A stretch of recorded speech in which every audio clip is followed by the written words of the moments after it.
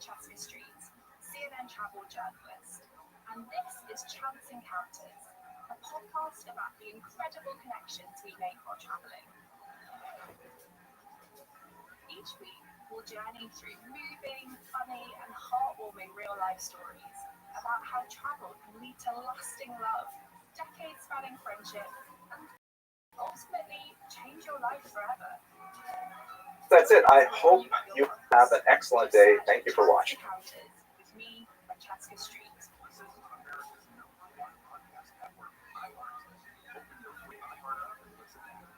large ridge of high pressure continues to dominate the southeast today, pushing dangerous heat and humidity across much of the central and eastern U.S. Highs in the 90s with heat index values topping 105 are expected from Texas to the Carolinas. Houston may reach 96, feeling closer to 106. Very soon, the Yomi cycle will match up to one of the three most difficult track days in the entire continent. They're known by the acronym IAN. They are Erevin, Yevamos, and Yadar. These three track days are among the most brain-teasing of the entire continent, and I have to say, the reputation is certainly true. Erevin can be extremely difficult. Not, I think, as difficult as Yevamos, but nevertheless quite difficult. However, with all doubt, we're going to get you through with tremendous resources to help you understand even this challenging track days. My goal today is to give you a very short overview of the history of Erevin, specifically how Erevin and their construction affected Jewish history in just a few minutes to kind of give you a little bit of excitement about this amazing track day that we are about to begin.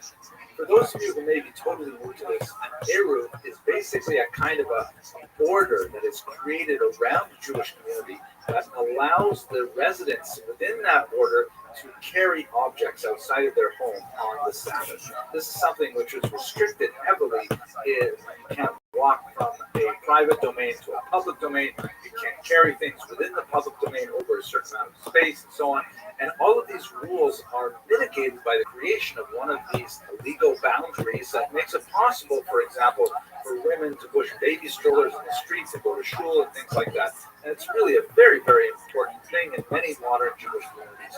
But the one thing that's definitely historically true about Erevin is that they are associated with machlokas. They're associated with controversy, as you see in this amazing picture by Karl Schleicher, eine Streitfrage aus dem Talmud, a difficult question, an argument question within the Talmud. The discussions that go on in Erevin are extremely intense, and I'm sure you're going to have an amazing time in your shurim with them. In this brief presentation, we're going to rely heavily on the research of Rabbi Adam Mintz, who literally wrote the book on the history of Erevin, and I urge you to have a look at it. It is fascinating. At any rate, the machlokas over Erevin goes back to the very beginnings of Torah Shabbat Peh. We have a lot of discussion in the Mishnah, and of course in the Gemara they're going to study. But it's fascinating that even outside of rabbinic communities, outside of Pharisaic communities, such as in the Dead Sea Scrolls community, you find a very great attachment to the principles that are imbued throughout the Sechtas Erevin. And they're very strong about them. A lot of the documents that were found in the Dead Sea Scrolls reinforce the importance of the halachos of Erevin for the communities even living in the Judean desert. But when you get to the medieval period, although the machlokas does not die down entirely, one of the features of medieval life for Jews is that quite often they were living within city walls, sometimes within ghetto walls. And the construction of a wall around the entire community for Jews was actually something that helped quite a bit with the construction of Erevin. And so there was actually a little bit less machlokas during the Middle Ages. When you get to the modern period, however, things change dramatically. When I say modern, I'm referring really to the period after Napoleon, when he famously broke down the ghetto walls, literally and figuratively, allowing Jews to interact as citizens within these larger boundaries of France.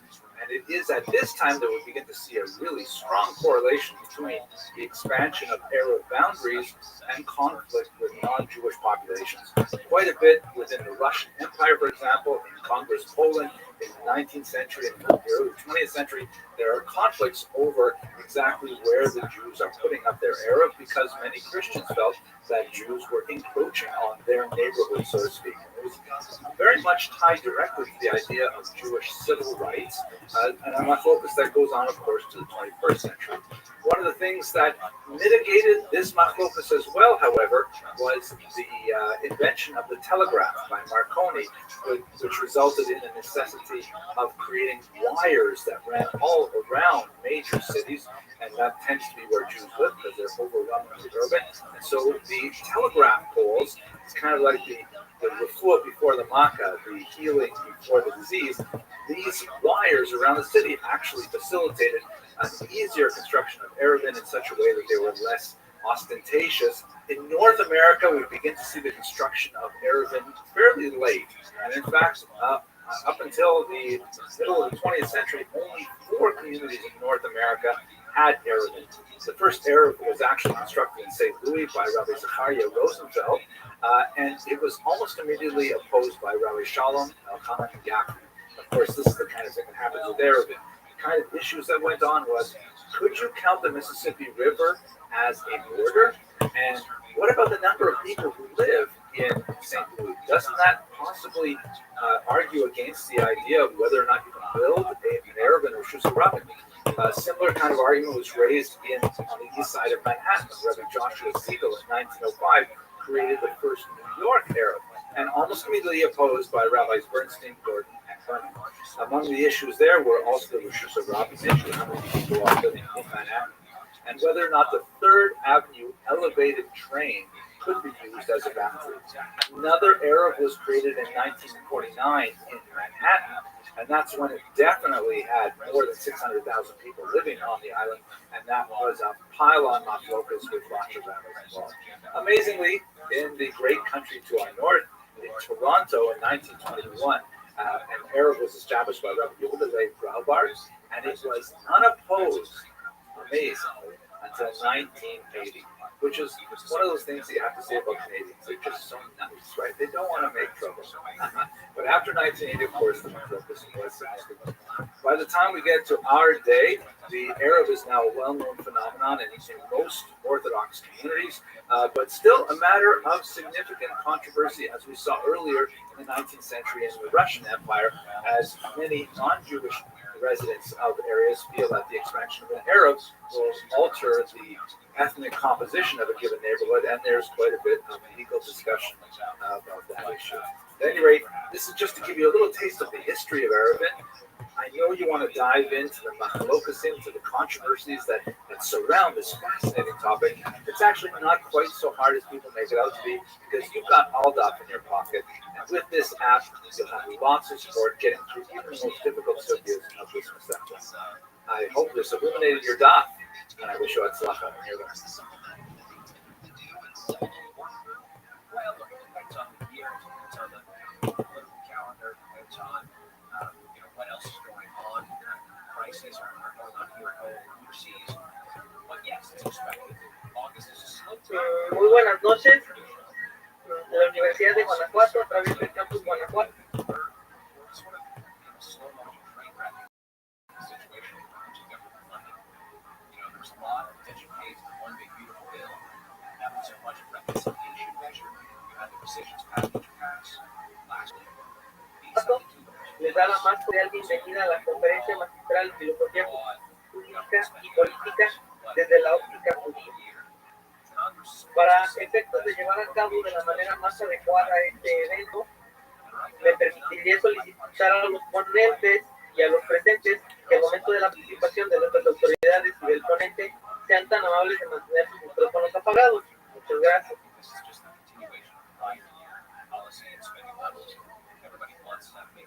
Bueno, me permito presentarme. Mi nombre es Luis Emilio Delgado Jaramillo y mi compañera Andrea Verónica Carrizal Jiménez. Ambos somos alumnos de la División de Derecho, Política y Gobierno. Este evento es el primero de su especie y nace de la inquietud de ir más allá, de visualizar con más profundidad, de adentrarse en los fundamentos elementales de los sistemas jurídicos occidentales. El pueblo judío, a lo largo de 4.000 años de historia, dentro de los cuales ha sido la base de los principios que sostienen al cristianismo, hasta incluso visto afectado por conflictos grandes en la Segunda Guerra, ha tenido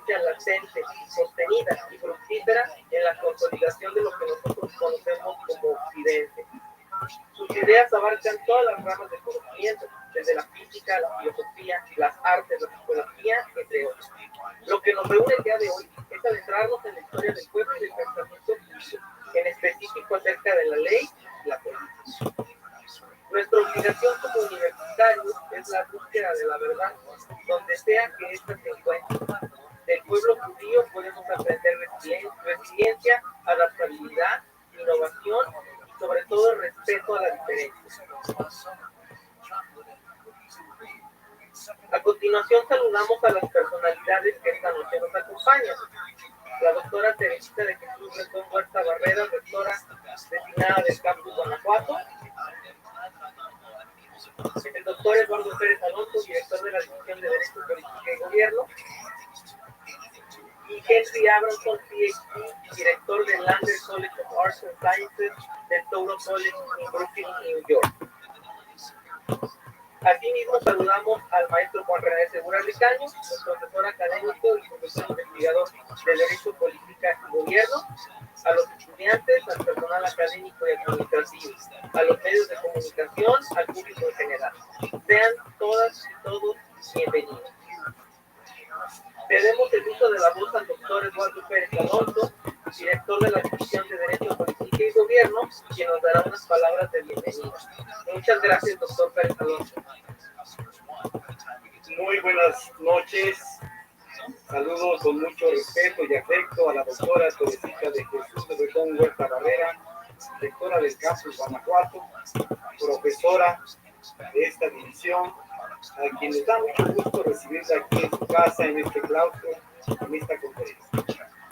También, a nombre de la Universidad de Guanajuato, doy la más cordial de mi vida a PhD Henry Abramson, a quien esta es su casa y estamos muy agradecidos de su presencia. También saludo a Paul Sánchez, que está haciendo labor para la traducción, a Andrea Verónica Carrizales, Luis Emilio Delgado, y a todas y todos los estudiantes que hoy nos acompañan. Sin duda, este evento es de gran trascendencia para la formación jurídica de nuestro país.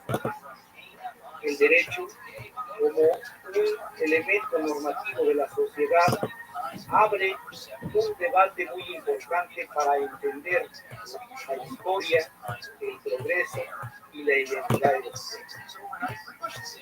Profesor Henry Abramson.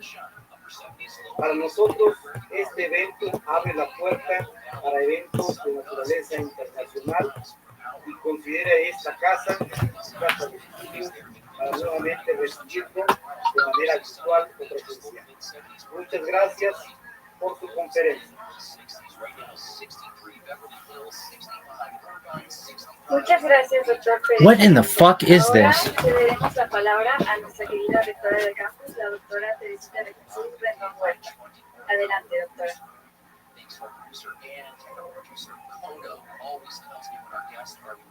Muchas gracias, muy buenas noches.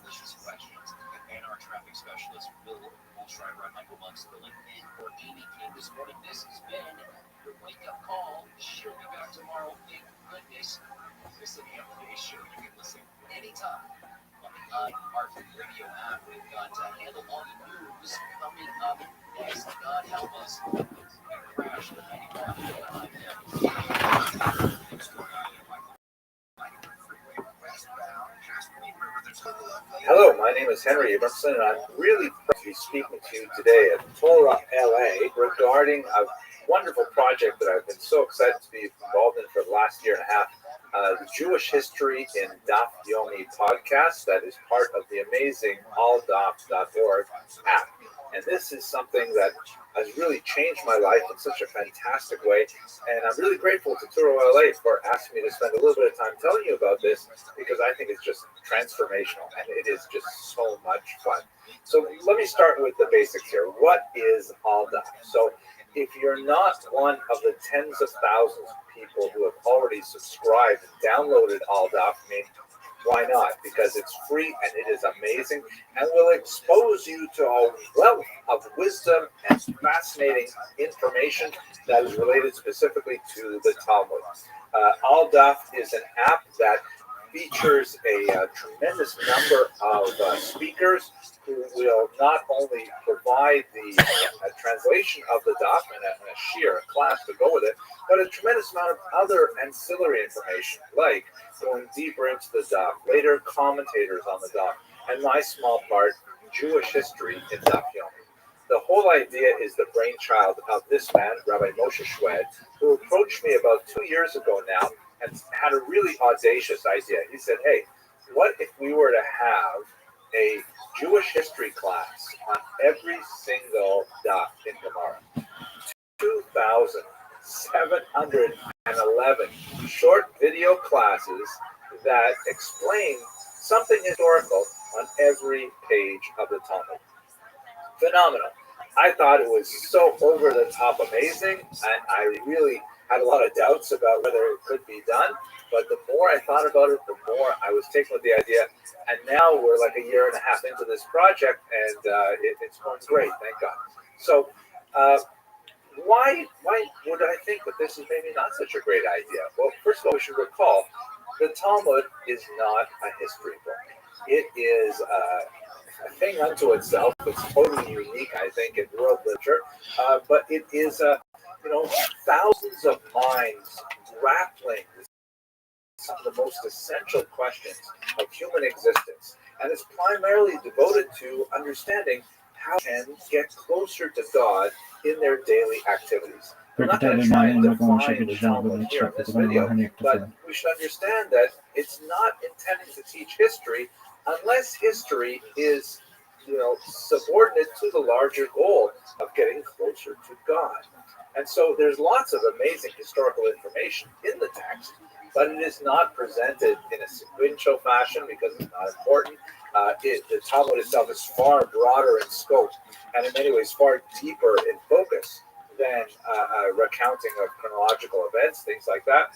But at the same time, the Talmud was written over the course of several centuries in a particular place, in a particular political environment, social environment, economic environment, and a lot of that material is definitely relevant to the actual text that you're studying. And in many ways, as I hope to show you in this brief video, it's really impossible to understand the Gemara properly without having at least some grounding in the historical background. And the final reason why I was so hesitant to move forward was, of course, because I was thinking, am I the guy who do this? Sure, I really am interested in Talmud. I've been studying Talmud for many years, and I am a historian, but this is like in a period that I've not explored very deeply myself. I only know some of the languages required to really know it properly, but Rabbi Shwed has a very willing way, and I ended up going along with it, especially because my Rabbi Yaakov Trump, decided to go along with it too. So, okay, I'm all in. And now I'm so excited that I've done this. Now, one thing that definitely does make me qualified to do this is that I was always fascinated with the tangents in Talmud. I remember once when I was in yeshiva, I was scolded by my Rebbe. This is an adult yeshiva. I went to Or Sameach. I was scolded by my Rebbe because I was asking too many kind of like tangential questions. And at one point he said to me, you might as well ask what color socks Rashi was wearing. And that shut me up. But I realized I was thinking to myself, what color socks did Rashi wear? What color socks did they have in 10th, 11th century France? And it got me thinking of all kinds of things. So in many ways, I think that this particular project was so uniquely devoted to my special skills or lack thereof. Let's talk about the minutiae of history, the small things in history that are sometimes essential to the study of Gemara, that they are always relevant to the study of Gemara, and sometimes they're just so entertaining. Let's look at the essential minutiae first. So, for example, just this morning I was reading a daf in Psachim that had a discussion of where do you put the mezuzahs on the gates to a city, and a long discussion of that. And if you don't have a sense of what the gates of a city might have looked like or how big they were, you won't really fully understand the specific context of that very unusual Gemara in the first parak. Here's an example of a ruins of a palace, the Tat Kasra, which was a palace at the city of Ctesiphon, which was right across the river from Mechoza.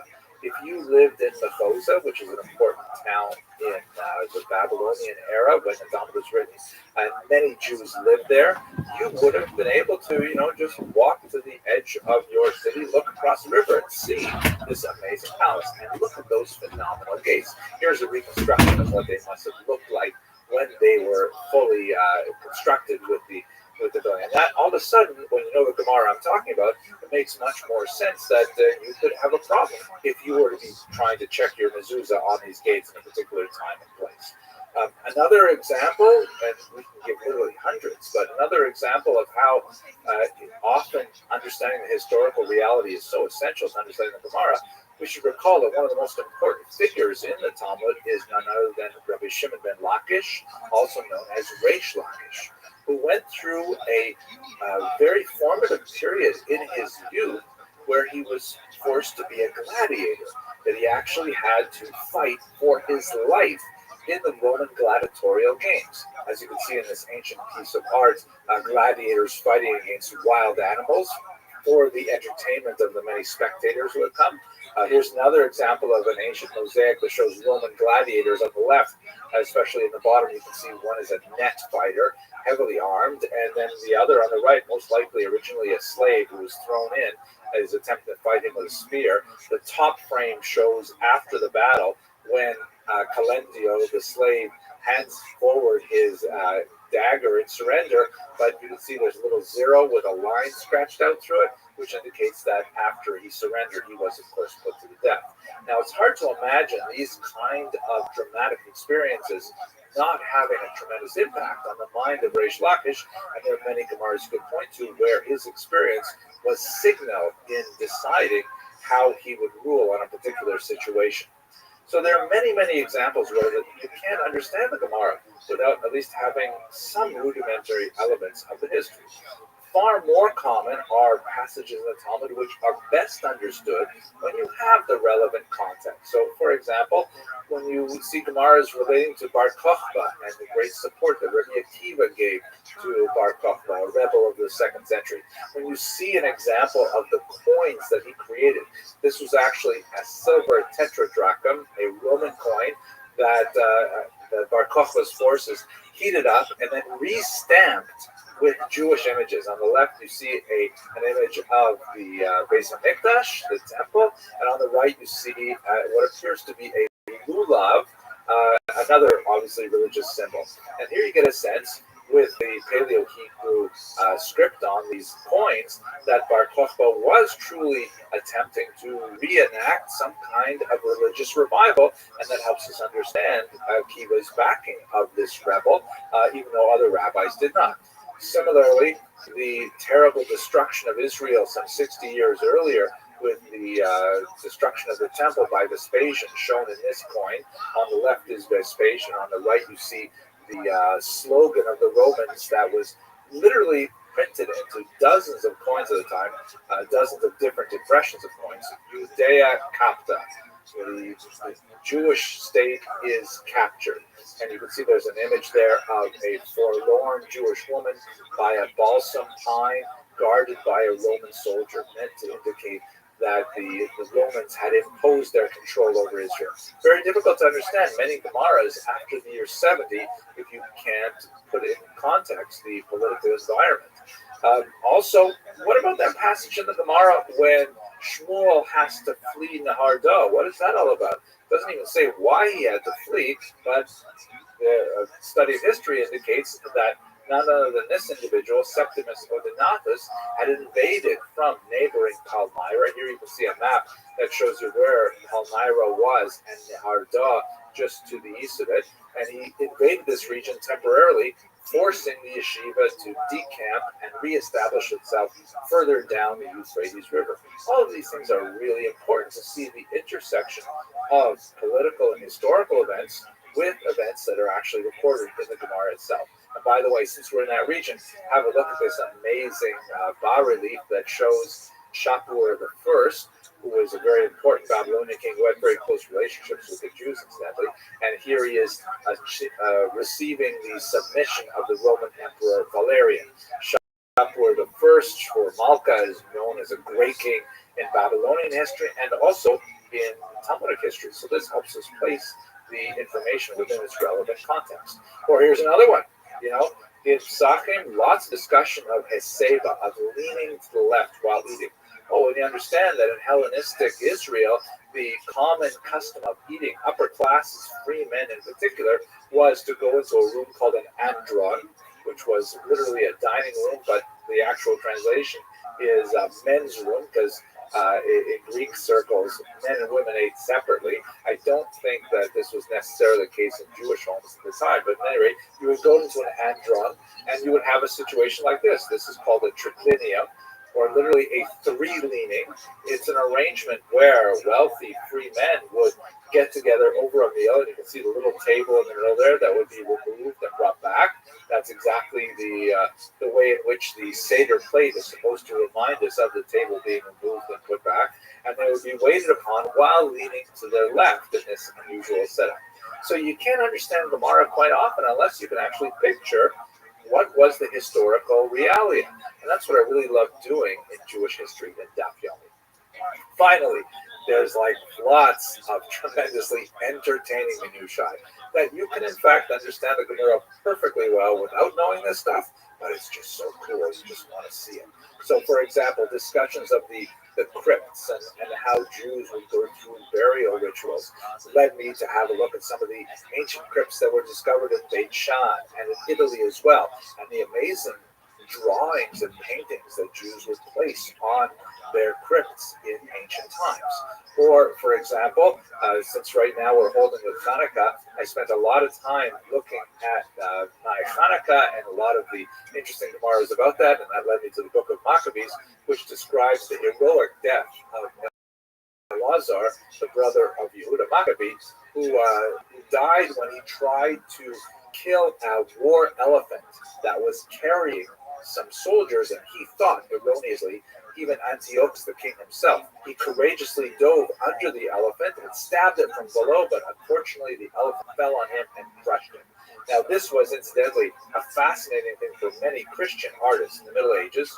Jews were not that familiar with this story because the book of Maccabees was excluded from the Tanakh for discussion that's beyond our scope here. But the Christian artists making illuminated manuscripts of this in the 12th, 13th, 14th century had never seen an elephant. So there, these depictions of this really important scene in the Book of Maccabees is often shown with an artist trying to figure out what an elephant might look like.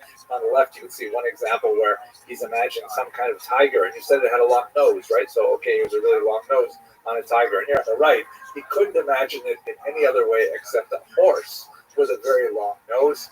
And this one looks a little bit to me like Dr. Seuss drew it. But this is fascinating stuff. I love this stuff, don't you? I mean, Jewish history in Daf Yomi, it's amazing. There's even scatological information in the Talmud because, Torah, this is Torah. We need to study it. So that took me to studying, what did an ancient toilet actually look like? Here's an ancient toilet, talking about it in the biblical period. And I'm just telling you, there's just so much fascinating history in Daf Yomi. It's a tremendous privilege to be able to produce these videos. We're now up over 700 of them, and we have about 2,000 to go. Please visit AllDaf, download it, and use it on your smartphone, or visit it online at www.alldaf.org. Enjoy the amazing shiur by fantastic Makidesh here, and I'm hoping you'll have a look at the Jewish history of Daf Yomi in particular. Thank you very much for watching. Thank you for inviting me to tell people about this amazing new online resource, and I hope you all have a great look at the content. Justice Department request to unseal grand jury transcripts in the prosecution of chronic sexual abuser Jeffrey Epstein and his former girlfriend is unlikely to produce much, if anything, satisfy the public's appetite for new revelations about financiers' crimes. And Dodgers CEO Mark Walter has been voted Major League Baseball's most liked owner for the second straight year. The online casino website CinoCA surveyed fans from all 30 Major League Baseball teams. And we're going to check a crash with 57 in Diamond Bar. Southern California is, a lot of people figure it's a rough place to live, and it is. And some people are, one of the things about Southern California, the water tastes horrible, but it really does. You go to New York, the water tastes great. Southern California, not so much. I mean, water's safe, from the tap, but, the taste has gone off. So what most people today have, either they buy bottled water or have a filter system at home. When I was a kid, we didn't have filter systems. Bottled water, that was only in the office with those coolers. So let me suggest looking at and purchasing what I have in my house, and it's a Life Source whole house water filtration system. Very high end, water filtered outside the house as it comes in every faucet, every tap produces this highly filtered, absolutely delicious water, as good as bottled water. So imagine taking your bottled water and using it to go clean, drain, do your clothes dishes. Of course you would. But with the Life Source system, you're doing precisely that. It's that good. Call 800-WATER-99, 800-WATER-99, LifeSourceWater.com, LifeSourceWater.com. Warranty and conditions apply. Sunshine today and temperatures staying below normal, basically 70s and 80s across the entire Southland. We'll drop into the 60s overnight. Some places we'll see the 50s in the morning. But tomorrow is basically rinse and repeat. Lots of sunshine with highs around the region, 70s and 80s. This report is brought to you by Staples. Now, let's get out to that crash of 57 in Diamond Bar. It's the 57 road track connector to the 60 that crashed, partially blocks that connector road there. The police are trying to get moved over the right shoulder, but they're still seeing delays on the southbound side of the 57 from out of Temple, headed south. In the Anaheim Hills area, we had an earlier problem. A couple of them actually. 91 westbound, the connector to the 55 south, that crash did clear from the two right lanes. Traffic still really slow, though, back to the 241 in that backup. Got problems not even westbound at the scales. Crash there in the right lane, causing some problems. If you see something slowing you down, let us know about it now. 250 on your cell phone, keyword KFI traffic. Here's what's trending now on the new and improved iHeartRadio app. All right, this is pretty cool. Miley Cyrus sat down with Ryan Seacrest and got super real, talking about Beyonce, her mantras, and her new visual album that just dropped on Billboard Disney Plus. You're going to want to hear this. Plus, Bono, the one from YouTube, he's on Rufus Table 4, literally sitting in Music Place and sharing some of the sweetest stories about getting it both on iHeartRadio. Okay, now I understand what a lot of these America's #1 podcast network. Open the free iHeart app and explore podcasts like this. Center for TV in Atlanta, I'm Kate Lindsay. And I'm Maggie Freeway. This is Up and Vanish Week. From the team that brought you Up and Vanish, the hub and home podcast that brings you a equal dose of true crime cases. Join me as I talk to cases with special guests and true crime experts. There's got to be something at the heart of that evidence that they got. Tune in as we unsolved crime in true Up and Vanish style.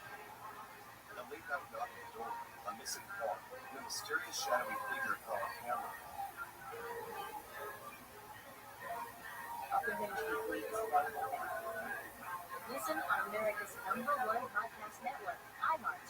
Open your free iHeart app and listen now. iHeart is America's #1 podcast network. Open the free iHeart app and explore podcasts like this. September 1979. Virginia's top prison band, Edge of Daybreak, is about to attempt the impossible, recording their debut album behind bars in just 5 hours.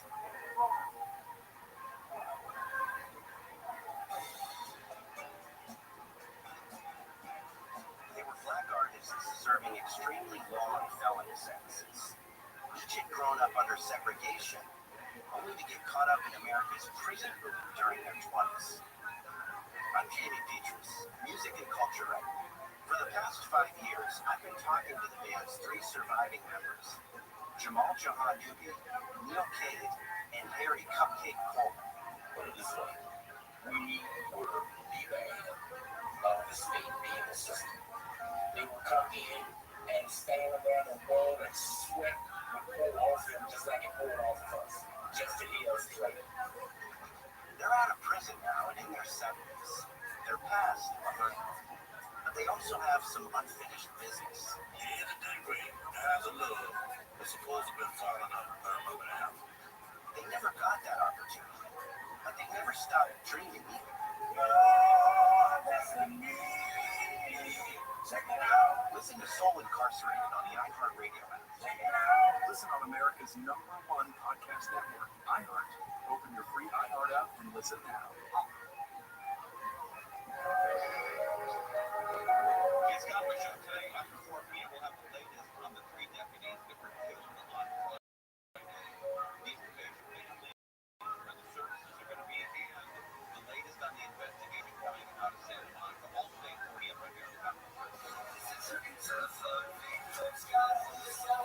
Santa Monica here on a Monday morning, July 21, and as I'm told, National Fast Food Junk Food Day, so it's obviously a major holiday for most of us.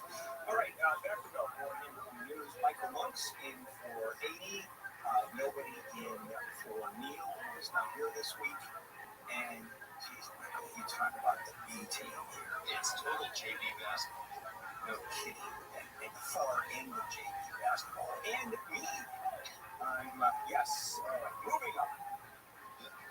Yeah, so it looks like the number of people that were thought to have been missing in those floods out of Texas, it's been revised. So I'm not sure if this is good news or not. Or I mean, it's like, It is good news. there are not as many people missing as they thought.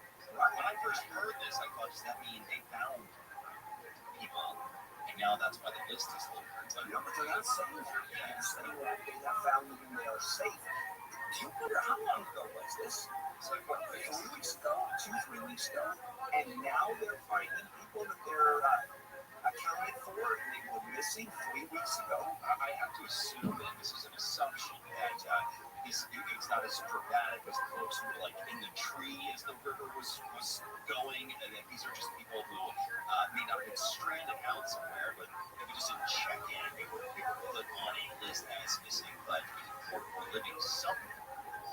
Maybe somewhat happening. Yeah, I guess there was no follow-up. I mean, obviously, people that, as you said, were hanging in trees, because they were like Christmas ornaments. It was horrible that they were finding people.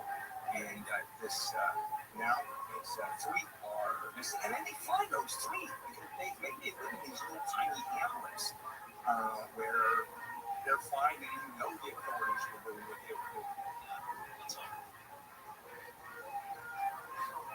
And our next story is about Trump. Yeah, Michael, here's the way this works, okay? Because you're so used to this. We don't have to say, and our next story is, what we do is dive right into it. I occasionally say, okay, and then what that means is we jump in. But we want to make this as seamless as we can, as quickly as we can. We want to zip through this, and this is the way it goes. By the way, this, I understand. Is this the first time you're filling in for me? No, I'm just curious, when does the zipping through start? Well, you sort of have to read it. You have to read it through. Okay, so how about this? When I say, okay, that's one of the buzzwords, or that means Michael, that's one of the buzzwords. Okay. I am allowed to say, okay, you are not. My apologies. That's what I'm doing. Okay. Trump's polling numbers have dropped according to a new survey. So his immigration policy specifically have fallen in this poll, which is strange, Bill, because that is, in spite of everything else, that has been the area where he has remained the most popular. So he is seeing some decline even in his top issue, which was immigration enforcement. And the amount of money is cutting everything else. We'll talk a little bit about that later on in terms of health services. Cutting big time immigration, anti-immigration, the forces that he's using for anti-immigration is exploding. And people see what's going on. When you see these poor guys running across strawberry fields and being chased by immigration officers, MS-13, who was one of the assembly who said he knows very few MS-13 members who wake up at 2:30 in the morning to pick strawberries. That's just not something these gang guys do. So, well, how about this? Since you can see me, right? will flip my finger at you. I will give you a flit. And that means we move on. Am I reading all the headlines? It just means Yes, you are an idiot. I don't that know. was my dispute. Okay, Yeah, I'm ready now. normally you read half of them. Thank you, Ann. Good job explaining. Yeah, I was going to say my bad, sorry. Yeah, yes, you read all the headlines. Okay. It's split up between Amy and Neil, neither of which is here. Yeah, always very interesting news. Have you said okay? I am not. You made a gesture. No, I'm doing the flit at you. I'm pointing my finger. All right, there it is. Former sheriff Alex Villanueva wants his old job back. Bill, he has filed to run in the 2026 sheriff's race. Now, keep in mind, he lost his re-election bid to current sheriff Robert Luna, and then he ran for the board of supervisors and pretty much got his butt whooped by Supervisor Janice Hahn in that race. So, is there an appetite for Alex Villanueva's return? No, there is not. He is going to get creamed. Is what's going to happen. He left the sheriff's department. He left the head of the sheriff's department under some circumstances where he got nailed. There was all kinds of problems with the sheriff's department. There was alleged gangs within the jail system, and there is no chance. This job is basically a lifetime appointment. Once you're elected sheriff, it is really hard to unelect someone. There has to be some real extenuating circumstances, and that happened. He is going to be Richard Nixon running for governor after he lost the Look at baby.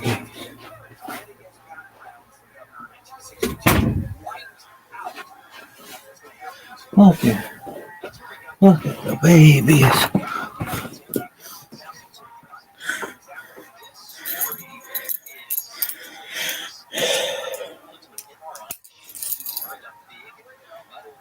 Something that maybe not everybody knows. We know what an MRI is, but there's a big magnet in there. This happened in New York. This guy was wearing a large metallic chain around his neck. It caused him to be drawn into this machine in the Nassau County Police Department. And this was at an open MRI medical facility. Said, I don't know. I'm very sorry to hear it. Because I think it would have been good for both if UFC had been on HBO. I think so as well. I mean, HBO at that time was the premier network for combat sports. The work that you guys had done in boxing was the top of the food chain. It was the best. Well, Larry Merchant, Ray Leonard, George Foreman, Roy Jones, It's also the Emmanuel production. Stewart. Everything was on point. It was just so well honed. Good production. Yes, it was just a well-polished machine. One of the issues is they wanted to replace the commentators. HBO did. Oh, they did. Yeah, so if we came over there, I wouldn't go over there as well. Oh, So big really, boy. because HBO is always about their own producer autonomy. Yes. Yeah. So they wanted to have We don't control. want anybody telling us what to do. Exactly. Right. The problem with that is in mixed martial arts, there's a very small pool of people who have a deep understanding of the entire history of the sport. Yep. And you can't just hire a regular sports guy to take that part. They're not going to be able to get it. Well, going back to the developmental stages, and I try very hard not to use the word unique. It's massively overused in American society. Sports media have beaten it to death. It means only one like this on the whole planet. But you were unique in those days because you had the full knowledge of UFC, and you also knew some stuff about boxing. So regarding I think you were not just unusual, but involvement for the last Well, year and a all half. I was doing was just Jewish following history my and interests. I've always been a huge podcast boxing that is fan. part of the From the amazing time I was a alldown.org child. app. do you remember what your first fight was? The first fight I watched, my parents watched it. Way. It was crazy And I'm because really my parents grateful were to hippies. LA for asking me to spend a And little they bit of were time really telling you about this interested because in I think Ali's it's rematch transformation and with it Leon is just Spinks. so much fun. Because Let me start with the basics here. What when Leon is had beat All Muhammad Down? Ali, So if because you're Muhammad not Ali one of the tens he of was a thousands of cultural people who have icon already as much as he was a subscribed, sports figure. downloaded All Down, And why not? Because Multiply it's that free by and it is to amazing. get I to will where he was. expose He was you to very, a very wealth unique. of And wisdom his and fascinating opposition with the information Vietnam that War is related made him a specifically hero to the topic. to many Americans. All Well, I Down always is say, an app that features a tremendous number of speakers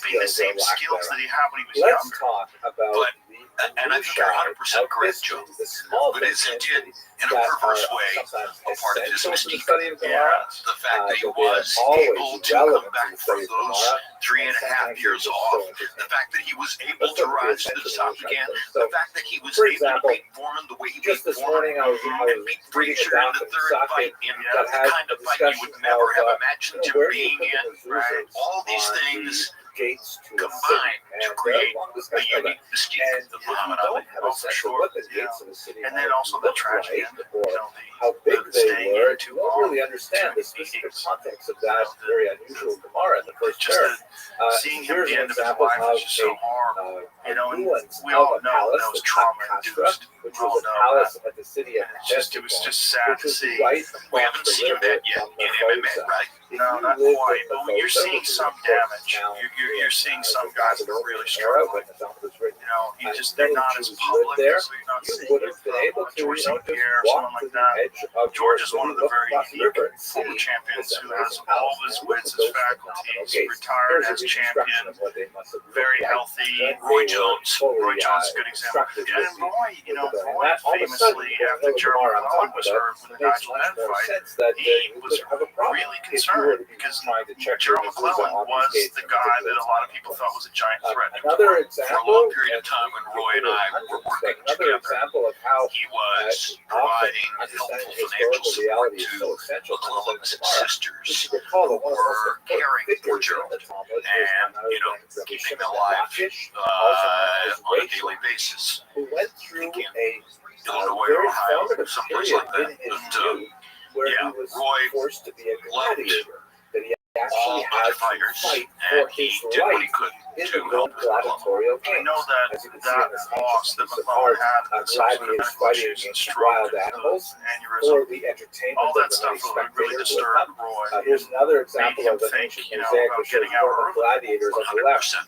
especially Yeah, in the bottom. You can see because one Roy of the was net nothing if fighters, not heavily armed, and Right. the other on the right was Brilliant. likely originally a slave who was thrown in. Roy Very very fighting with a assertively spear. fought in a The top style frame that would shows limit after harm. the battle He when didn't want to get hurt. His Calentio, the gifts. slave, I mean, hands what a forward guy. his Like, who dagger in else surrender. in recent memory? There's There's heavyweight zero boxing with and a then there's line weight scratched class out to it, boxing. which Ali indicates is that the after unique he physical surrendered, he specimen in was heavyweight forced to do boxing. that. Right. Now, it's hard to Roy is the imagine unique these physical kinds of specimen dramatic in weight class experiences boxing. Right. not Right. having And a tremendous impact So much so on that the he mind actually of won his a life. heavyweight title. Well, exactly right. Whatever he wanted to do, he put his mind to it. He could do that, how he would and rule on a particular and situation. a part of the So there are many, ongoing many cliche examples was where he could play any sport. tomorrow.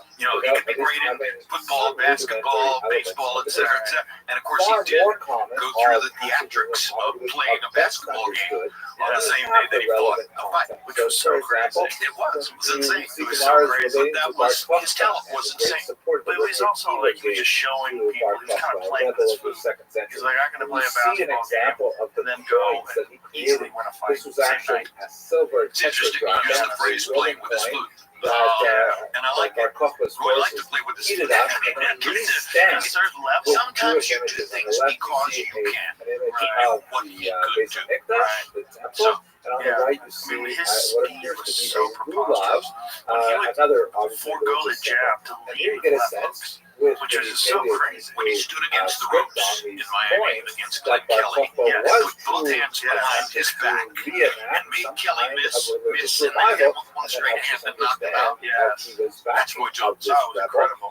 How about the Benavides the fight when he didn't Similarly, get hit for the the entire terrible round? destruction The of only Israel round some in 60 combat years box history earlier where with someone the never got hit. destruction It was of the crazy. temple by And I was with Vespasian, Roy shown in this at coin. the On the left International is Boxing Vespasian, Hall on of the Fame right you see induction the ceremony a few weeks slogan ago. of the We were Romans talking that about was exactly that. literally You know, printed into dozens of coins talking of about time, Pacienza. I said, dozens is he of the guy different that you shut depression out for a coins. round? He said, Jaya and Kappa, I did it just because I wanted to do Jewish it. state This episode is brought to you by captain. Black And you Rifle can see there's Coffee. an image Ditch the there weak of coffee. a Black Rifle forlorn Coffee Jewish is woman bold, by a fresh, balsam and roasted pine right guarded here in the by a USA. Roman soldier. No And bitter to aftertaste, that no the BS. Romans They've got had it all. Whole imposed their bean, control ground, over Israel. K-cups, Very difficult ready to to drink. understand. Even Tomorrow Killer is Merch the doesn't year suck. 70, Every order supports and veterans put it in and first context, the responders, political so your environment. caffeine fix Also, actually what about does some that good. passage in the Get out Gemara when Shmuel has to flee BlackRifleCoffee.com/Joe to Harzah? Rogan. What is that all Use the about? code Rogan, Doesn't say get why he had to 30% flee, off. but Black Rifle the Coffee, study of history America's indicates coffee. that Yeah, not only well, this he was individual, so Septimus far above Leonatus, so many had of the guys he invaded fought. from Just had no neighboring business being Palmyra. That he You had can to see a create map that competition shows by you where doing stuff like Yeah, Palmyra have was, fun. and Yeah, and play with his Harzah food. just to the east of it, and he Well said. invaded this region Yeah, no, he was temporarily, spectacular. forcing Yeshua to He was one of those guys that's like reestablish once itself in a lifetime further talent. down the Euphrates River. Unfortunately, though, really important to his see the mistake intersection was of going up to political heavyweight and then historical trying events to go with down events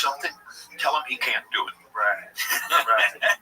Challenge his will, because he's a self-constructed person. You're talking about a guy who, as a teenager, 17 or 18 years old, says to himself, I want to get out of the Fifth Ward of Houston. I don't want this life. as a gangster or a laborer or whatever I'm going to get by living in the Fifth Ward of Houston. I want something else. So he goes to the Job Corps in Hayward, California, and enrolls in the Job Corps. And that's where he learned to box. That's what a year and a half later to win his Olympic gold medal in Mexico City. And then go on to his storied professional boxing career. But, you know, he was, in his own mind, proving he could do something that other people didn't think he could do, even at that point. He told me that when he first got to Hayward, he befriended one of the other people in the Job Corps. Oh, baby. Who was a white kid. And he said, you know, they're talking about things that they like. And the guy talks about Bob Dylan, how much he likes Bob Dylan. So George got the first 2 or 3 Bob Dylan albums and listened, wanted to hear what this is all about, and absorbed the lyrics and paid attention. And when George told me this story, I said, George, you, Bob Dylan, you know, how am I supposed to process all this? And he began quoting the lyrics for me. Well, okay. From Blowing in the Wind, from Don't Think Twice, It's All Right, etc. From early Bob Dylan songs. Yes, he knew about Hurricane. Yes. So he was just an amazing person, you know, so broad-based, you know, and that was, I think that was part of what burned in him, was that everybody, myself included, gave Ali credit for all that. George wanted, in his own way, for people to see, hey, I'm not that different than that, you know. And I mean, one thing he said to me was, you can't win the heavyweight championship of the world without being smart. Okay, a stupid person couldn't do this. You know, true. Yeah. So he respected Moore's intelligence, but he also understood something that I didn't understand. He'll come and stand in front of me late in the fight and let me knock him out. Crazy. This is your first time watching my videos? Oh yeah, go to YouTube. Yeah. If you haven't seen it, it's uncanny. It really is. Giant Michael Moore family. He was a light heavyweight. I think a lot of people forgot how dangerous he was at light heavyweight. He was one of the great light heavyweights. No question. Tears up the southpaw punching power.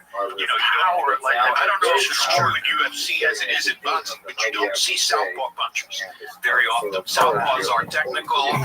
They box. They take advantage of their foot skills and their hand speed, and they beat you with boxing skills. You're not often going to run into a southpaw who's going to knock you out. But we've already talked about Tarver. It's not exactly the first Jew, and it's not exactly France either. The reality is, we don't know who the first Jew in France was. Probably not the person that I'm going to talk about today, but this is the first recorded Jew in France. This is the first Jew that shows up in the historical record as appearing in France. And he's actually quite a famous individual. Not necessarily someone you'd want to take home to a mother, but nevertheless a fascinating political leader. And of course, the first Jew in France probably would have been a Chabad Shaliach anyway. You'll get used to it. But nevertheless, this is our first recorded Jewish individual that we have in this region. Also, it's not actually France. This is well before the term France would actually come into any kind of commerce. This is, we're talking about a period when Rome dominated the area, and it was known probably best as Roman Gaul. Okay, let's get straight to the material. So, the written documentation that we have on the Jews of France, the Jewish communities in France and of the Rhone River Valley, really extend from the 4th century on. That's when we start to really see much about them. The church is already much more established. The church has sometimes difficult relations with the Jews, and so we have a lot more of as a result of this. But it is quite likely that there were some kinds of Jewish communities in France around the turn of the year 0, the turn of the first millennium, as it were. We know that there were Jews in neighboring Spain in the 1st century.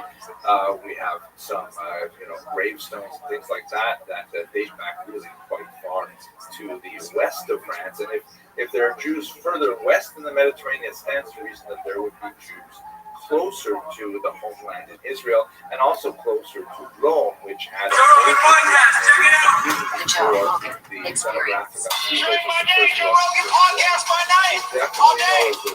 without foreign abuse, unwillingly and also by willing migration. As a result of the First Roman Jewish War, when I found out about you. 70, the Jewish population of Rome is significantly increased by Jewish slaves who are exported there. And we likely have Jewish communities dotting the Mediterranean basin, engaging in various types of trade as they escape the political turmoil that happened in Israel. The character that we're going to look at today, however, predates that destruction of the temple in the year 70 and actually made his way to France the very first decade of the first millennium. We're talking about Archelaus, who was one of the sons of Herod the Great.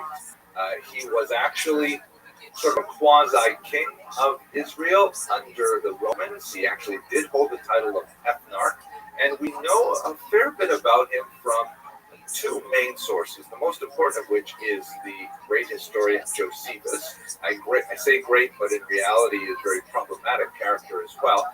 Josephus was a Galilean Jew who originally fought on the side of the Jews in the revolt against Rome, but ultimately decided to switch sides. He ended up becoming the court historian under Vespasian and Titus, and he recorded a very significant historical works describing that first Roman-Jewish War, title of one of his most important works, and later a massive book called Jewish Antiquities. And both of these sources tell us something about Herod Archelaus.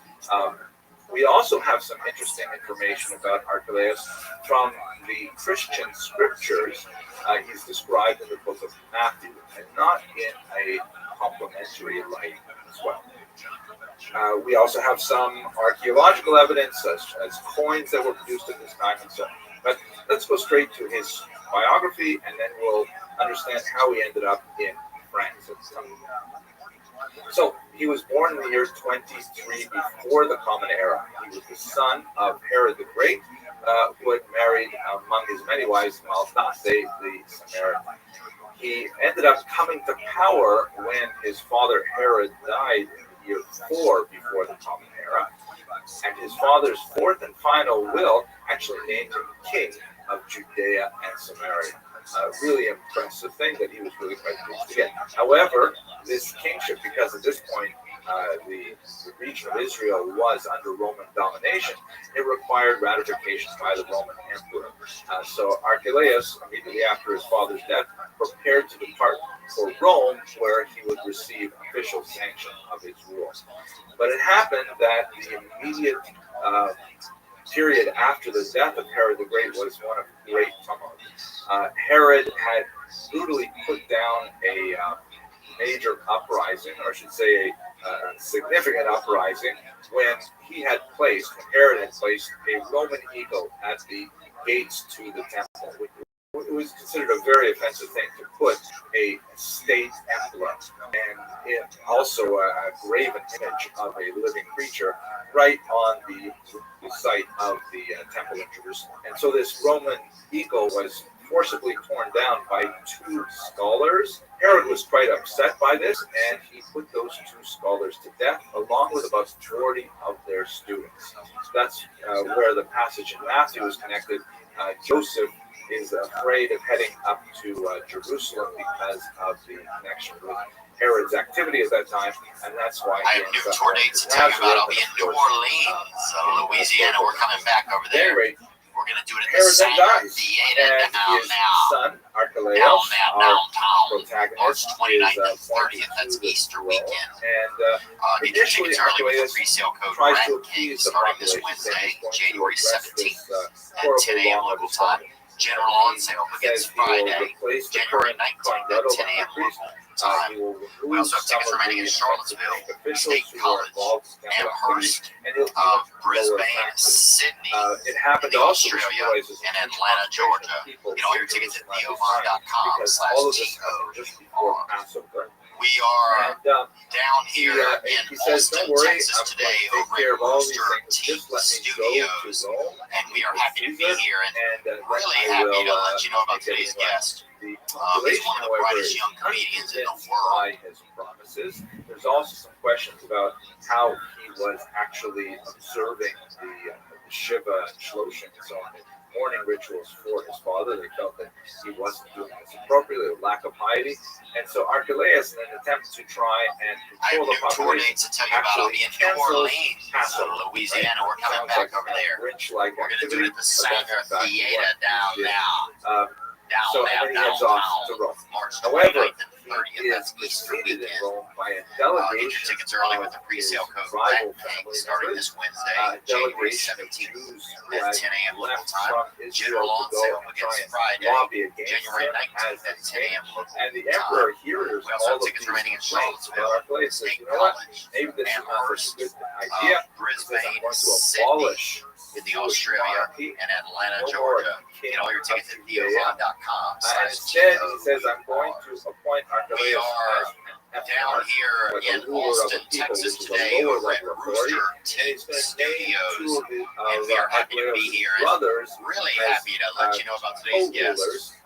He's one of the brightest young comedians in the world. He is just a divided.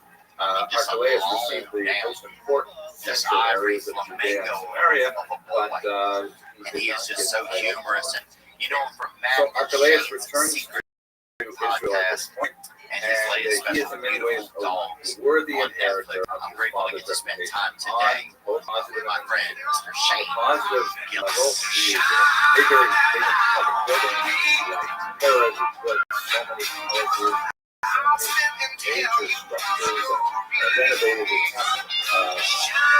Masada, of course, the palace there is one of Paris itself.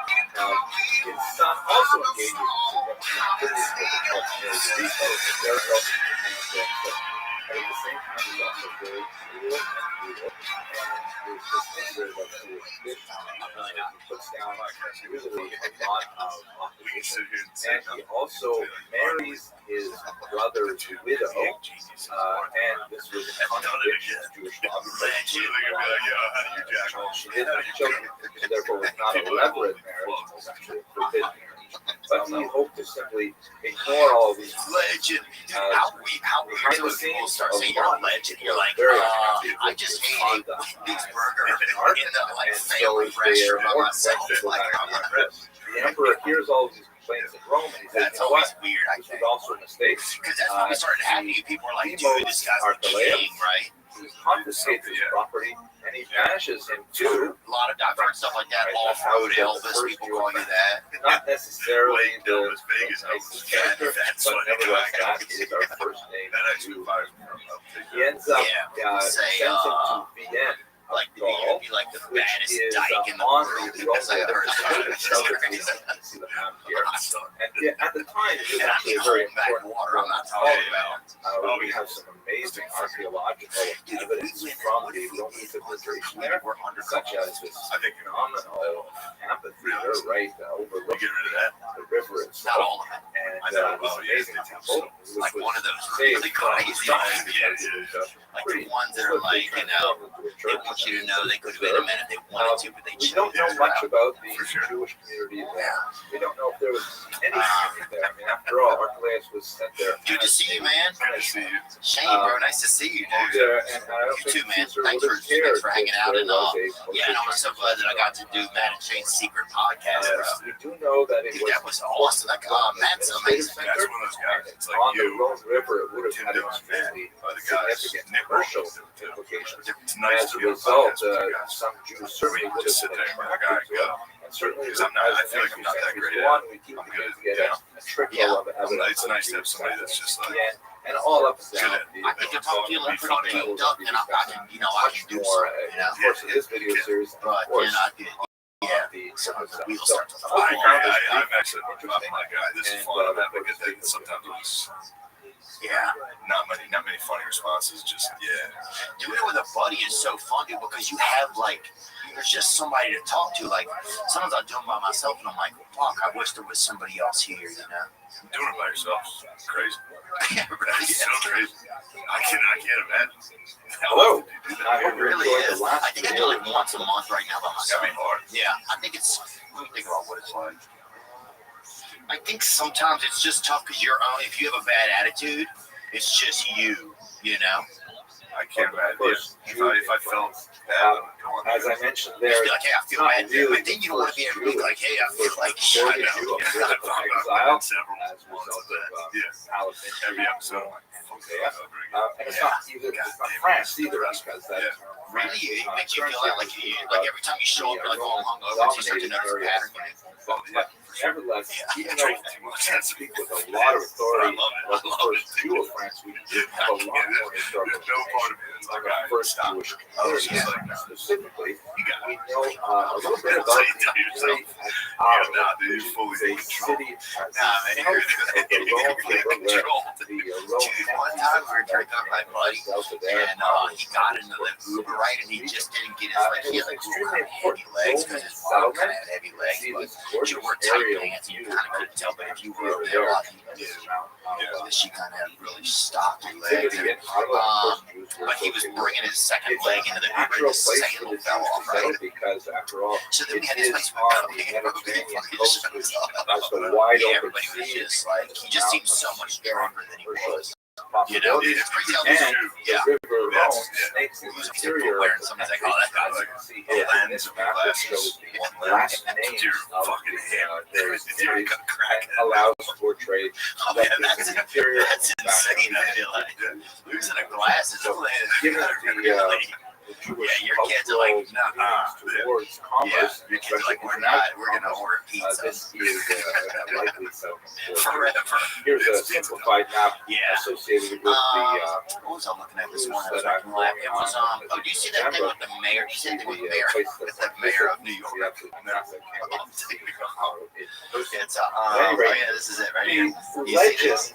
So Eric Adams teaches. What's he saying? They're teaching kids how to. They're teaching parents how to search your kid's room to find drugs and guns.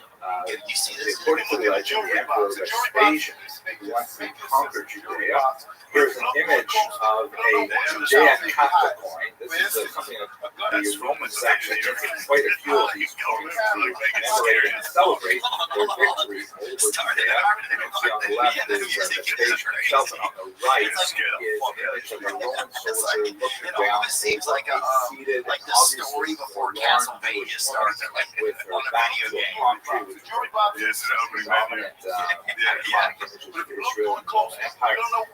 And the message is very clear. You know, after years of very frustrating, tenacious resistance from the Jewish rebels, the Romans were especially took this rebellion behind them.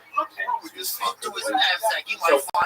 the legend goes that Vespasian took a large number of the captives from the First Roman Jewish War, loaded them up on 3 boats, removed the captains, removed the rudders, and towed the boats out to sea to be driven in the Mediterranean. But fortunately for the Jews, because of divine assistance, they were guided to 3 ports in the south of France. One is Bordeaux, Lyon, and one at Alsace. You guys have to see it. On a literal level, this is highly unlikely. It's considered more legendary than historical. Primarily because of the extreme economic value that these Jewish captives represented. On the one hand, Rome was certainly not hesitant to bring tens of thousands of captives from Judea straight to Italy, where they were pressed into all kinds of. Good morning, Miss Aquarius. How are you? Hi there. Hello. You ready? You ready to take on the day? Yeah, get up in a minute. All right, go hit it hard.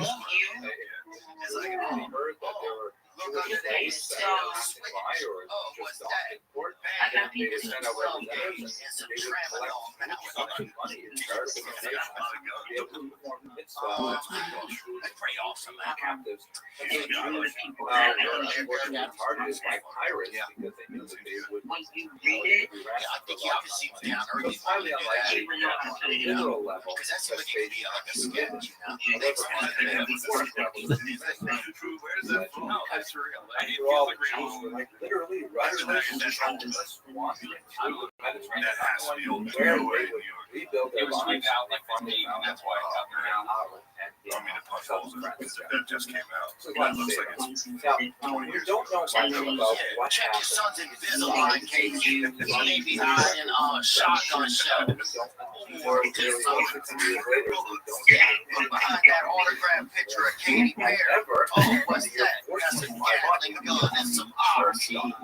You think it's just your child's retainer case, but open it up and bang, it's an indentured servant. That is good for you. Yeah, Colors, treatment of life. Yeah, your parents ever checked your eyes? I was touching myself. Roman Emperor Valentine She's like, issues a decree sent out to Bishop Patroclus as authorizing strict right. and I was kind of sitting on the bed. It was almost like almost as if like in the was responding to a 1800s, request like a guy who was like a jester traveling in the woods and taking off his suit and you know, and she's like, first and so then she closed the door right quick. I close the door, probably. It's not clear what the extent to which slaves. Slavery, of course, this time was not even considered moral. But it would be the business of the theological thing. Hotel, yeah, The church actually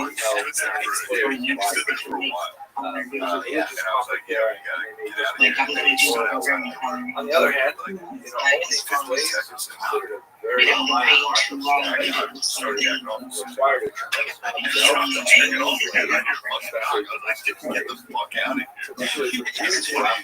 the crazy part is amazing. You walk over there, Mr. Baker still in it. and particularly for Jews, like very expensive. So, I don't know the extent of slave ownership, but they were fairly high. The second description was that makes us do that. It's almost like some birds when they after they outside of Israel. Let's see that Jews were actually involved. But there's so many privately vomited land. We looked that up. Yeah, I see defensive vomiting. Thirdly, Vultures too. were not When they land. Defensive vomiting. as magistrates. In other words, no Jewish lawyers must have Jewish mothers. Oh my God! That's a Cracker Barrel baptism. Lawyer. Well, that's actually pretty ironic because there is ambiguous. Overabundance of Jewish doctors in There's too many fights at these games. I don't want to There's always been that fight. There's always been that many fights, but it's so easy to get Anyway, this morning. one of Papa's successors, Saint Hilary, People also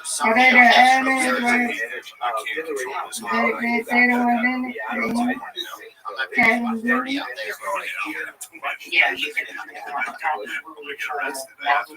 indications that Oh, I got a Papa Bill. Is it still Bill? What is that? Well, I just have to tell her that the girls, I want to live with them. It's the guy who it's from 2010.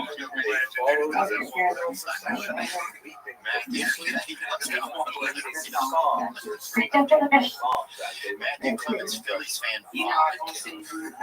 vomit man. I know. I can tell you what. Okay. Wow. It's over there. What the Matthew Clemens did was enough to make himself sick, and us too, for that matter. At least now he admits, we should call him sometime. A 21-year-old Cherry Hill, New Jersey, admits they were Native American. As I'm looking at it, if y'all are thinking that's going to be shorter than what I think. You're down with the cancer color, you still gotta get some more. One more, right? Yes. Oh, well, yeah. Like you didn't even have a door, just like this quick.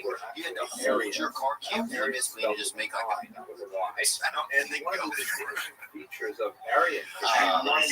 Clemens pleaded guilty to several assault charges Tuesday for vomiting on a man, a police officer, and his 11-year-old daughter. Wow.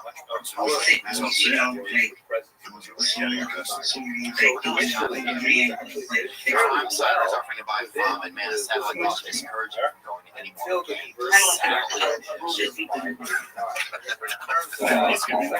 But while our enthusiastic defenders of the against the invaders, Adam's video was from 2011 when he's a senator. It went fell to the invaders, and then there was a dispute that once again, his name was Caesarius at the time, and it was that Caesarius actually betrayed the city. And the bishop argued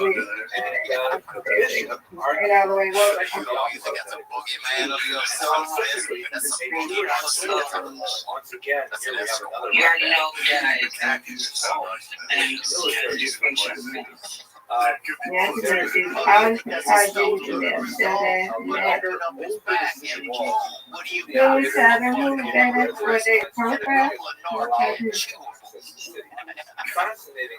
Yeah, because I don't think I had data.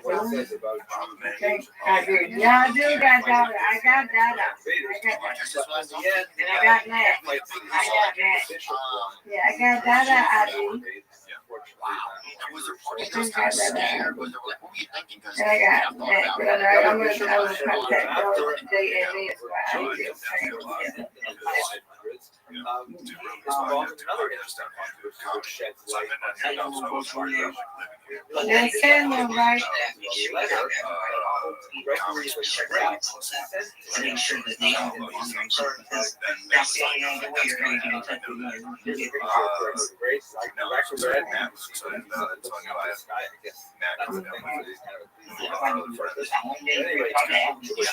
Gregory the Great actually Yeah, they got the ad. They got the contact me. And I'm telling you, I got contact me to get through to where I'm basically what's that your daughter then?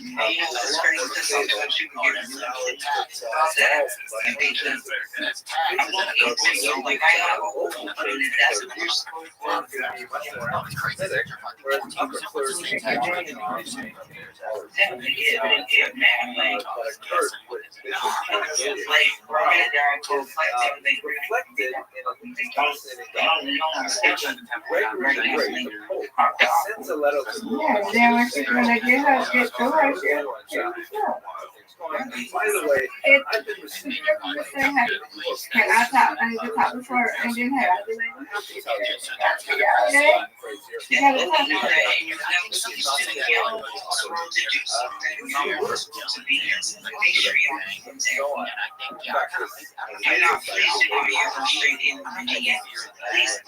You definitely think all people think But if it's on purpose, so they can get you, right? also he's like They want to say it's on purpose.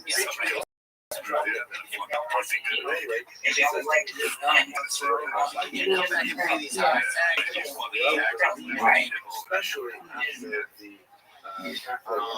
Catholic But no, I just wanted to move to a place where Nevertheless, despite Rebbe's great efforts, as they say again, Because they're all very strong enough to become a smart head. Does it feel Period. Oh, really?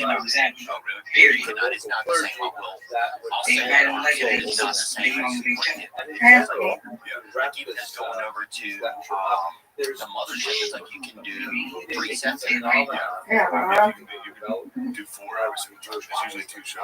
On Wow. the one hand, See? we have It's not in the same building you can go to. I mean, that's impressive. It's changed. What's nice is watching like and on Costco. the other hand, Because you he was in have Philly where you can't do that. And now he's Yeah, got no, just hey. 2 months. so So Or you sing it, I met him last night. I met him at your first. Yeah, I met him at your podcast. I met his wife too.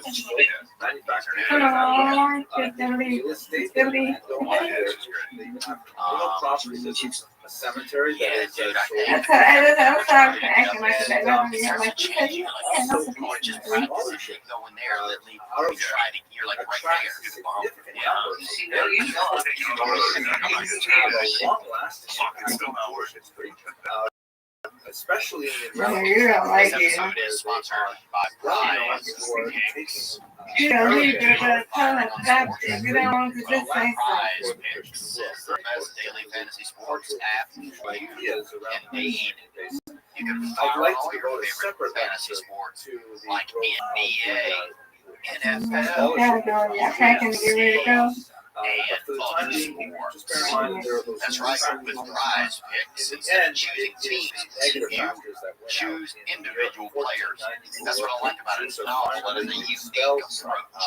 Each player has a set projection, and you either choose more or less than that set projection.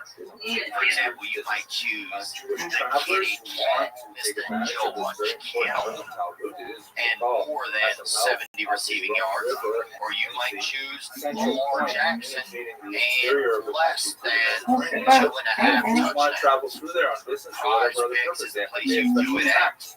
If you're smart enough and they're only and you allowed know to what remain players in are going to perform 8 on days. what nights, then Prize So Picks is the best app definitely a for you. negative experience. Download the app and use code Theo and Prize I Picks. just woke up this early. I gotta Up to wake up. Yeah, I gotta wake That up. might be great on sandwiches. You get out of this one there, you're going to be doing this. That's right. We're not talking about some weird mind voodoo or seancing or something from your crazy. You know, I'm gonna call you Really as a just crazy. want to do some Mary Kay sales or whatever. Well, It's sneaky, but we're talking about our sponsor, Fume. That's You're right. interested in stuff, right? This is a soft copy of what I needed. Not everything in a bad habit is wrong. That's So it. instead of That's a why drastic I think I tell Coretta that she got me and my husband let her know. habit, you get it. You gotta write it out or whatever this Well, is. you know, every now and then I come across some bit Some of Jewish history that blows my mind, and this is one of those chapters. It is a chapter of the so-called Nasi of Narbonne, and refers to the historical legacy of a Jewish And so if you don't have time to in turn it medieval France. Now, it's been argued about for decades by historians, especially after the 1972 publication of Arthur Zuckerman's amazing thesis, which was published by Columbia University Press. It's hard to believe this story, but let me go through it and I'll tell you all about it. You can make up your own mind. So first of all, where is Narbonne anyways? Let's have a quick look here at this map. Here's where Narbonne is, right on the coast basically of the Mediterranean in the south of France, in a region known as Provence. Here's a closer look at it. And in fact, you can see from this map that on the left is an arrow pointing to Narbonne. On the right, there's an arrow for the Rhone River. That's where the Kosher Riverboat cruises are going to be exploring Jewish history this November, God willing. So this is still within the same region. To Jewish history, it's known as the home of the Chachmei Provincia, the sages of Provence, because there is a tremendous flourishing of Jewish scholarly and creative activity in this region in the medieval period, which may have a lot to do with the actual story of the Nasi of Narbonne. So, in order to understand the context of story, we have to go back a little bit and see from this map that the Visigoths controlled a significant portion of the Iberian Peninsula and extended themselves northward into Gaulish France, and they would control this territory for many centuries. That changed, however, in the 8th century, as we shall see. But before that, we should note that there were Jews living in the Visigothic Empire right from the very beginning. We actually have Jews in the Iberian Peninsula from the 1st century. There's some fascinating epigraphic evidence of Jews living there, gravestones, things like that. They basically did very well in Visigothic Spain. The Visigoths actually followed a much more tolerant form of Christianity called Arian Christianity. That's Arian with an I as opposed to with a Y. And it differed from the dominant forms of Christianity at the time, largely in their more human approach to the status of the founder of Christianity. This changed, however, significantly with the conversion of King Reccared to Catholicism. Here's an amazing painting by the guy that shows the conversion of Reccared. Here you can zoom in, look at his face there. Wow, he looks like really religiously motivated here. And unfortunately, with the conversion of Reccared in the year 589, that meant that the Visigoths suddenly discovered anti-Semitism. And it was a way of kind of communicating their bona fides to the Catholic world at large by persecuting Jews, unfortunately. And they instituted a 122-year reign of terror on the Jews with absolutely incredible, usually intrusive persecutions that really you wouldn't see for hundreds of years, except in the Iberian Peninsula. Things like, Jews had to report in when they traveled, and there were all kinds of horrible punishments like amputations and scalpings, things like that. It was a horrible period of time for Jews. That ended in the year 711, which is, of course, celebrated by the local corner stores. No, just kidding. That was just my strange sense of humor. When the Muslims conquered were from the south and actually penetrated with some degree of success into southern France, the region where we're speaking of. Coming in of the Muslims actually shifted the position of the Jews in a very positive way because the Iberian Peninsula really involved a triangular culture. Christians, Jews, and Muslims had to coexist in this region, and Jews were able to exist in this kind of triangular relationship in many ways much more successfully than they could in the primary relationships they had with Christians alone as a tiny Jewish minority in a Christian-dominated Europe, or as a Muslim-dominated minority in North Africa and the Middle East. But that's going to take us way further afield from over there. Now, one was at least briefly imposed within the new Spanish Empire, and that's what takes us to the story of Nasir, the first PC of Narbonne, as the story goes. Now, as you know, Narbonne is, of course, within France, contemporary France, or that term is anachronistic for the period we're talking about, and France is, of course, a Christian nation. That is extremely relevant for our situation because the Visigoths lost to the Muslims, and then the Muslims were able to take over some of that southern French territory. The French, the Franks, as it were, wanted to, and other peoples wanted to reclaim that territory, and as a result, the Jewish influence was quite significant. Under Pepin, here's a picture of him. His name means Pepin the Short. He actually, according to the legend, made a deal with the Jews living in Narbonne that if they supported them against the Muslims, they would in return receive significant benefits, which is essentially pretty much the same kind of deal that the Muslims had with the Jews of the Iberian Peninsula, and this worked to the Jews' advantage. So, as the story goes, the Jews established a self-government, a self-rule within French territory, I'm using that term anachronistically, that ultimately was led by a Nassi. So let's see, what exactly is the Nassi? The term Nassi is classic in origin. You see it particularly in the Mishnah. There are some extremely important figures called Nasi. It's usually translated as prince. For example, Judah, the Prince Yehuda Nasi, who is the editor of the 3rd century amazing book of Jewish law called the Mishnah, which in turn forms the core of the Talmud. The Nasi was kind of like a quasi-political, quasi-religious role, and even after the Romans had destroyed the temple in Jerusalem and removed the Jewish self-government there, they nevertheless allowed the Nasi to have some authority over the Jews living within Israeli territory, or the Roman territory at that time. Outside of Israel, you also had descendants of the same family. They're all tracing their lineage back to King David, who were recognized as the rulers of the Jewish community. In Babylon in particular, where this map is big thing. The Jew, a figure called in Aramaic, the Reish Galusa, which means the head of the exile. And in English, that's usually rendered as exilar, right? The head of the exile. And this person was a descendant of King David and had authority, sometimes in tandem, sometimes in cooperation, sometimes in conflict with the great Talmudic academies of Pumbedita and Sura. From time to time, the heads of the academies, the Rosh Yeshiva, and the exilarchs did not get along, and there were conflicts over, in particular, succession crises. Now, according to the story that we're dealing with, one Natronai ben Habibi was an exiled exilarch in the 8th century from the region. He made his way across the Mediterranean and he found himself in Narbonne. There he took the name Machir ben Yehuda Zakkai, but the Jews of Narbonne, as the story goes, recognized him as being a bona fide exilarch, and if he was an exilarch in Babylon, he should also be an exilarch here in Narbonne. And that's the legend of how he came to be. Now, once just being called an exilarch by the Jewish population doesn't mean anything, but once Hephaestus the Short came in and said, listen, shore up our defenses against the Muslims who took over from the Visigoths, and Machir ben Yehuda, with his presumably natural leadership qualities, was able to insert himself into that conflict between the French and the Spanish Muslims, then in fact that's how we have the exilarchate, or the Nasiut in Hebrew, in Narbonne. Now, this apparently lasted for some 400 years. Amazing. Why don't we know much more about it?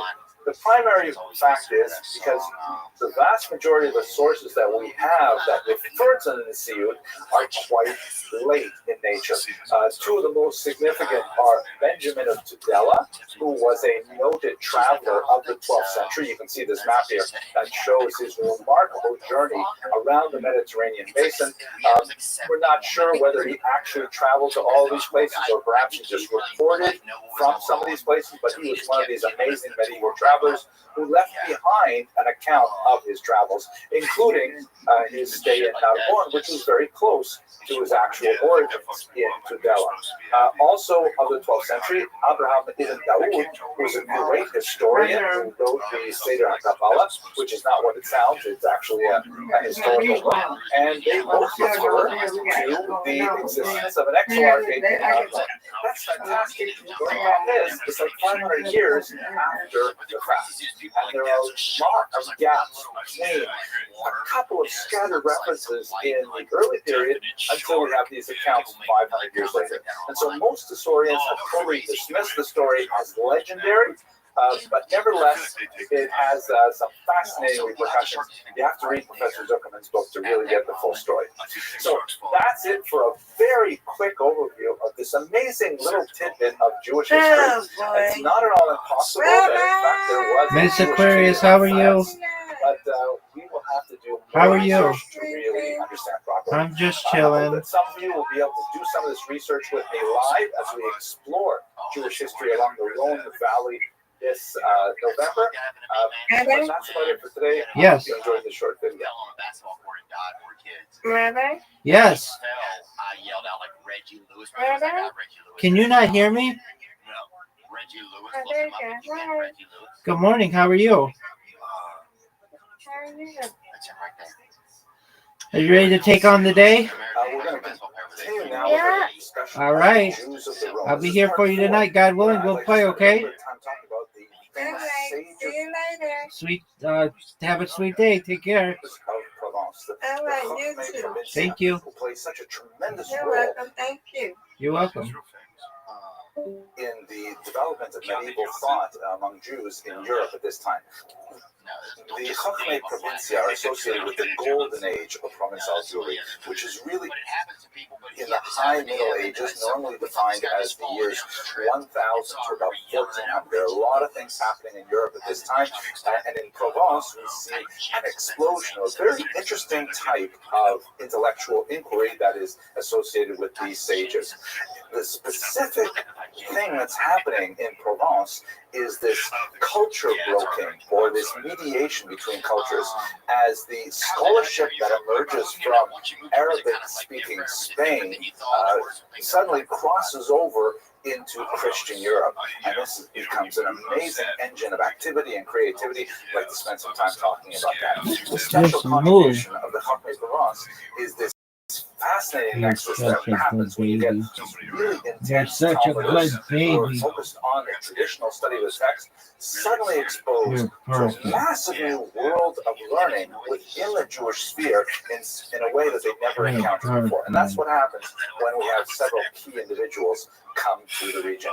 Now, my talk today is highly derivative. I'm basing almost all of it on the research of this great scholar, Rabbi Dr. Isidore Twersky, who lived between 1930 and 1997. He was rather famous in that he was both the Talner Rebbe from a very famous Hasidic dynasty associated with Chernobyl in Eastern Europe, and he was also a professor of Jewish thought at Harvard. Tremendously unusual and creative individual.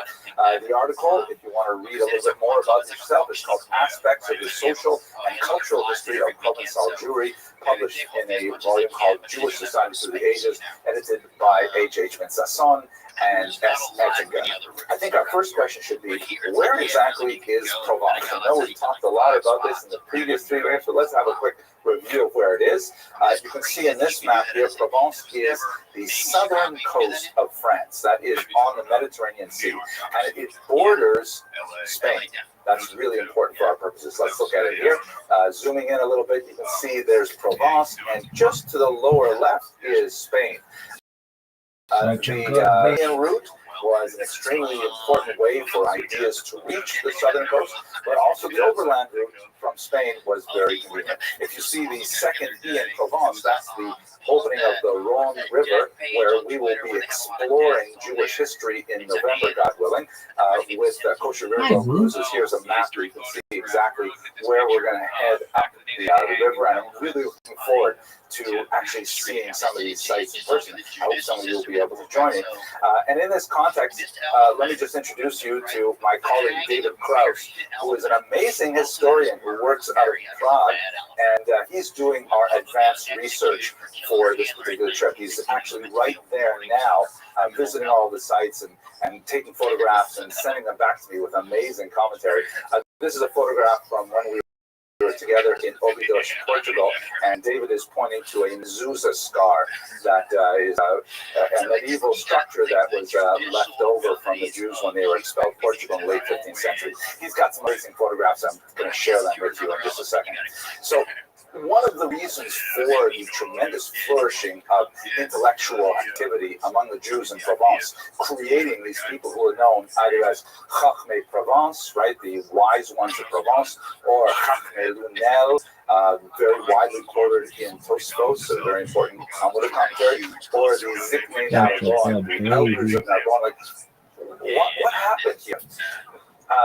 Dr. Twersky points out that if you look at the socioeconomic period that the Jews lived in Provence, there's two main phenomena. The first, and I love this quote, the graph of the social-political destiny of Provence Jewry may be plotted in broad downward strokes, which means during the period we're talking about now, from about the year 1000 to about the year 1400, actually a little bit earlier than that, you see a few major steps downward in the political, social status of the Jews of Provence. This will culminate in the expulsion in the 14th century of many Jews from France, but we'll get to that later. But at the same time that you have this socio-economic, political decline, you also have a remarkable level of grassroots connectivity between the Jews of Provence and the Christians of the region, particularly among intellectuals. A couple of examples will suffice. The great Meiri from Provence, a very important Talmudic commentator, he wrote a great book on repentance, on Teshuvah, which he describes as the result of a fascinating conversation he had with a Christian that is not normally appearing in the introductions to medieval works of Jews at this time. Secondly, Dr. Tversky points out a fascinating kind of example where two Talmudists heard that there was a certain manuscript in the home of a particular Christian, and they went to the home. They lived in that home for 2 days, living on bread and water, totally kosher, in order to be able to copy the manuscript. These are kinds of interesting examples of the sort of collegiality of scholars that was present in Provence, and you did not necessarily find that in a lot of places in the region. Let's have a quick look at some of these great photographs, by the way. Here's a shot from the medieval Jewish street in Arles, which is one of those places that is designed to be very difficult for Americans to pronounce, right? Arles, and I'm a Canadian, and French is one of my first languages, but that's a hard one to pronounce even for me. There, you can see this is the medieval Jewish street.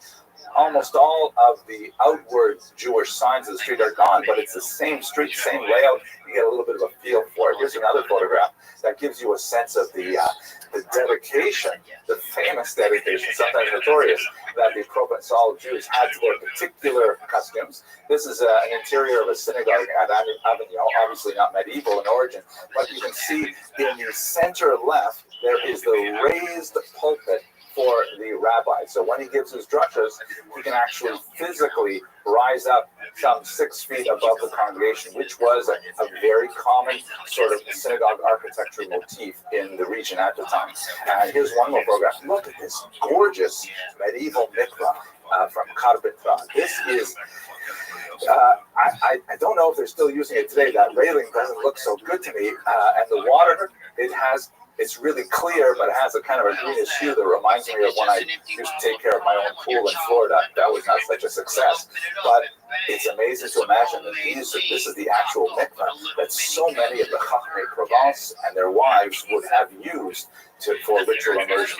Wow, I can't wait to see it in person. Anyways, let's go back to our discussion here. So you have these two things. You have a socio-political economic decline. The Jewish status is reducing significantly. Unlike in medieval Spain and parts of Northern Europe, there really doesn't develop in Provence. Look where it is. Jew, like a Stadtland, someone who is an intercessor. How you living, pimp? Yeah, you want to lose? That's right. Yeah, you want to lose? It was lovely. Are you ready to lose? I want to. Let me plug in my iPad. You should have tables that are like God resistant or whatever, like whatever happens on.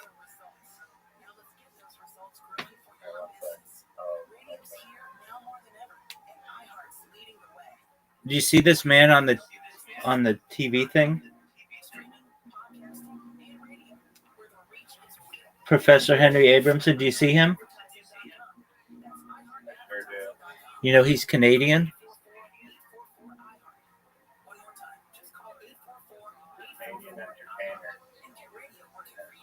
He grew up in like super northern Canada where it had like one Jew.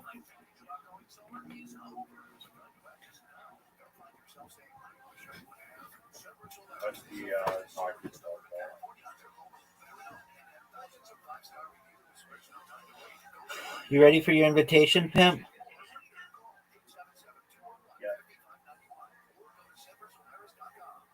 You know what we're playing.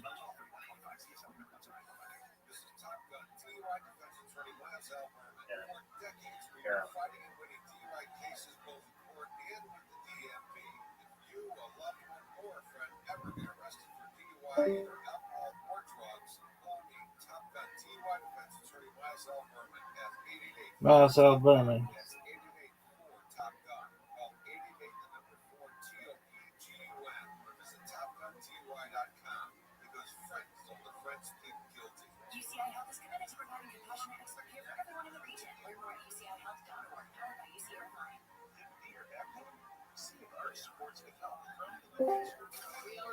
Yo, dog, are you ready? In the game right now. Are you putting in cheat codes? Yep. All right. No, I have a new strategy. What's that? Oh, it worked. It's called sweeping the dance floor. All right, well, get your broom, son.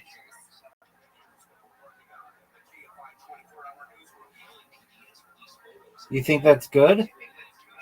I want to see one of us sweep the whole dance floor. Same here.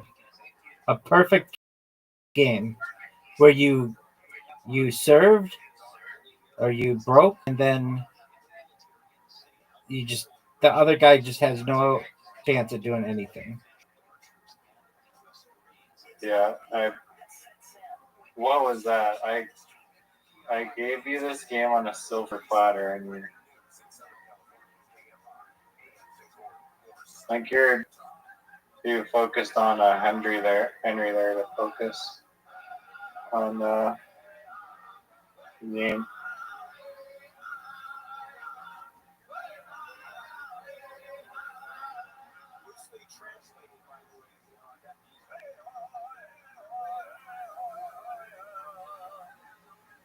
Are you excited for the Shab show? The what? It's called the Shab show. Brendan Schaub. Oh. If that's what you like to listen to, then yes. No, it's not on yet. Are you sure? Word, dog. Daily double. So now I can't really sync the fucking red one. I can. Could be over right here, folks. Easily over.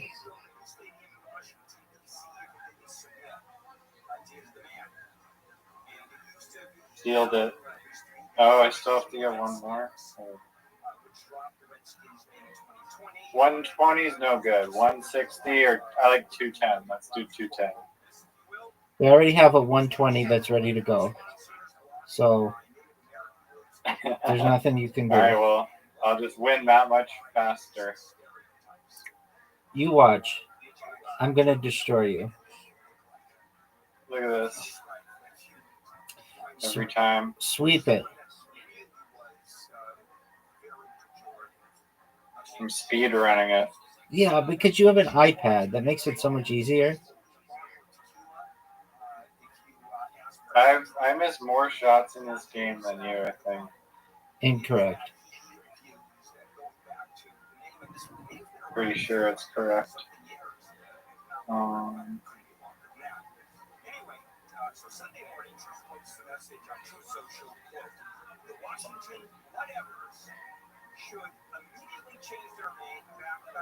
Sometimes you're just pigeonholed in this thing. Rabbi, my friend is moving to like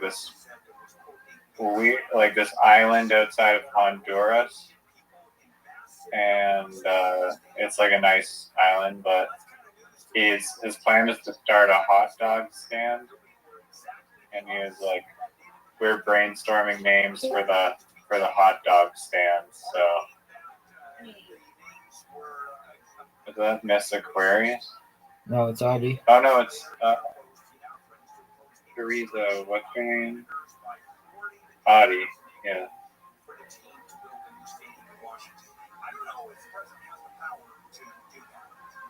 Yo, Audie, what's happening?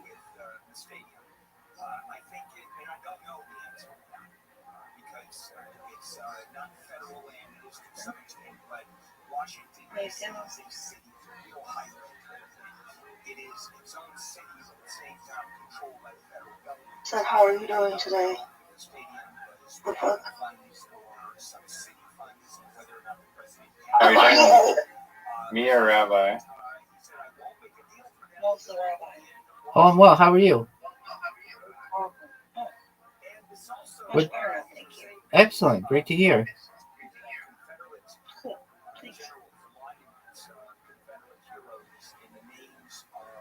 How did you? Wow, that was fast. You let me sink the red one. Yes, I did. All right, you want 210? Yeah. And what is your alliteration name for a hot dog stand?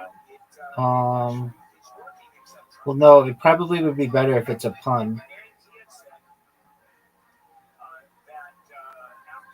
Remember, pun's better.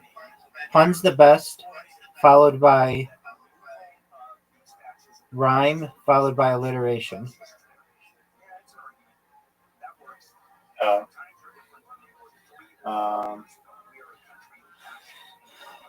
And sexual pun might be the biggest.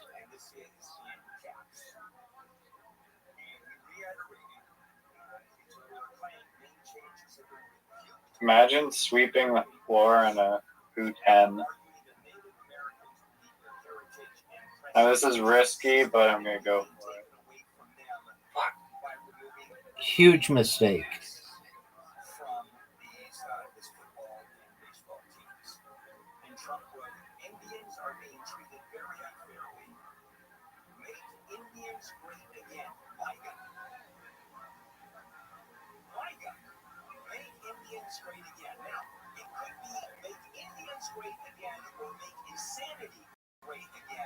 This is, look at all these in a row.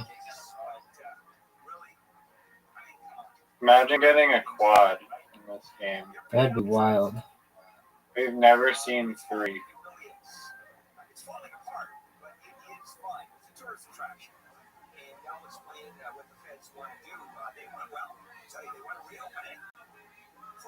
Oh, no way.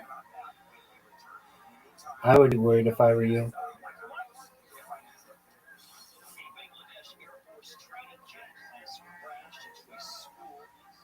Fuck. Why would you go for the red one? Don't question my genius. One does not dissect gossamer. No! Now, is it going to be like normal?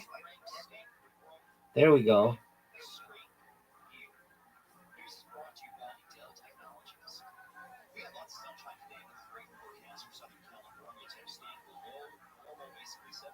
Oh no.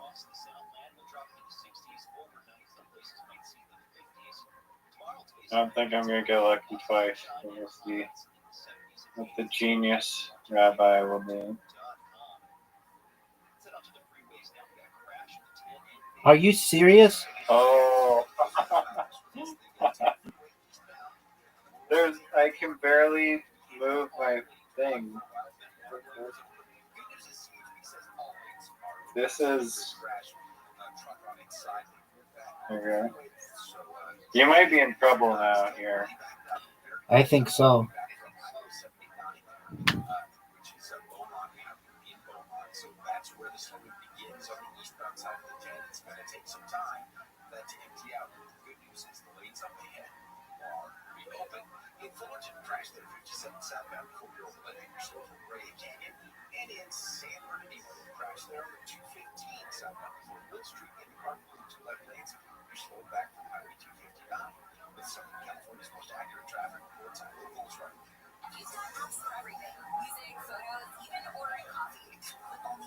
No! Are you proud of that shot? No, that probably cost me the game.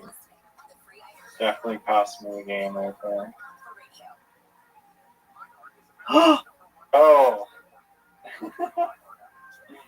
Oh, now you are in a world of trouble.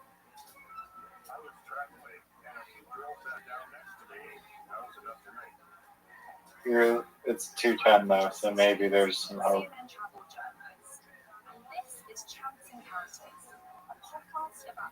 No! Each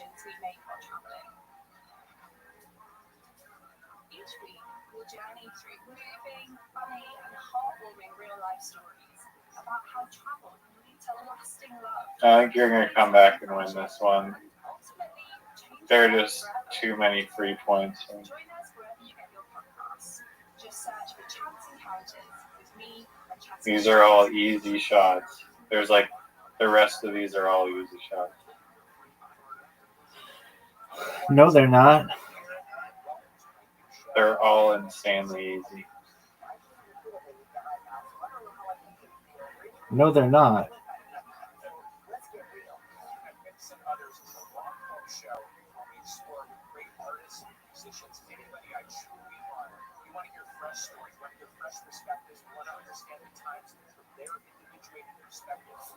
To tie it right here. There's no. There is tie. You tying the score in the game. Sam, no.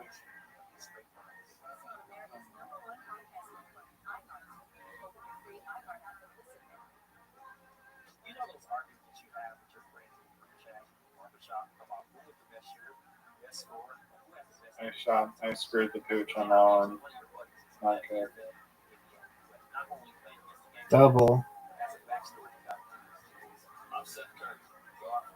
Now these are not easy.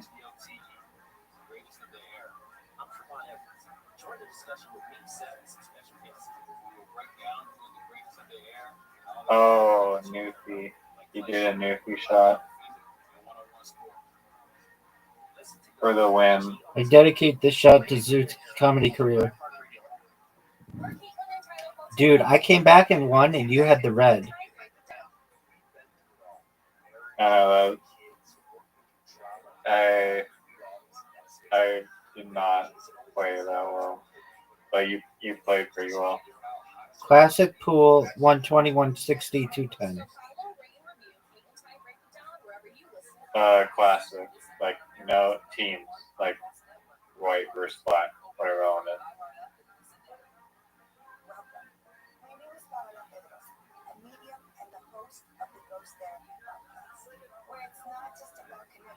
Are you proud of that shot? Go.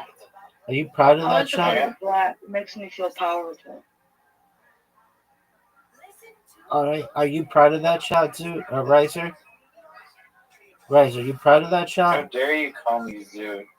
I corrected myself. Oh no! Look at you. Well, I just called you that because you're playing like him.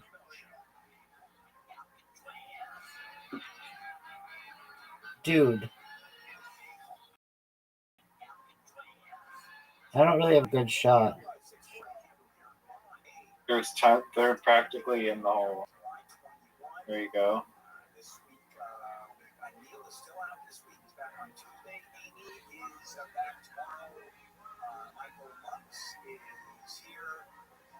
Milwaukee.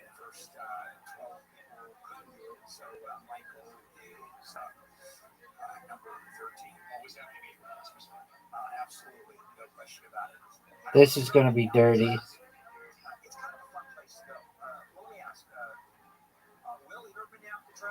I don't want to knock my stupid thing in the thing again.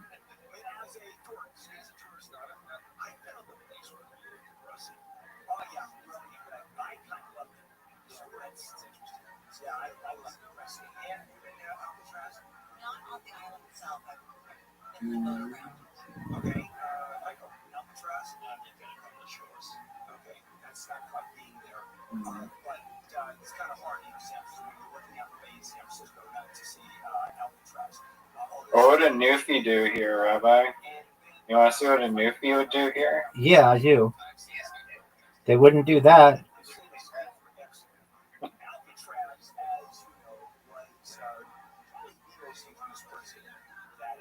Look how sick that shot was.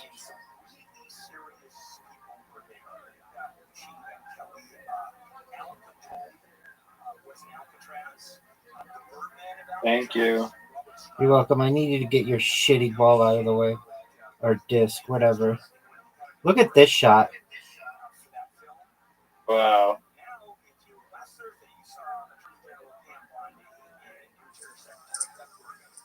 You're not going to make this one. Nope. What up, GB? A game against my friend. Yo, I'll be in the Telegram, but I had to like clear my cache on my computer, and that caused me to log out of my Telegram, and now Telegram will not allow me to log back in. It says, please try again after some time. So that's why I haven't been in there. But no worries, I'll be back there as soon as I can. Thank you.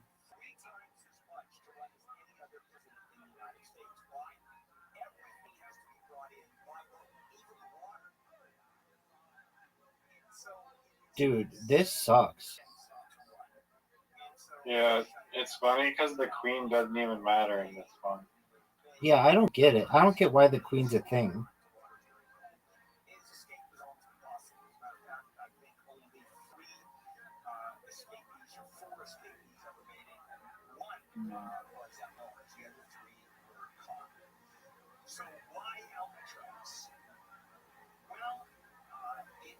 Oh my god.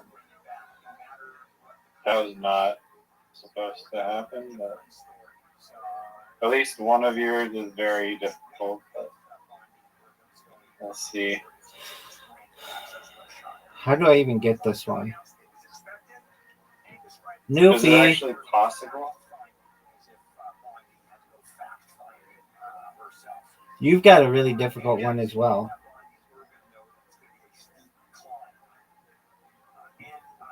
I think it is possible, but you kind of took away my angle at a bank shot.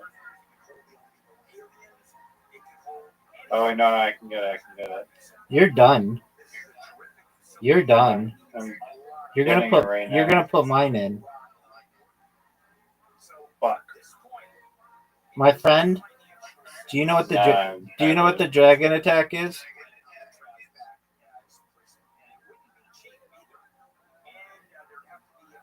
Sink it. Oh. Wow, that's like 3 games in a row? 7 games in a row? It's like one game. 2 games. I won the maybe 210. I won the I'm pretty sure 210. it's 2 in a row. I won the 210. I won Classic. What do you want next, big dog? You can pick any one of them. Any game, you'll lose. I guarantee it.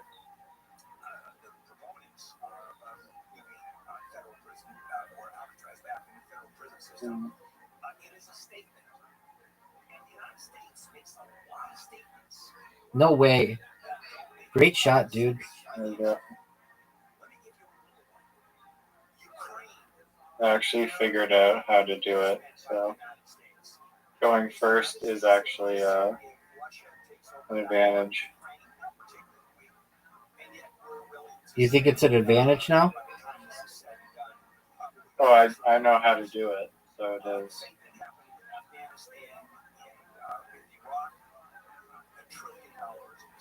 Sweeping it. I'm sweeping it.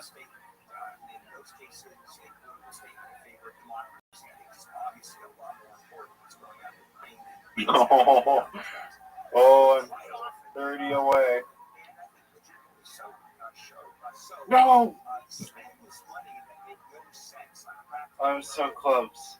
I almost got to 120. Oh, I was so close. And now you get to, like, literally... Alright, yeah, it's an advantage going second. Look at these easy shots. Why do you think it's an advantage going second? Because, look, there's nothing on the board. Okay, so.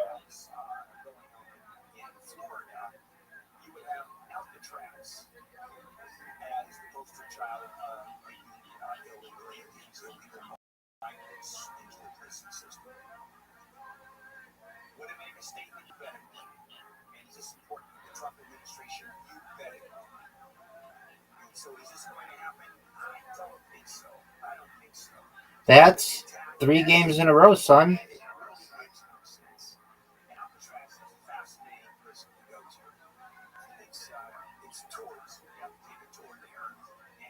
Yeah, I gave you that win. What do you want next, baby? You pick any one of them, you'll lose. I guarantee it. I just beat you. I wasn't trying that time. I'll actually try.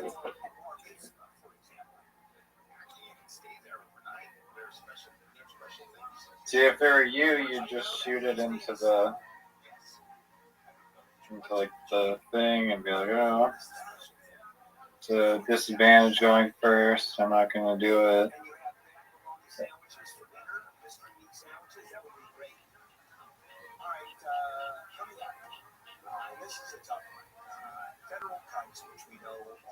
I mean, you basically swept the floor, but it didn't count because you didn't start.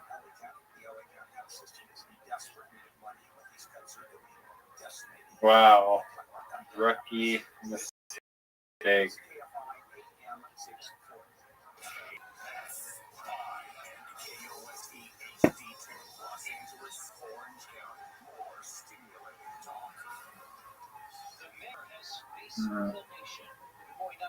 Your stupid white one is blocking it.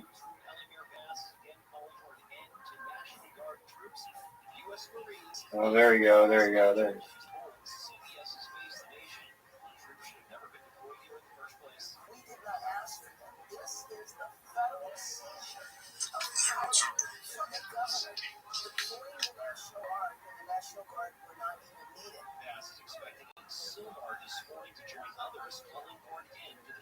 Oh, too quick.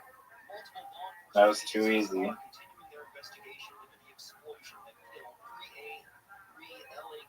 Let me go first.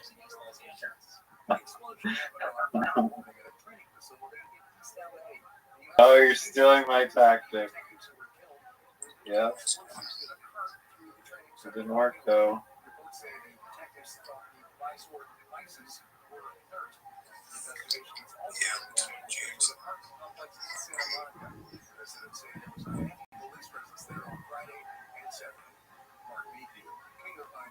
The former general manager of a hotel at the beach has been arrested for the rape of a 17-year-old girl who told police she was intoxicated at the time. The assault allegedly happened weeks ago, but police say it wasn't reported. State detectives, a special enforcement team, also heard that Felton Calhoun sold cocaine and carried a gun.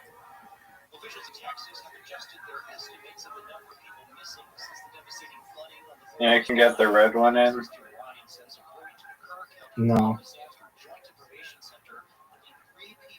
Oh no. That's not good. You're done. You're done. No good. We're good. Play me in basketball. We're good.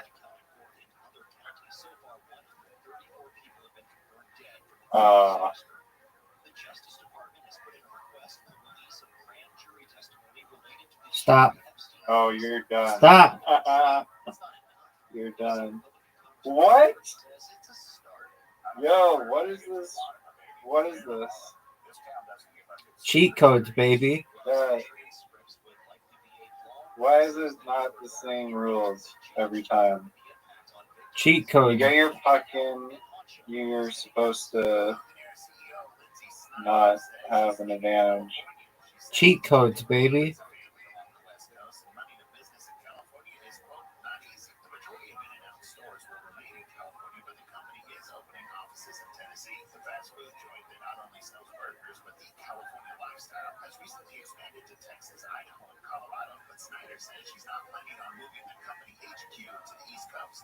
Fuck.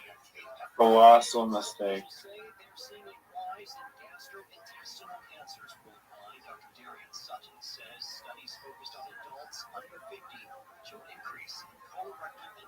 Yeah, but you can't make this. No way. Want to bet, Big Dog? Yeah, I do want to bet. I bet that. 2 in a row, bud. I beat you 3 in a row. I beat you 3 in a row. I beat you 8 in a row. I don't even know what you're talking about.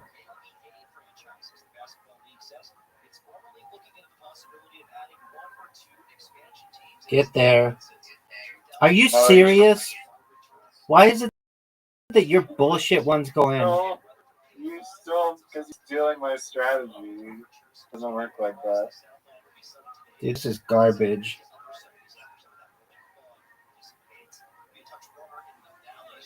Garbage.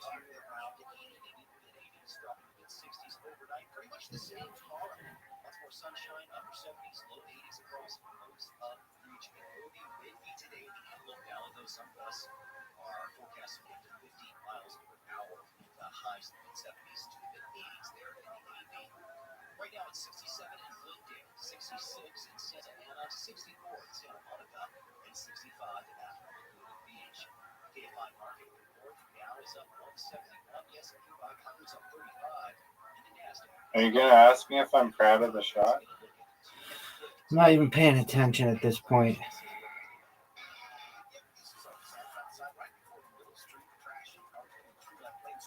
All right, you have a tough shot now.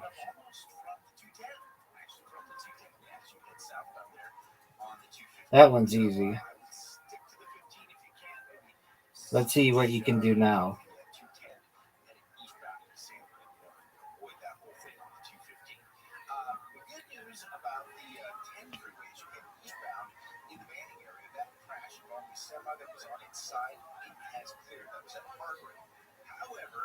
Oh, fuck. Are you ready for this?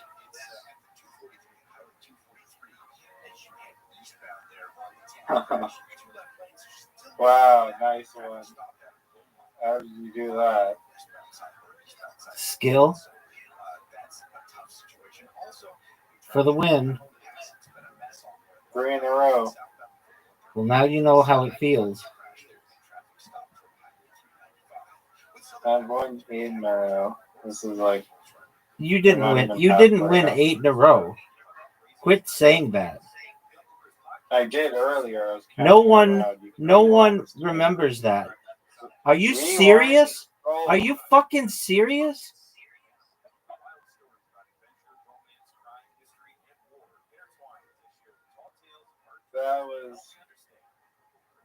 That is. Are you serious? How that didn't go in. That is one of the most rigged shots we've ever seen. Word, dog. It probably detects that you're cheating, so it's like can't allow that. If you miss here, it would be huge. I never miss.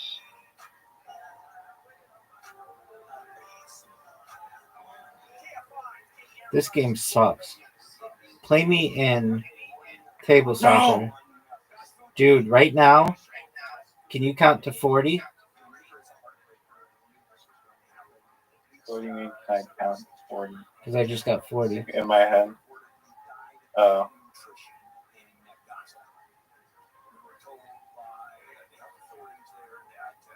Alright. You got some easy shots here. See if you can do the run to 120. You gotta make it like 210 next time. 120 is too short.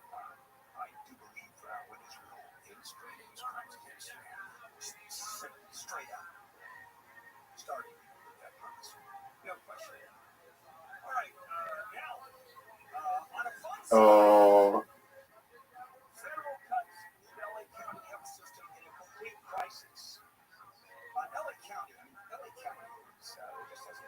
You gotta make it. He's gonna make it.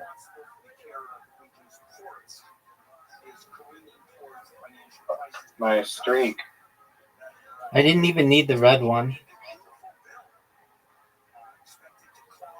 Yeah.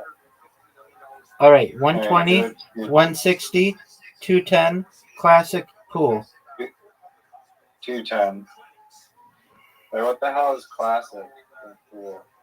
That's what we play. That's like when it's black and white. Both of them are that? Classic is black versus white.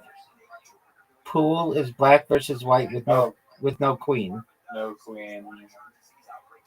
Oh, good job. Psych. That was terrible.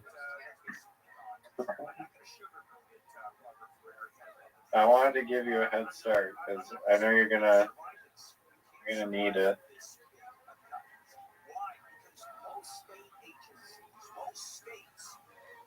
We've got like one shot here and then my turn.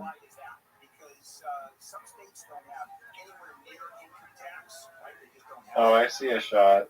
I see a shot. Oh, are you kidding me? Yeah, right.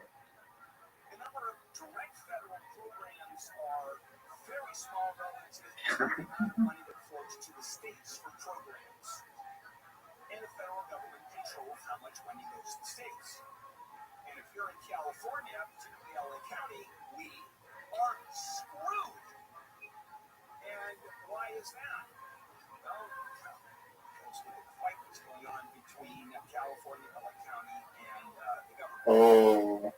The White House announced it was ending infectious disease grants to county health with billions of dollars, including $45 million LA County was supposed to use to combat the threat of measles and bird flu.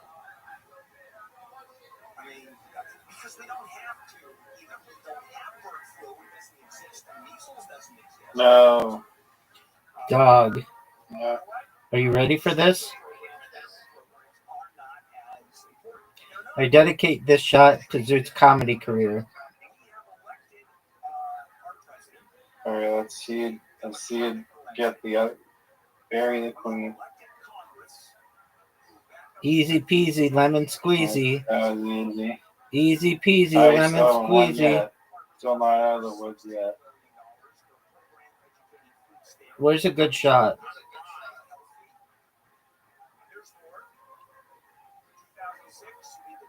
Oh, now it's going to be a little challenging. Let's see what the new feed can do here.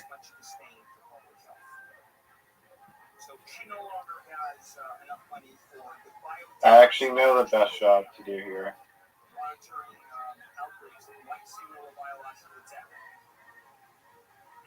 Oh, How newfie was that? That was newfie. That was ridiculous. How do you like me so far? You deserve that one. That was an incredible performance. Thank you. I hope Parum's an Olympic sport and that we're actually training for the Olympics without knowing it. Okay, classic pool 120, 160, 210. You decide. Just know, yeah, whatever. I beat you. You choose 120? What the hell? Why do you like the small one? Because I want to get good at it. I'm not as good as I'd like to be. Well, you're playing against a pretty good opponent. Who? I don't know. Yeah, I don't either. Zoot's comedy career. We're all the same person. I dedicate things to Zoot's comedy career. Are you proud of that shot?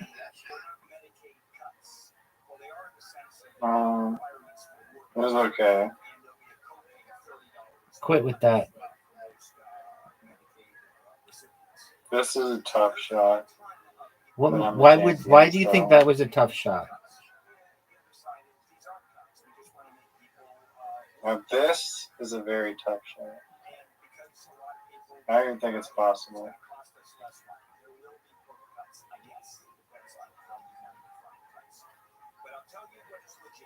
Oh, I can win it right here. Well, then let's see it. No! Are you shitting? I almost took the freaking dance floor.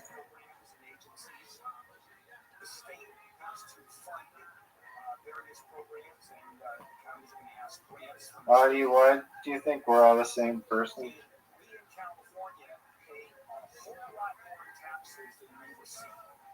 I don't know if I actually We're the same thing, just copied, just all the different ways you could be. What do you mean? I'm the best, though. I'm the best girl. Mm-hmm. Don't tell anybody that. It's not a competition. Shh. I'm the best Karam player, so I relate to being the best. You can't even say it correctly. It's Karam. No one. It's Actually, he's correct, Rabbi, and only the best player would know how to say it properly. I asked AI, and AI said it's Karam. Rabbi, Yeah, I'm just kidding. You pronounce apartheid Parthia, so whatever you think is just wrong. I pronounce it the way that it will be pronounced in the future.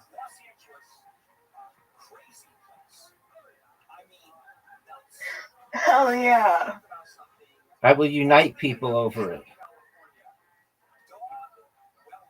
Just like I will unite people over my gameplay. Where do I hit?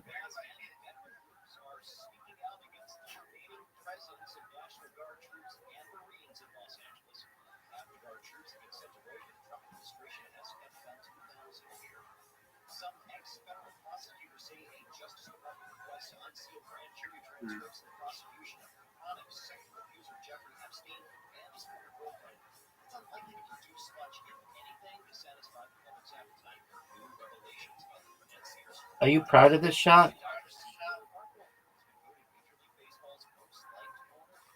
I'll be proud of this shot if I get it in. I could still lose though.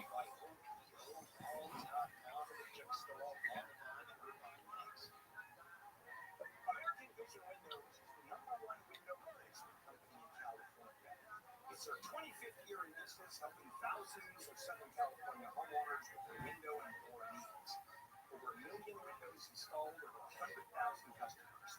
People make a difference. American Vision Windows built around a team of home improvement experts who take great pride in their work. I'm tired of whipping your ass in a 120. I want to do a 210, or at least 160. Enjoy saving money and feeling of a well-insulated home. And their July offer, their Independence Day offer through the end of July, $1,770. Are you going to go? Or are you just going to sit there and jerk yourself off raw? Yeah, I wasn't done celebrating my last victory. Sorry. That was one of the worst shots I've ever seen in this game.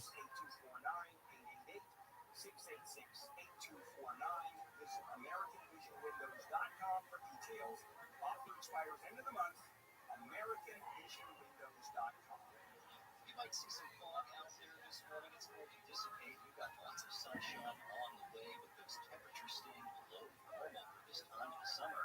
Basically 70s and 80s all across Southern California today. Will drop down to the 60s overnight. Some places will feel Get there. Get there. Oh, thank you. You have like 1,000 different shots.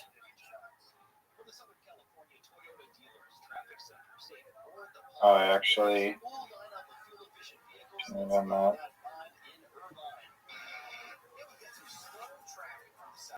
Oh my lord! Not a good shot, dude. That's not a good shot at all. Shot. Do you know why that's not a good shot? It's okay. Dog. Player. Dog. Dog. I just wanted to give you some hope and then come back because I know you're gonna screw it up like that and then easy.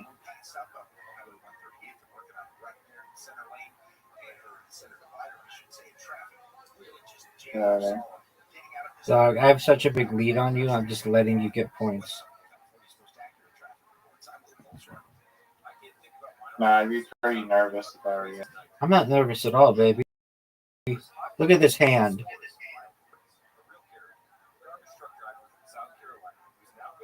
I'd be pretty nervous if I were you. Why would I be nervous? But you're gonna miss. You're gonna miss. Obviously, you're gonna miss.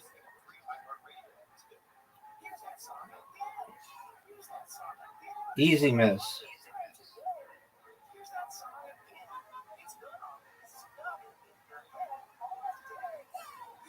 Oh. Ready for this? You're Ready gonna for miss. The dragon attack? You're gonna miss. You know what the dragon attack is? You're gonna miss. No! Dog.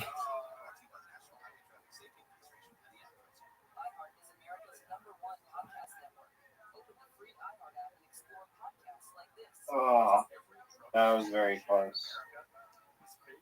Close game. I could have beat you there.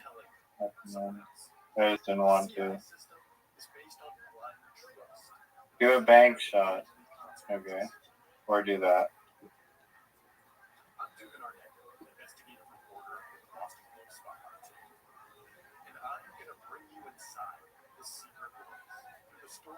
Short. Oh, come on.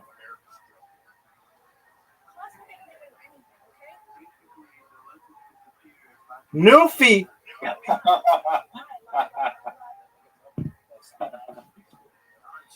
Do you want to finish so it has to be a bank shot to win? Sure.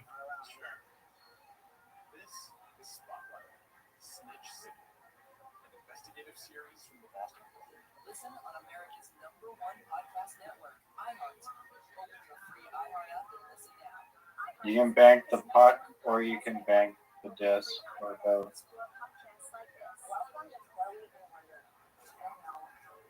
There's like the trick shot pool. That's what I was just gonna say.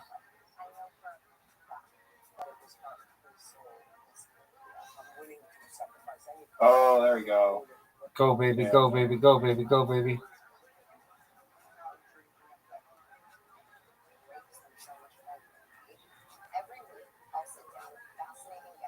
Do a higher number one. You didn't do a higher number one.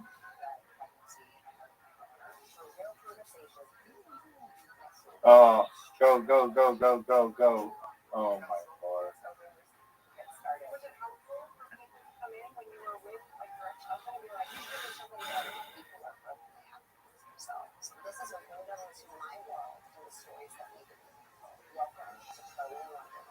Listen on America's #1 podcast network, iHeart. Open your free iHeart app and listen now.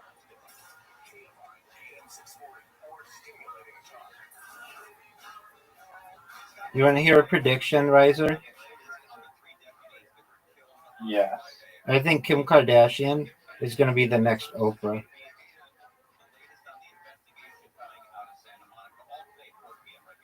We have a talk show that people like. Yep. You think she's gonna give away as much stuff though? Perhaps more. She has a lot of her own brands. Exactly.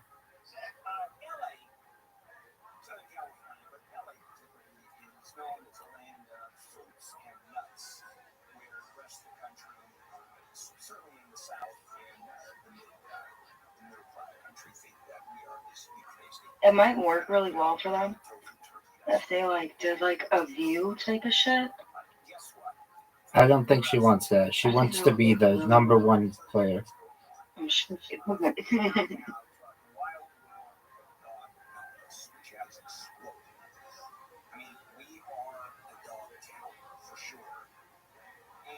Are you fucking serious?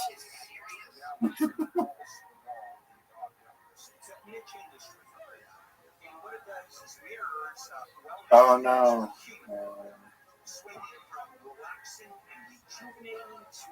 No way, no way, no way, no way.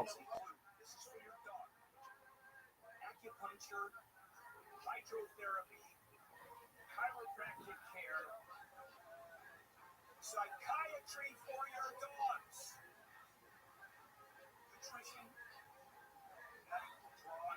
Oh my lord. No, no, no, no, no.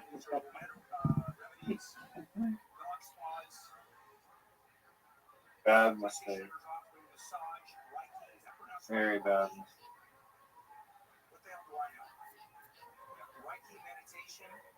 One of the worst chokes possibly in around this game.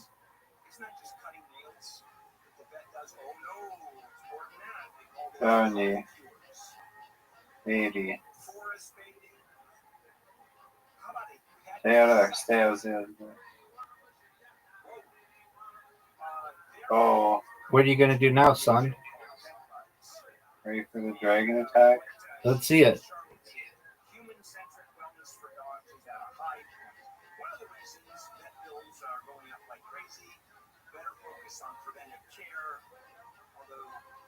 No! Are you kidding me? I come down to that black disc right there. Oh.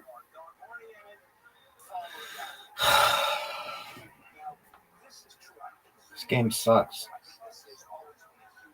They win. It's like 4 in a row. No, it's not 4 in a row. Look how much. Yo, look how. Do you see the wins? It's gonna be a 120. When we started today, it was like you were at like 28 wins, and I was at like 7, and now we're like almost tied. That's how much of a winner I am. Doug, I'm gonna start playing. I wanted you to get some confidence. Butter me up. Yep. Go sweep the dance floor right now. I want you to get a bunch in, and then you're gonna mess one up, and then I'm gonna destroy you. That's how it works. You're actually helping me out right now.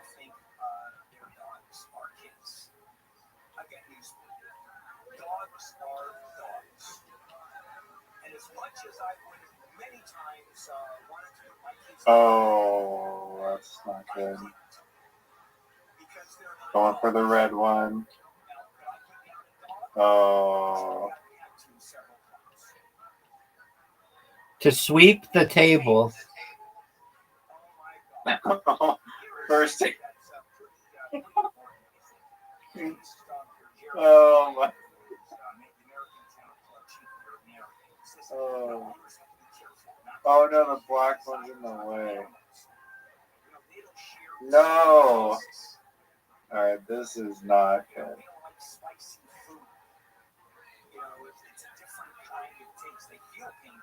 Oh.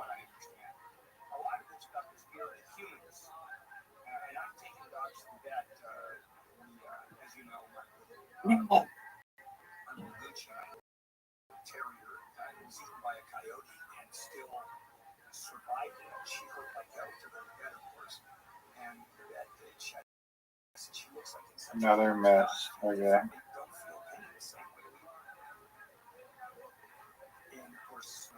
Get out of there. Get out of there. Let me hit it again. Yo, it reset me to 0? What? If you think I was going to spend $16,000 more to operate on this little car, you're crazy. I wouldn't spend $16,000 out of pocket to operate on my kids, much less a dog. The point is, we are weird with the world of dogs. So on behalf of oh my lord. And the other dogs around the world, thank you so much for taking care of us the same way you would take care of yourself, with nutrition and massage and Reiki and therapy and and this story goes on and on. Actually, it's a story. Why would you not go for the other one? I was getting fancy. And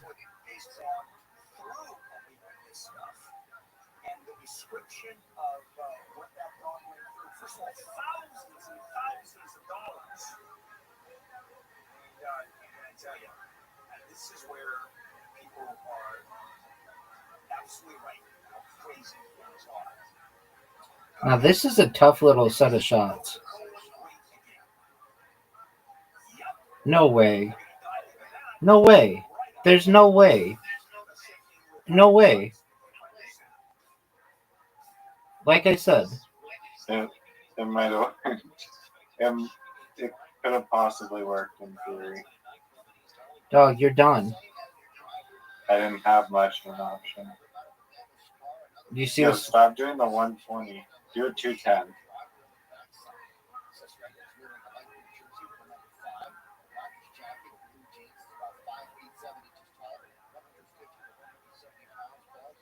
Sink 'em. Why are you so afraid to just... I'm not afraid. I want to give you the opportunity. Oh, you don't want the opportunity to win? Yeah, go for it.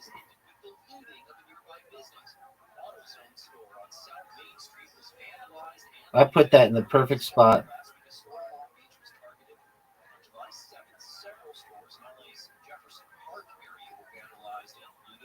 Sweeping the floor right here.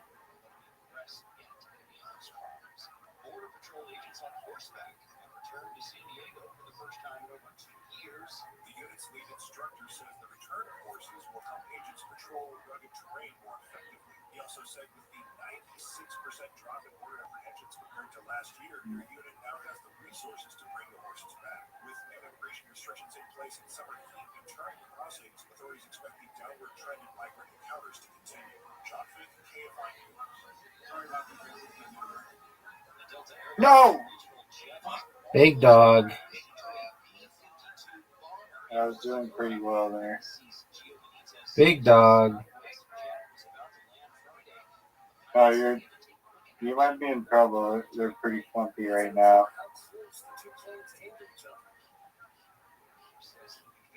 All you can do is hope. Oh. No, it's not going to help.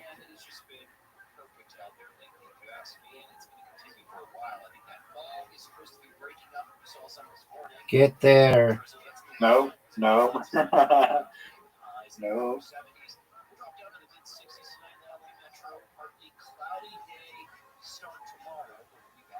That's a miss. I should have adjusted the phone. Are you fucking serious?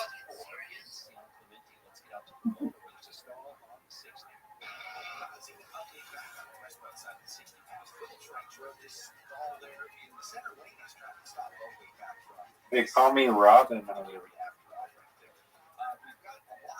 Because you wear tights? Yeah, because I'm tight.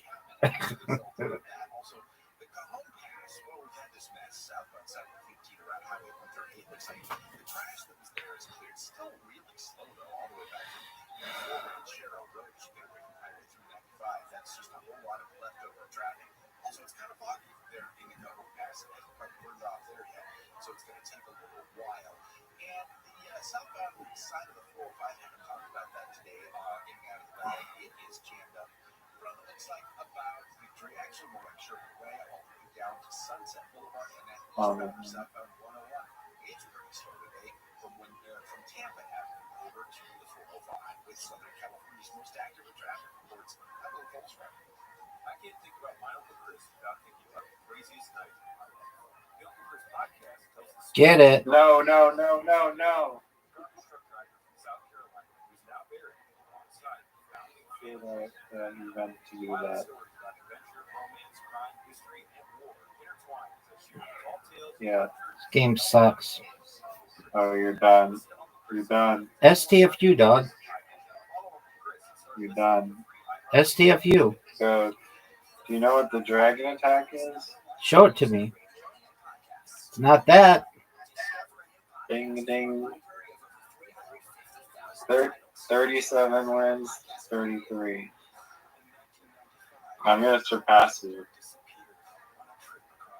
I'm going to stop playing at 30 when you're at 36. That's fine. Tomorrow I will come back for more. Maybe I'll stop playing forever. Rabbi, I'm obsessed with you. Well, thank you. Wait 1 second. I'm not going to talk. Okay, now I'm done. Sounds good. Oh, you suck. That was terrible. I just want to give you a little room here to wiggle. Show me some wiggles.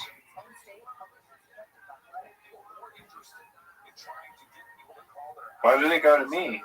Because I hit one of yours in. Oh, we're playing this one. Yeah, dude. I didn't even realize that. Well, is it my job to ensure that you're educated? I mean, I thought we were just playing the other one, but I think that might be a bit of a gray area, actually, Rabbi. It says on there how you're supposed to play. He should know by now if he's so good. Dude, you don't give me a single good shot. I see like tons of good shots. You expect me to break up all of the board so that you can, quote unquote, clean it. Oh no.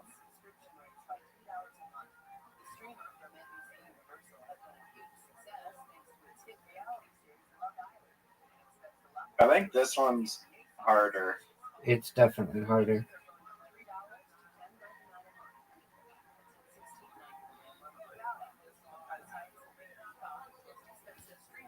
Especially when you take shots like that. Baby, I'm too worried right now.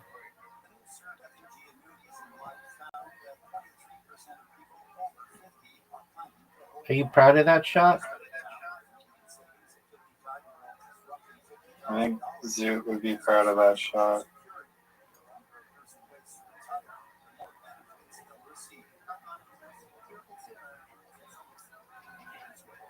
You think that was a good shot?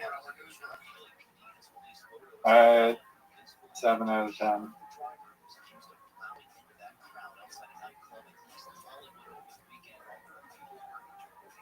Have you played this game against Zoot? Yeah.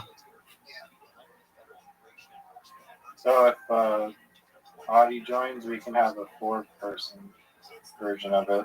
Oh, come on. Hey, well, don't we need Zoot? That's what I was saying. Zoot, Audie. Right. Me, that's 4.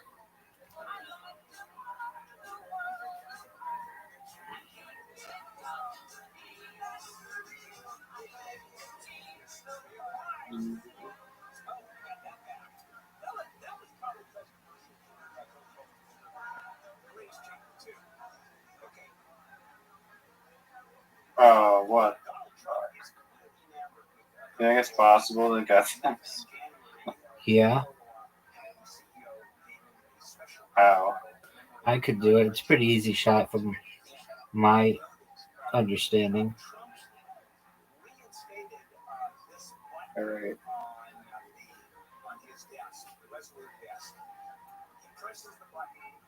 All right. Oh. That's not good.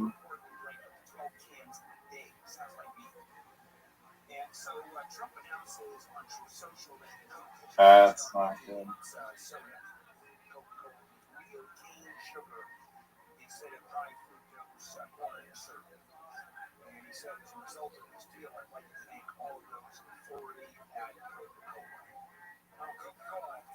Don't mess this up. Oh. The famous joke. The pressure gets to him. I'm not worried at all. So You have such a hard second shot. My next shot is so hard. I'm not worried at all. Nah, that's not the shot. That's a miss.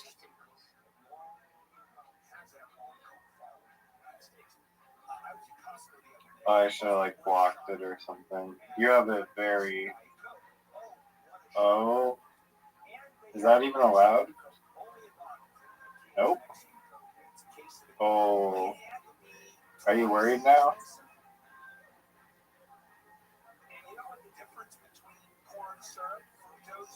Do you know what the dragon attack is?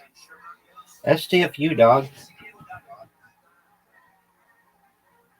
Yeah, 34. That's like 4 in a row. Let's play something else. On that level 11. Archery. Basketball. Dude, no one plays basketball. Yeah, ask No one LeBron plays James. This is like the worst game. This is worse than darts, worse than Mancala. I'm flicking it straight up at the thing. Why does it go sideways?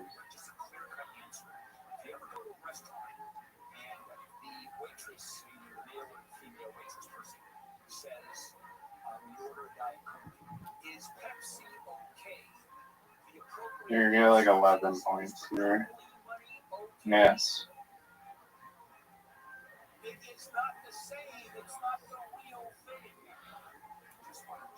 Time's running out.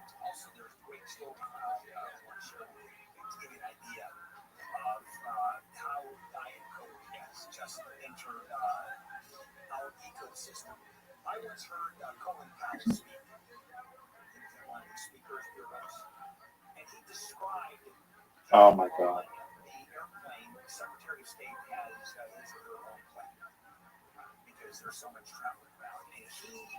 Oh my lord. What the? It goes sideways like so easily. Good job getting 2. Thanks.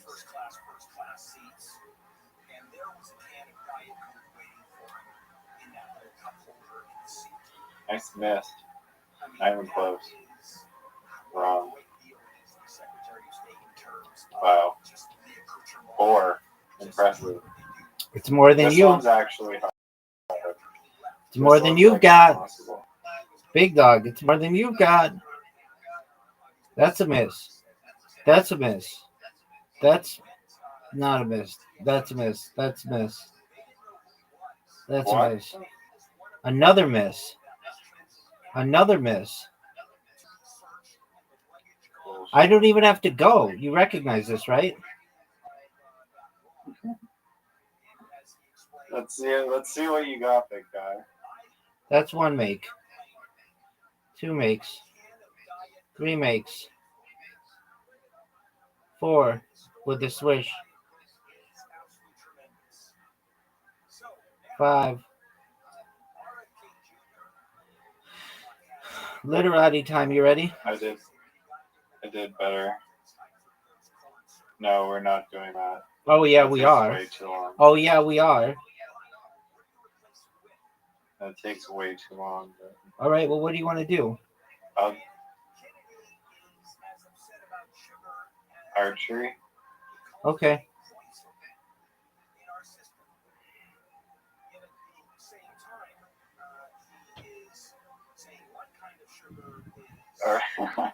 They have Connect 4. Nice. Zoot loves that game. Zoot loves that game. You play Connect 4? Word, dog.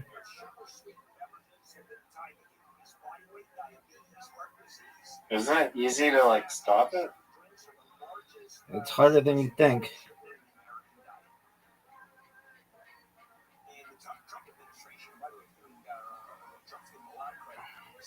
Can they be on diagonals or no? Yeah, you can do diagonals.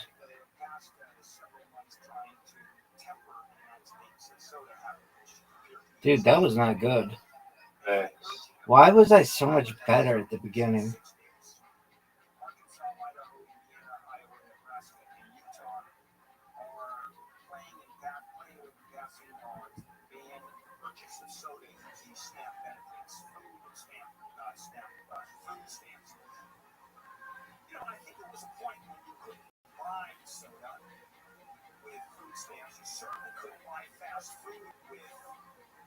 Yeah, right. Yeah, right. It was perfectly in the perfect spot.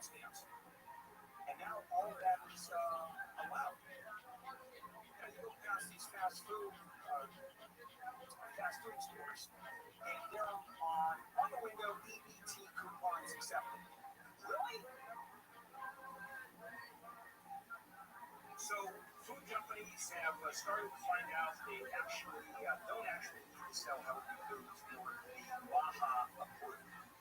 Baja is Make American Healthy again. All they have to do is refute That's a 9. Kennedy attempts to, because the power that Kennedy has in his health human services. That's a 9. Here is one company that's become a darling of Baja.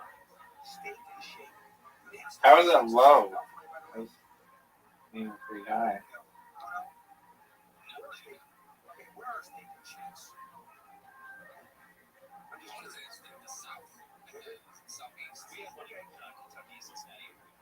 Okay.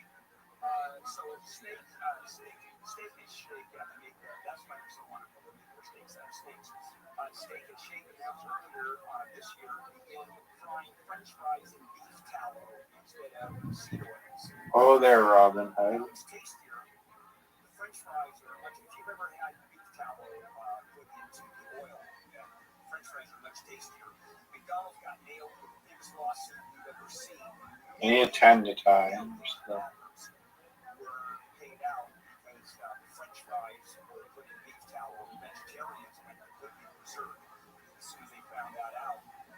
So what happened is to celebrate now the beef tallow. There we go. French fries. Kennedy has a meal at a Steak and Shake. Easy win. Look at these numbers. Do you see the amount of 9s I got? I had 2 9s in every round. Look at that score. Holy crap. You have an invitation.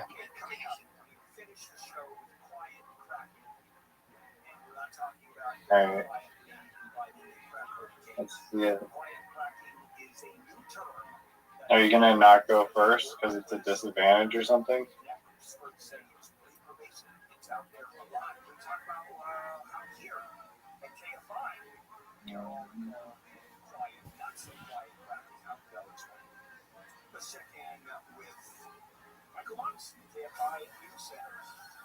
A street takeover has led to the ransacking of an AutoZone auto parts store in South Los Angeles. Police say that left the store in shambles. The U.S. has reaffirmed its support for Syria's new government, saying there is no hope for uniting the country.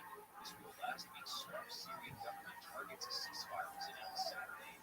Harvard University has asked a federal court to help it out with a $2.6 billion funding cut by the Trump administration. The university accuses the government of using that funding as leverage to control its economic decisions. Starbucks.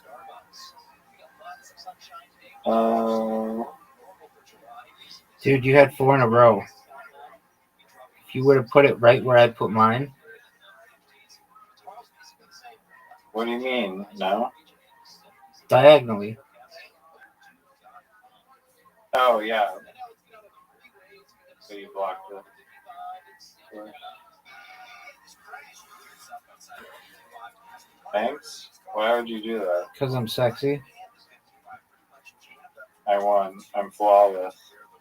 Oh, you're getting too much of a fucking...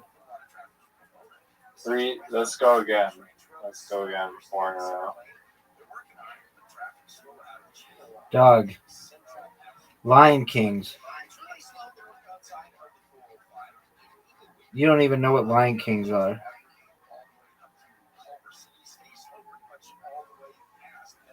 What? I don't know what that. I just bought something.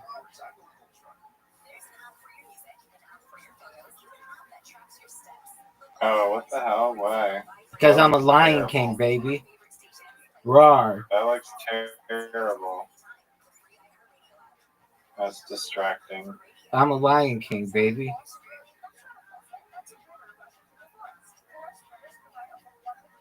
Thanks for the win. One time when I went to visit my aunt, she gave me a large stuffed lion, and he was about 3.5 feet.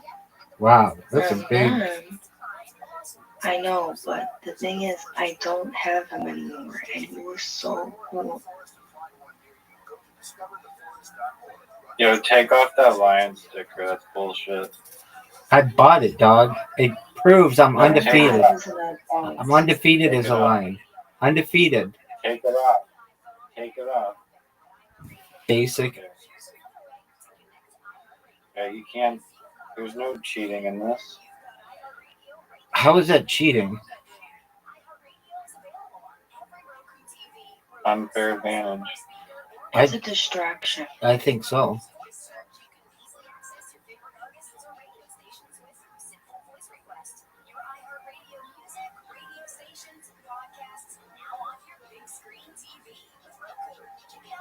Yeah, I can't keep my life on track because I'm distracted. That's what's going on. There you go.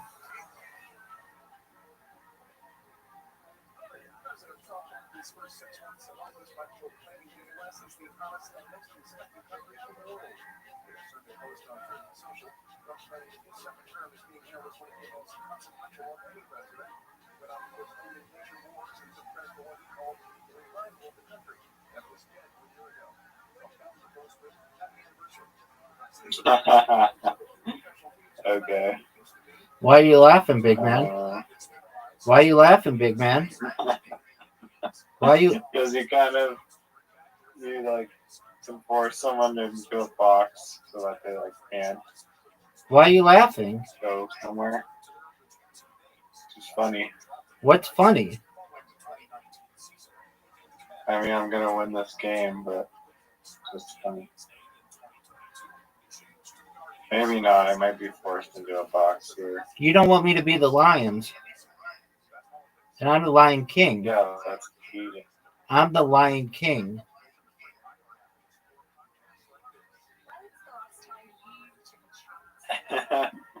Let's see who has to go. Is it gonna be me or you? Oh, it's gonna be you. Yes.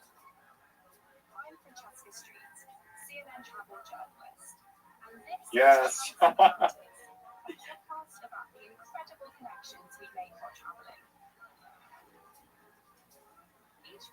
you like no? Gotcha, bitch. Oh my god. Nice work. Nice work. I don't think you're trying to. See, you're going first, and you take the middle one every time. All I hear is excuses from you. I embrace solutions, not excuses. No one does that.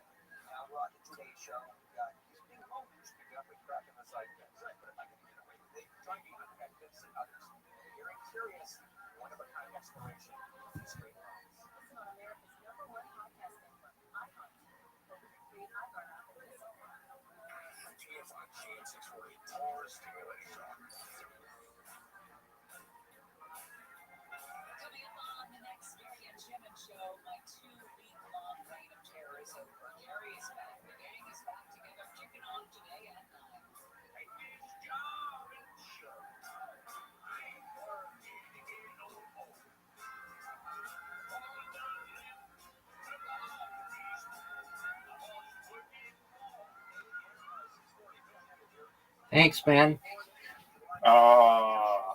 What? I thought you said, oh, it's really easy. No way. No way.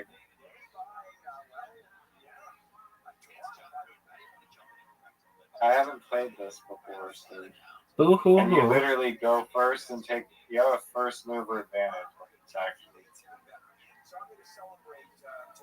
a huge advantage, so.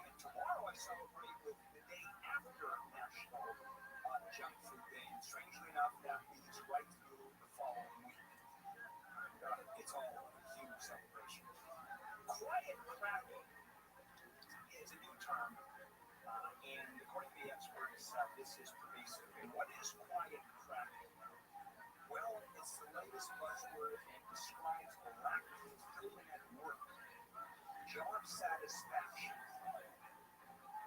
It describes a look at potential growth, not very much among other factors.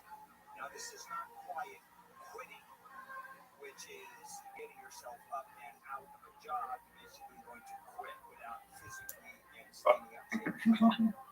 So it doesn't necessarily mean God damn it. performance is affected, just their habits. And being happy at work is something that I don't know how many of us are. One of the questions I always ask whenever I start conversations with people and ask them what they do, and they'll tell me, I go, and do you like what you do? Do you know what the dragon attack is? Oh, nice. Nice one. Forgot about the diagonal.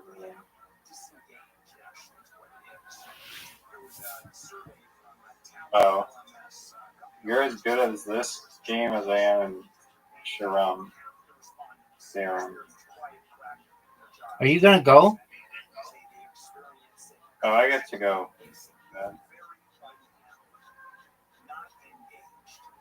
But still working, because what are you going to do? You have to eat, right?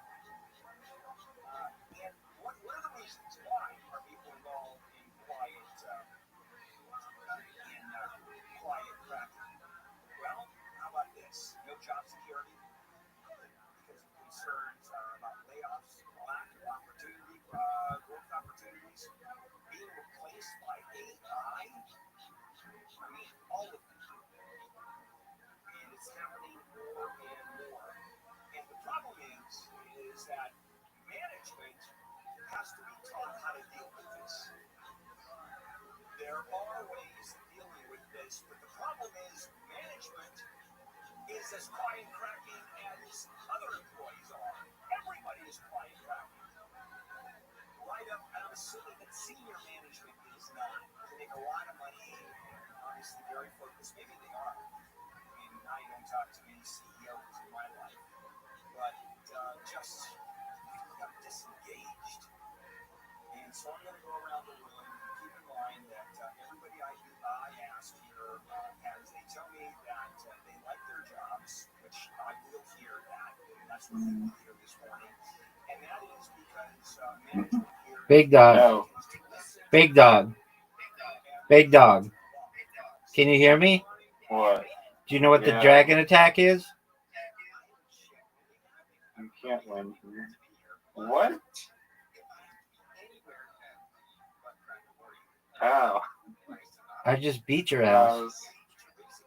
That was good. I just beat your ass. Sneaky. That's like 4 in a row right now. Baby, I'm sick as fuck. What do you want me to do?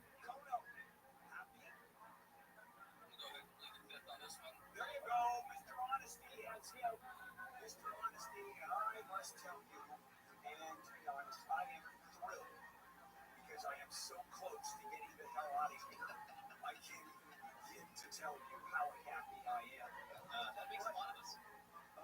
Yeah, I think this is a pretty good one. It really is. Radio is kind of fun. I'm on my ass during the show. It's for us full time. It's 3 or 4 hours on us. Unlike Will not, Michael Mark's not. But it's pretty good game.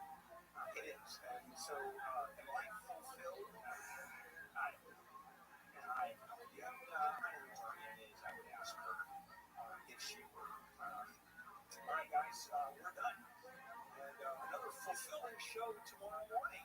You know what the dragon attack is? Starts with Wake Up Call. And it's Michael Lux with Michael Lux. Got him.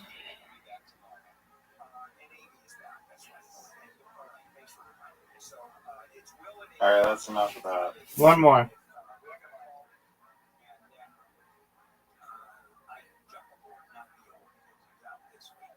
Are you done? I'm sending you an invite.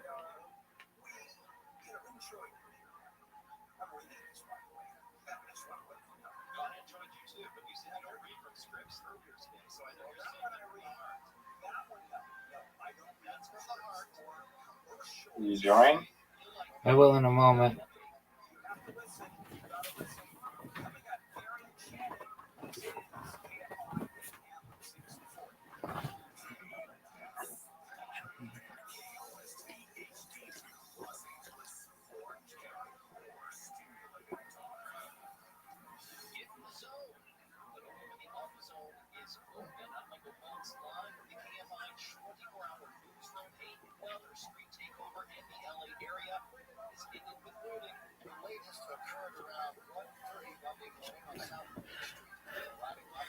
All right.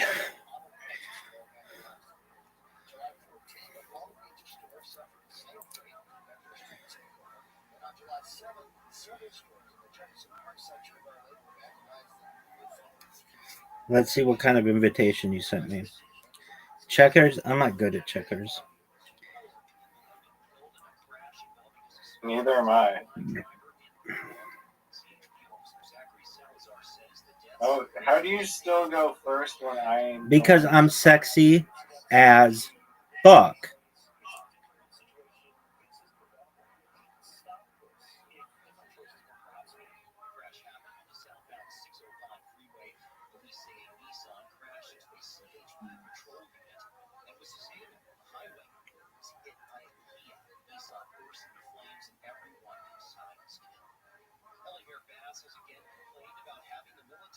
Why can't I move the thing? Oh.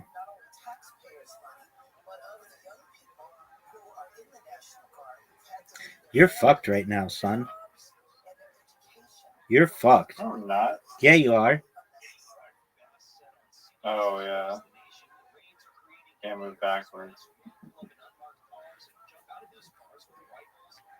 Wait, where'd you move? I hopped over here, dude. Where?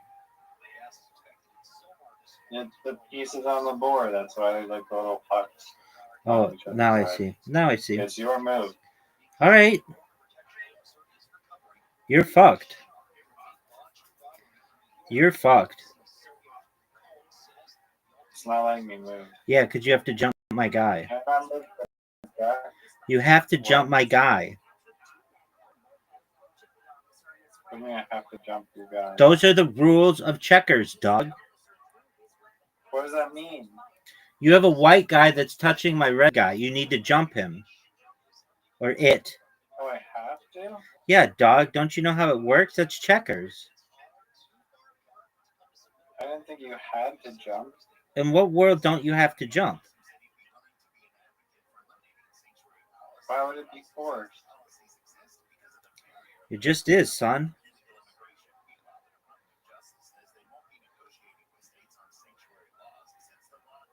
There's got to be an AI strategy to this. There is. This game has been solved.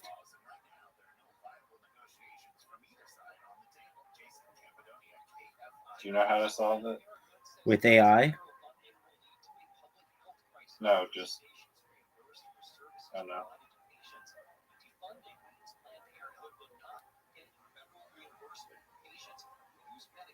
Oh, you're done.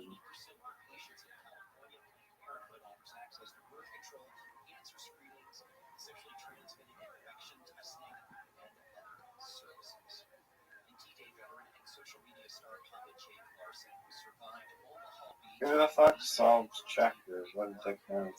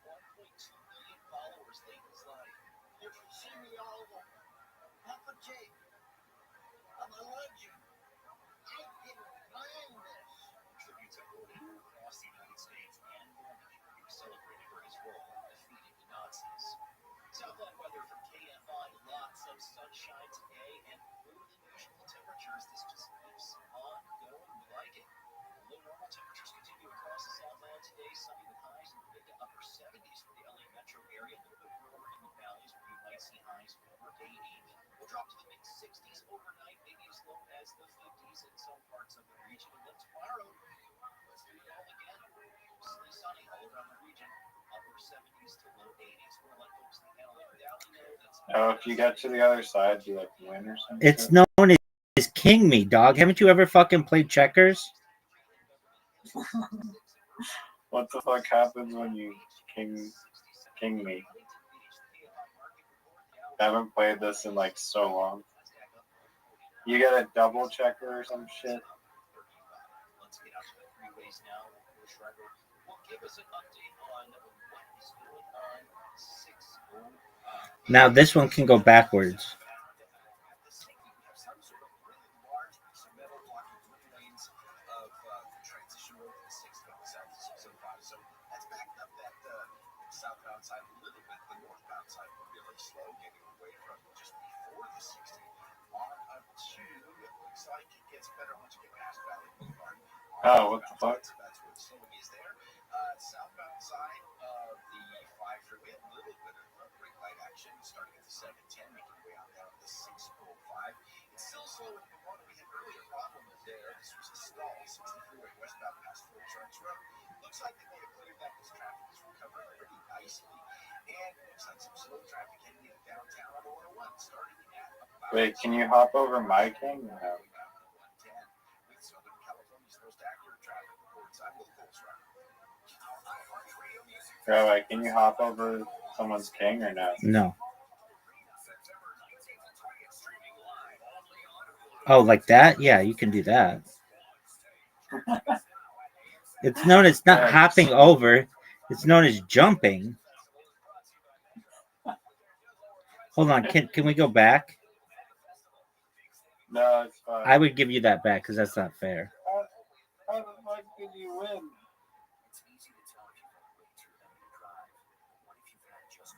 So what happens at the end? It's like a bunch of kings just like hopping backwards, trying to Word, on each other. word, dog.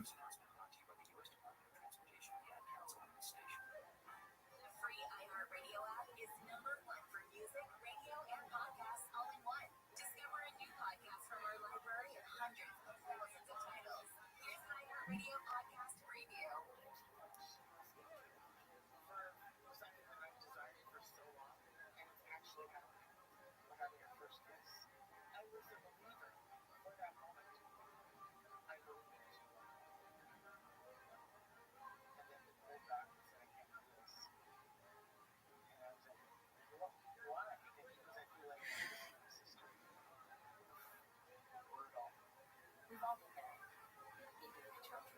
That's a good move.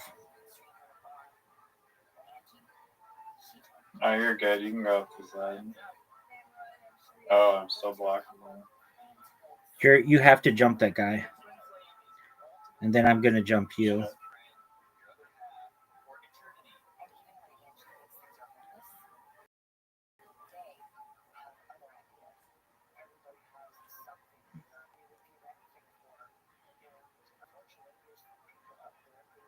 GG.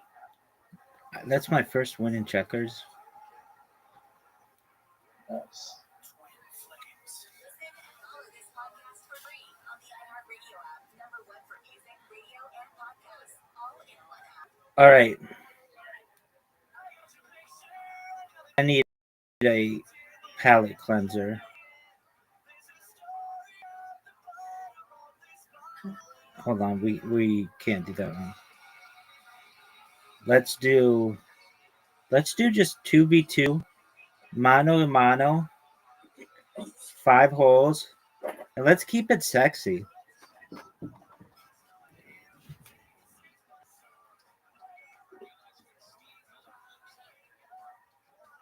Look how good a shot that is.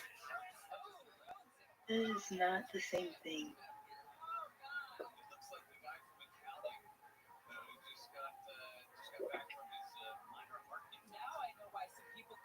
Are you going, Heiser? Yep. Are you gonna suck dick? I love watermelon. Watermelon rules, dog. Who doesn't?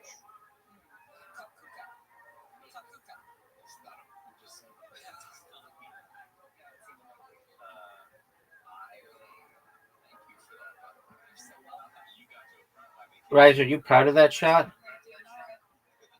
No, 4 out of 10. Look how sick this shot is.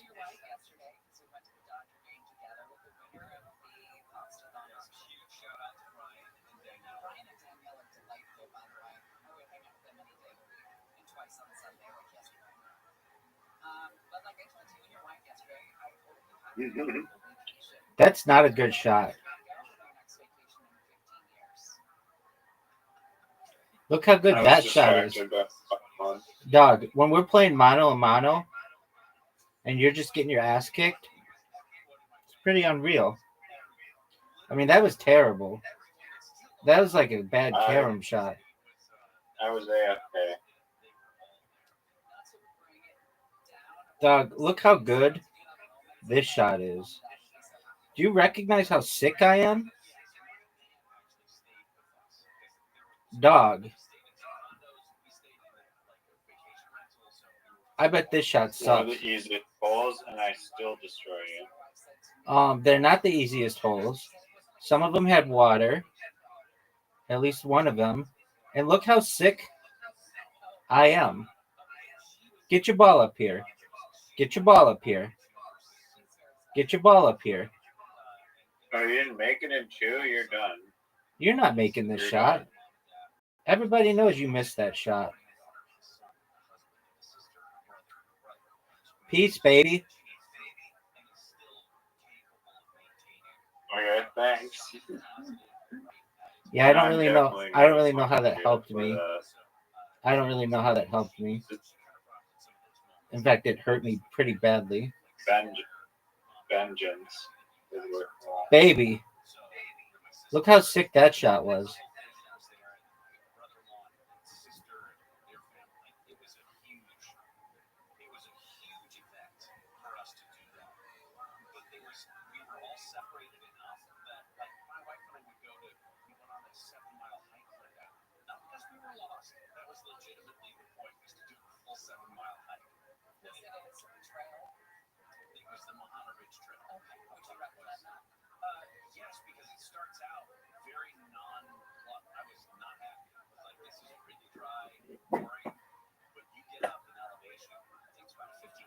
Look how sick that shot is.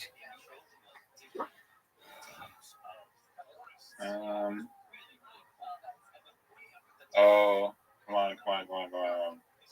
Are you proud of that?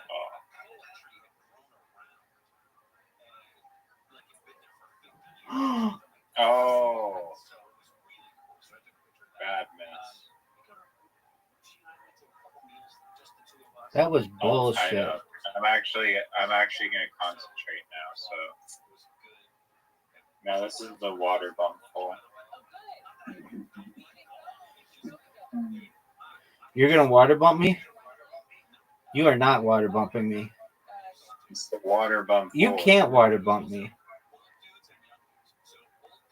You can water bump over it, please. You're not water bumping me.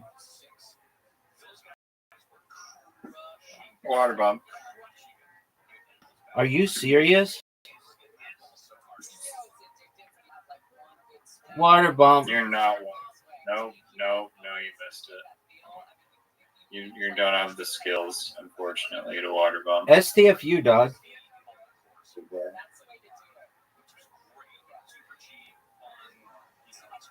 Get in the water. Water bump. Oh, don't freaking water bump me, dog.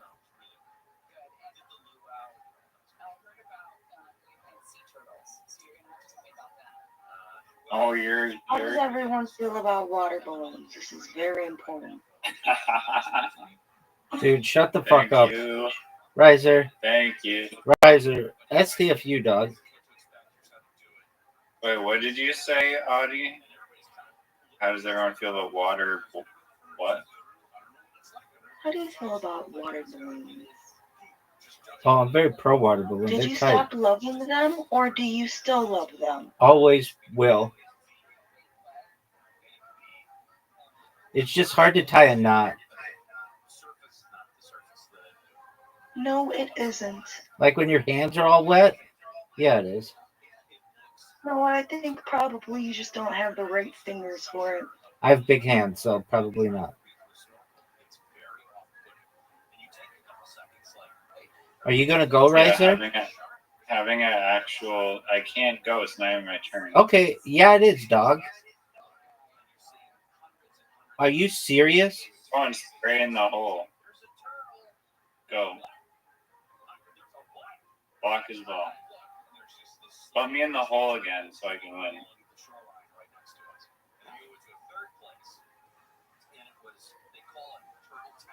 I gave you the lead, and now you've fallen.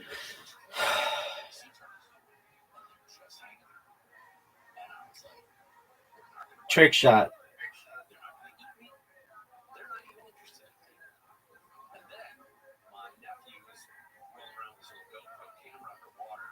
Wow. Who won that game? Oh, the Riser. Riser sucks. Riser is the best. Riser. You have to use an underscore in your name. Never played this game. All right. Well, how about you learn? You have a husband? Did you say does Riser have a husband? Have a husband?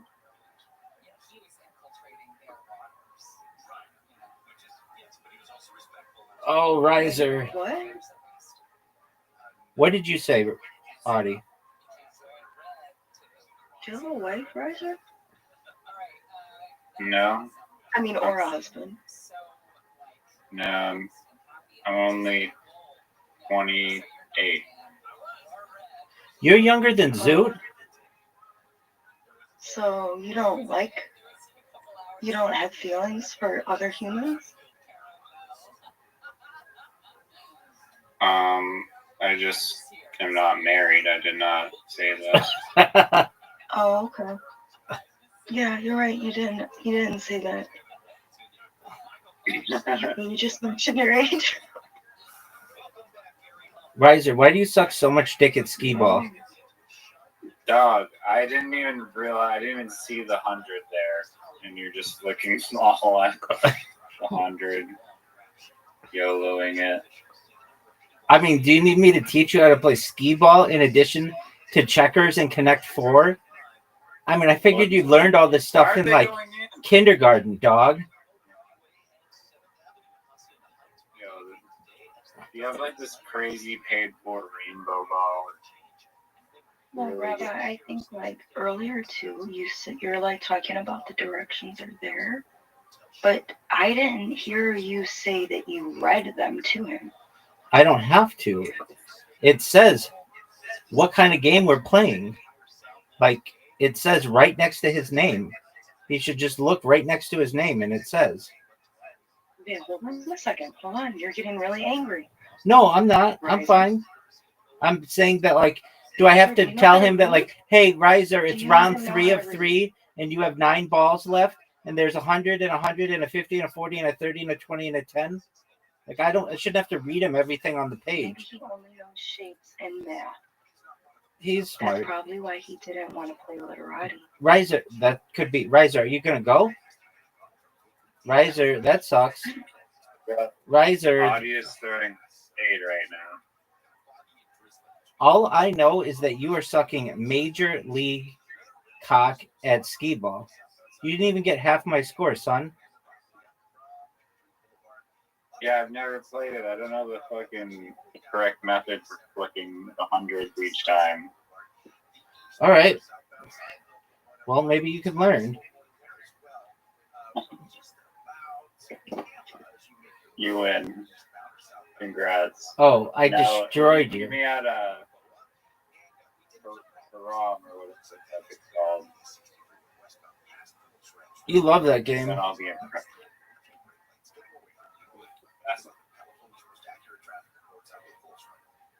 All right, I guess I have to read it to him. It's classic, dog. Oh, here we go. Let me guess, he picks the 120. Oh no, you went for the hard one. Okay. No, it's classic. All right. So even when I do tell him what it is, he sometimes doesn't know. Respect that. A classic hot dog?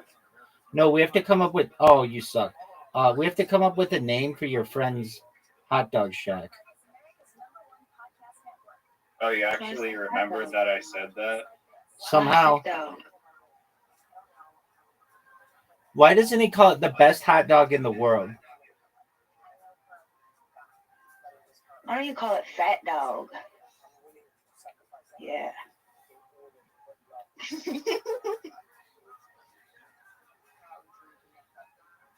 Right now, the name is Bun in the Sun. That's cute. Or Buns in the Sun. No. Buns and Sun, that sucks. It's also it's on an island. Buns and Sun sucks. Bun in the Sun. In the Sun. That name sucks. It could be a fucking burger. That name sucks.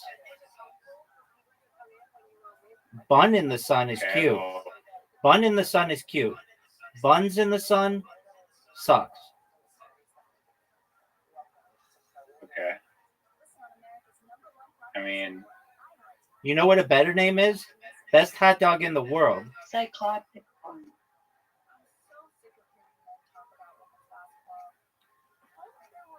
Number one dog. that's not a pun, though. Best dog.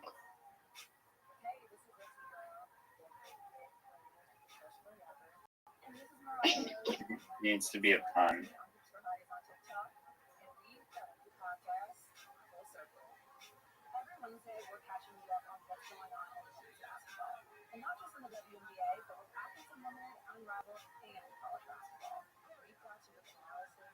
Each dog. That's cute. Yeah, that's the one. And if you don't use it, you're a fucking idiot. Well, he's not the one who's opening up the place, so it's up to his friend.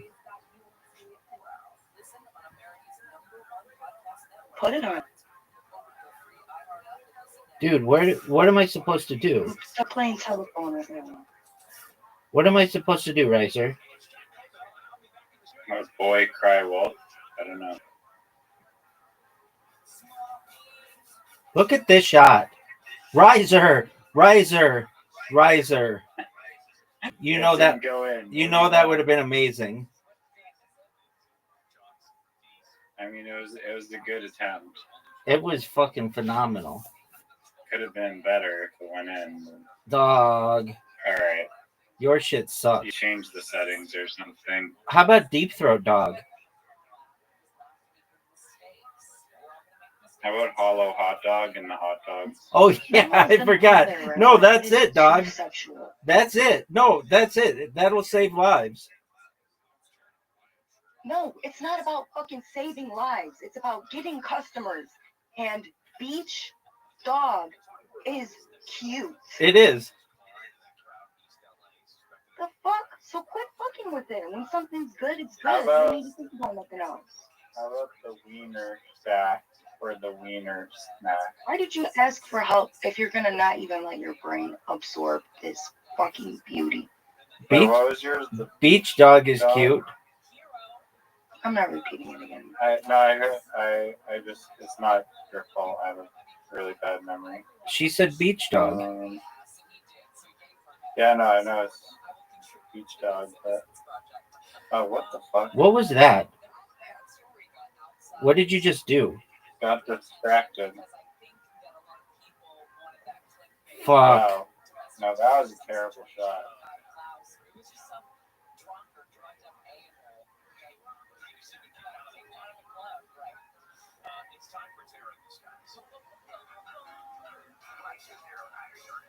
Riser, watch how sick this shot is.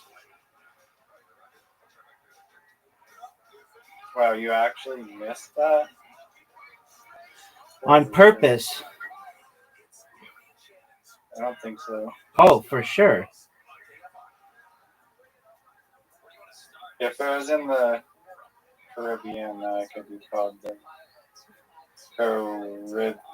Caribbeaner wiener. That's cute. Why doesn't he call it the best hot dog in the world? But That one might be a little not a good name. like a website name, maybe. That's why, because it's a terrible name. It's maybe the best name of anything ever.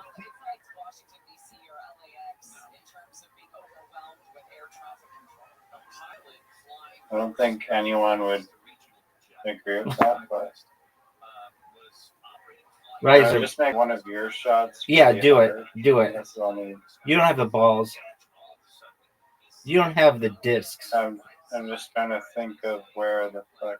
Dog, it's easy for me to win this game.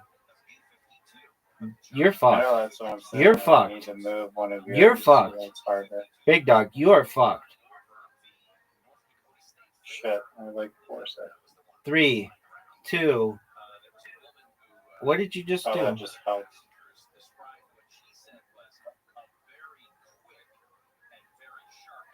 Look how sick that shot was. You have the shell emoji in front of your name? How the fuck do you get that? How did I do? That's not allowed. Where did I get that? You don't see it on your screen, like right above where your timer thing is. There's the emoji thing that you use. I don't see it. The shell emoji. I don't see it. Oh. All I know is that you are fucked. There's no way you hit this shot. And you didn't even help yourself. I dedicate this shot to Zoot's comedy career. Wow, you're on fire. Nice shot. Doug. It was strategic. The dog. Now, the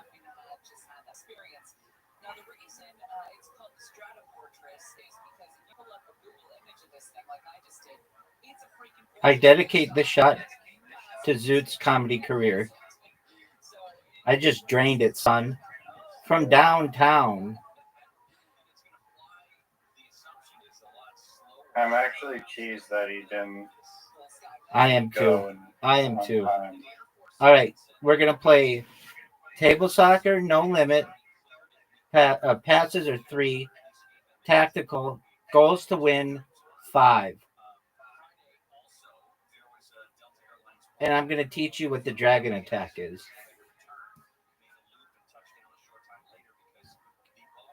Sounds good, big hot dog. As long as I got Team Argentina, I'm good. No one cares about that. People do care about when I play Zoot and I take Australia just to piss them off. And then Alaska Airlines has resumed operations. They requested a ground stop for all flights late yesterday. They said it was an IT outage. This impacted more than 200 planes for Horizon Air, which is a regional subsidiary operating Alaska flights. Requested a ground Are you proud of that shot? Move your fucking guy. I don't know. We'll see what the result ends up being.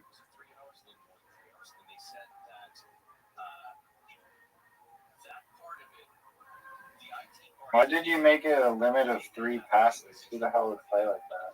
Because, that's how they play when you play ranked. And so I just want to get used to that. And plus, if you do unlimited, you can just pass it all the way and never end.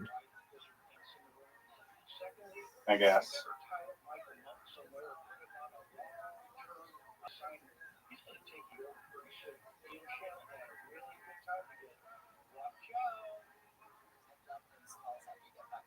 Oh, now you're really in trouble if you don't get this in the back of the net.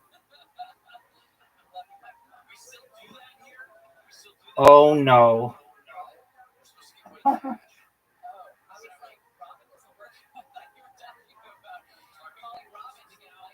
Oh, come on. Dude. What do I do? That's really bad. What a great shot.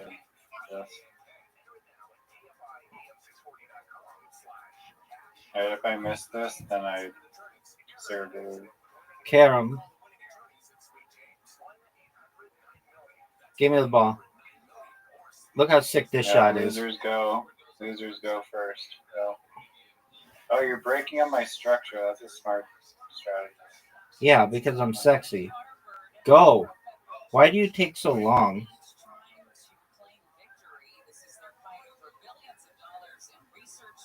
I'm thinking I'm newfie. My giant brain is trying to think of all the possibilities. Look at this pass. And watch this shot. Do you know what the dragon attack is, son? Oh, what? How? Oy vey. Okay, what is the dragon attack? Is that just a thing? I'm glad that you asked, Audie. The dragon attack. So here it is. When Zoo Knight began playing this, you can pick any country you want that they have, and there wasn't really any country that was attractive to me. So I took Wales because they have a dragon on their flag.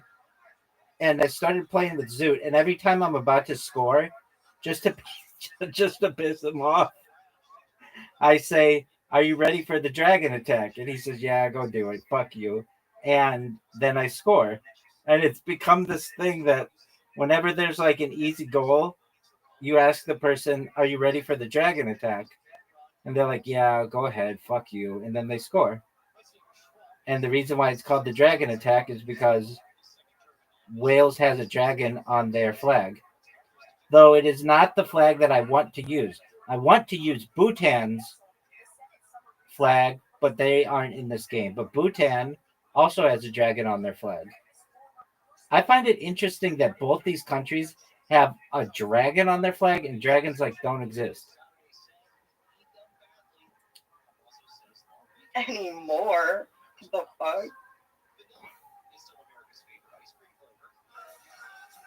Okay. What's a pterodactyl?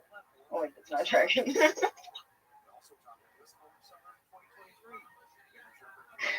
Close enough. Yeah, 5 goals to win. Damn it.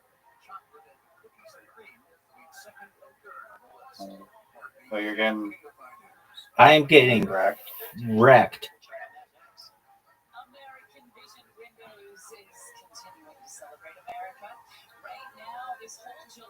Because your defense, you just got a bunch of sons back there.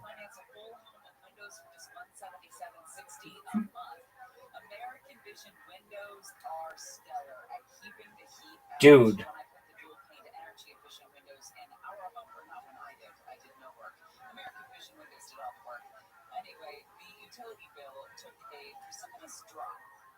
Come on.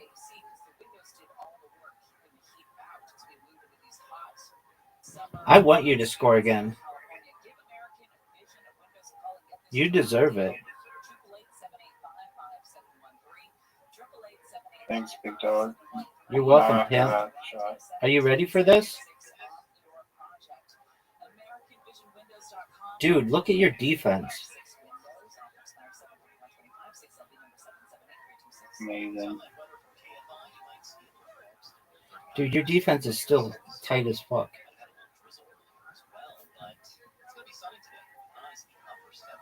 Oh, here we go.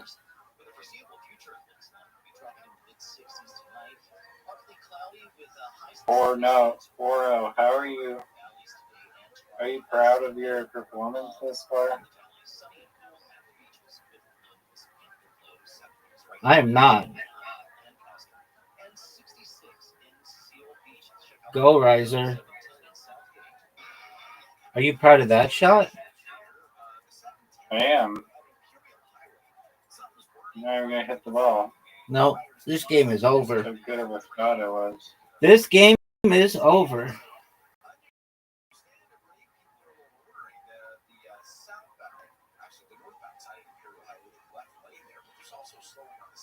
You could just win right here. You should have. Stick to my thing.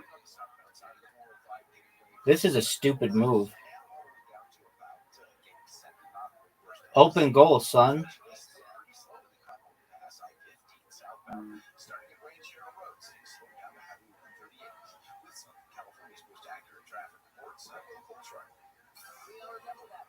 Wow.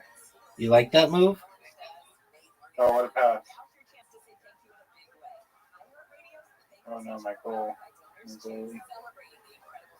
Shot on goal. Oh Oh, no. nice. Scored on your own net. 5-0. My first win, 5-0.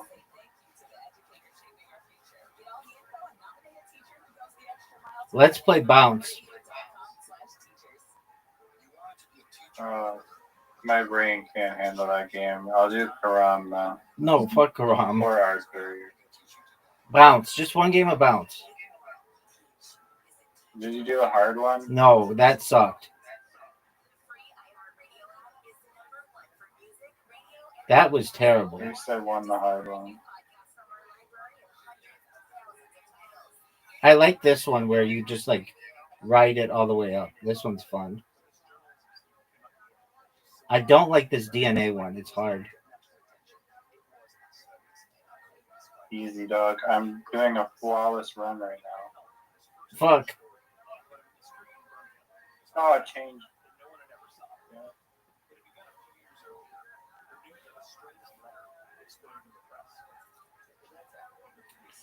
Did you win? I'm getting too good at this game. I'm almost done. Easy. Whooped. Not even close. You can do the hard one. Let's do the hard one. You won? You have 10 seconds. You want to do the hard one? That was incredibly... Hard Yeah, one we'll do the sucks. hard one. Hard one sucks. Hard one I is... know how to do it. I'm really good at it.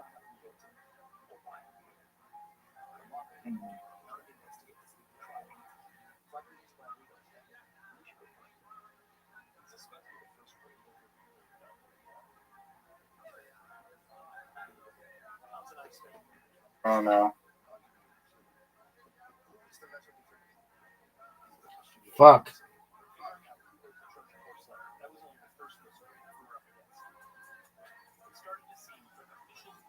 I like this one where you ride it like an Uber.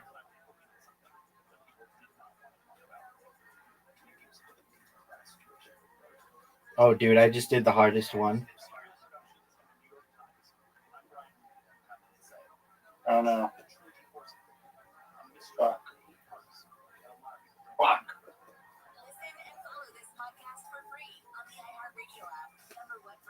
Dog. I'm starting to dominate.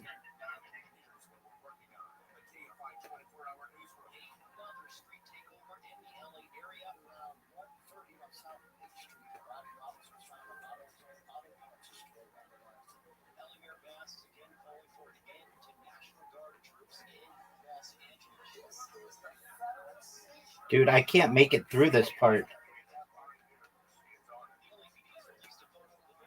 It's not giving me a good color. I know.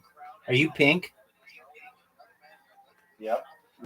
Yeah, I don't know if it's possible.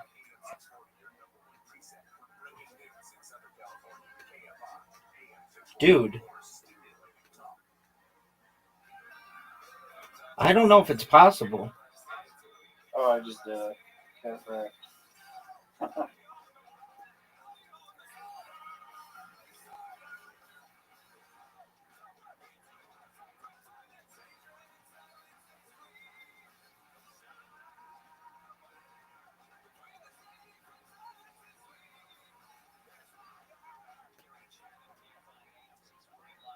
Are you still stuck? Yeah, at that one spot.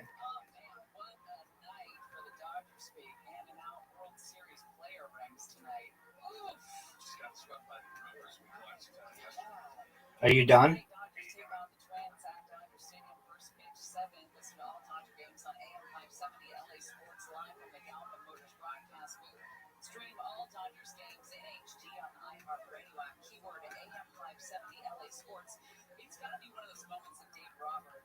Fuck.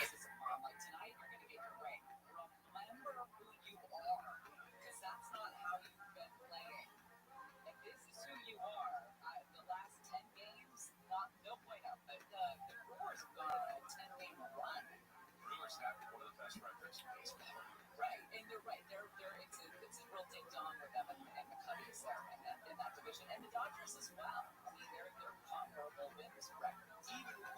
Are you done? Exactly. But the fact that they're capable of going on a skid like that is not good for their minds or the minds of the guys they're going to be facing off of in October. No way. You made it through this thing?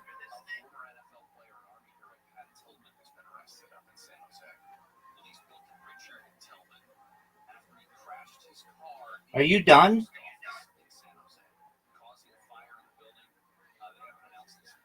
Are you done or I'm going to quit?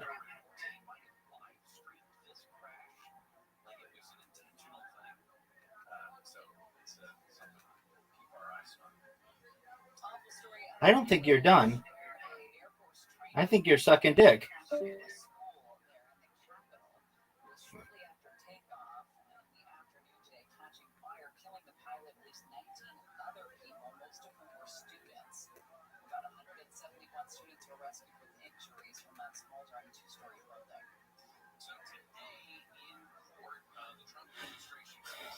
How did I pass you up?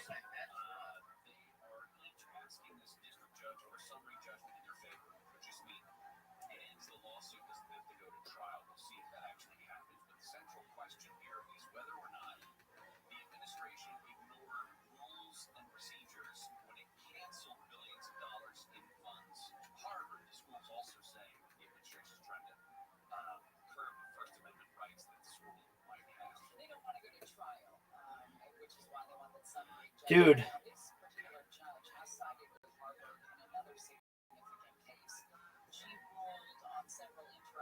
You're lucky. You're lucky that this one is so hard. Oh, I won. What are your thoughts? Why did I do so much better than you did?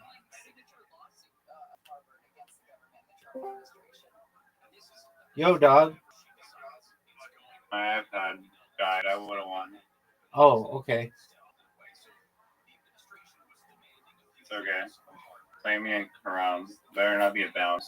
Anyway. The soundtrack with bounce is so annoying. Why don't you just turn it off? Why don't you turn it off? We're not doing another bounce. Fine, we'll do disco. Psych, we're going to do Mancala. Mancala. Mancala.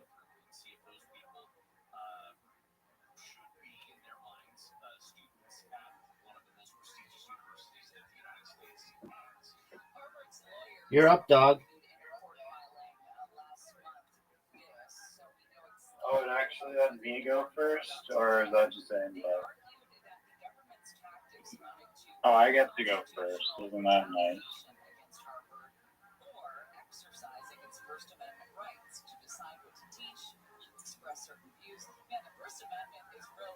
I just destroyed you. Oh, fuck you.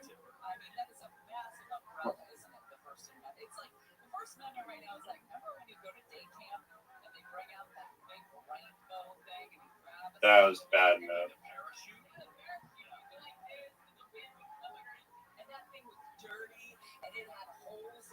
Oh, I fucked up. I fucked up.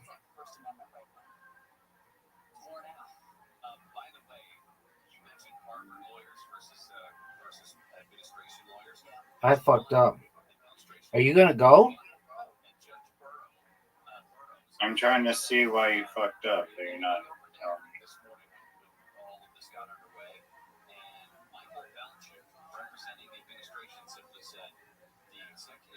Oh, you just have a lot of beads there.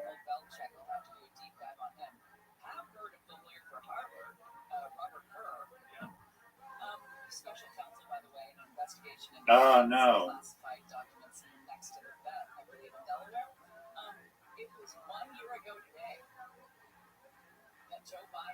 Oh, I get all these beads? Let's go. What? I won? Yeah. I'm 2-0 in this game. I'm dominating. I heard that somewhere else. I have not done my own research. Well, didn't that happen right after the debate? No, it took a couple weeks. We'll do our own deep dive. Yes, we will. You know what? I'm gonna go back. Yes, it was today. It was today. Boom! What was today? Joe Biden dropped out of the race. It's not the debate. Not the debate. The debate was June 27th. I am now. Are you gonna go? Maybe. It was KNX. That's a lie. It's really a lie. Michael Muntz is live in about 24 hours. A Bangladesh Air Force training jet has crashed into a school. You fucked up. At least 19 people. A new state audit has found California's worker safety agency is under-inspecting workplaces after accidents and worker injuries. More people are leaving California than moving in. U-Haul reports California is the lowest-ranked state for the 5th consecutive year. This news report is brought to you by Blindster.com. We'll check out the 6th next. I love my Verna. It makes me feel protected, and I also have peace of mind that I'm not going to kill anybody. That's the beauty of it. Well, listen, have you ever found yourself in that position where Are you gonna go? Are you gonna go? I am gonna go. Are you gonna go? Are you gonna go? Because I'm going. I'm actually going. Are you gonna go? I can't wait to get my hands on the all-new compact launcher. This is Yeah, you're taking forever, dog. Are you gonna hurry up? smartphone stick, which means, yeah, you can keep it on your person with drawing no attention. You can put it in your purse. It's perfect. Verna, by the way, trusted by over 500 different government Are you gonna go? departments, private security firms, and listen, it's a way for you to effectively defend yourself and de-escalate a situation without the consequences of deadly force. Verna is legal in all You're 50 done. states. There is no background check needed. All pistols are assembled in Fort Wayne, Indiana. Oh, are you sure about that? Fuck you, dude. Look at this. Retail store locator to get the closest one, offering live demos, by the way, including select Sportsman's Warehouse stores, Verna retail stores, and authorized premier dealers. Again, Verna, Byrna, Verna.com. We got lots of sunshine today. The temperature staying below normal. We've been really lucky with all this beautiful weather lately. Basically, be in the 70s or the 80s across the Southland. We'll drop down to the 60s overnight. You fucked up. 50s tomorrow, basically the same. In fact, the foreseeable You fucked up. No, you fucked up. My friend, you fucked up. No, you fucked up. Look at this. Fuck. It destroyed you.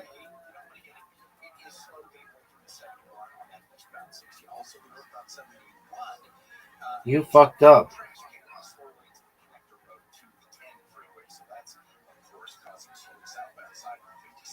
No. You fucked up. No. How's it feel to barely lose? Alright, run it back. I don't know the strategy to this. You'll learn it when you're an expert like I am. Are you gonna go?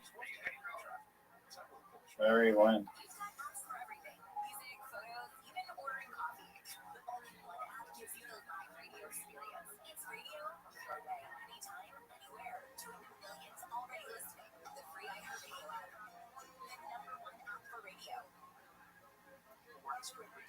You're up, pimp.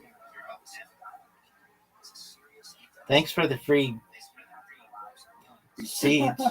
It's all part of the strategy. Free turn, pimp.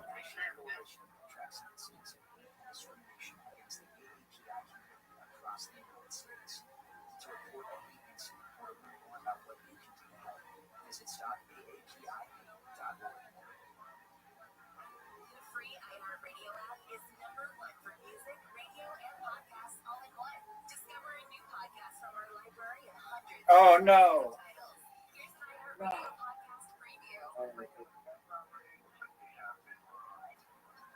I mean,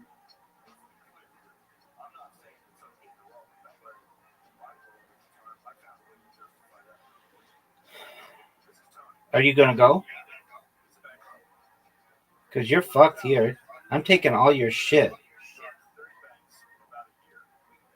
oh, all right. I think I know how to play now. Oh, you do? Well, it's certainly not by losing all your shit like that.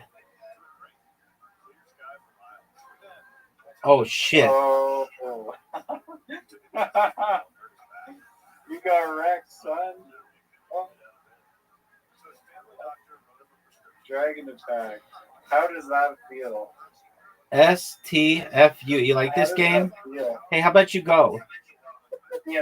How about you go? How about you go? More games played, and you put down that level of performance. That is wild.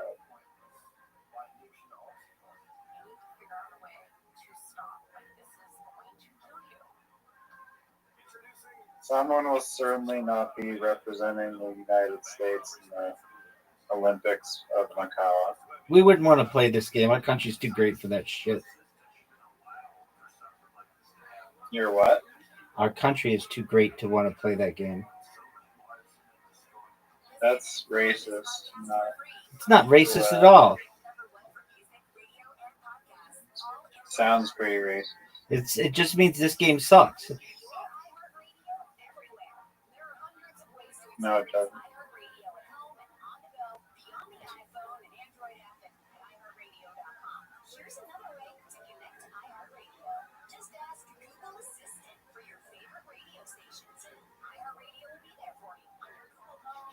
But America is not that great. Well, it was when I was a kid.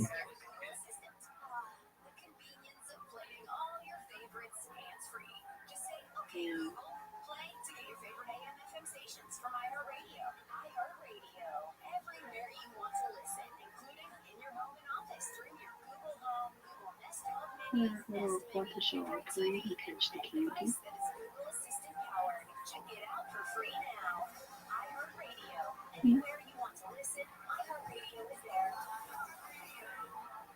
Oh, look at that win, son. Look at that win.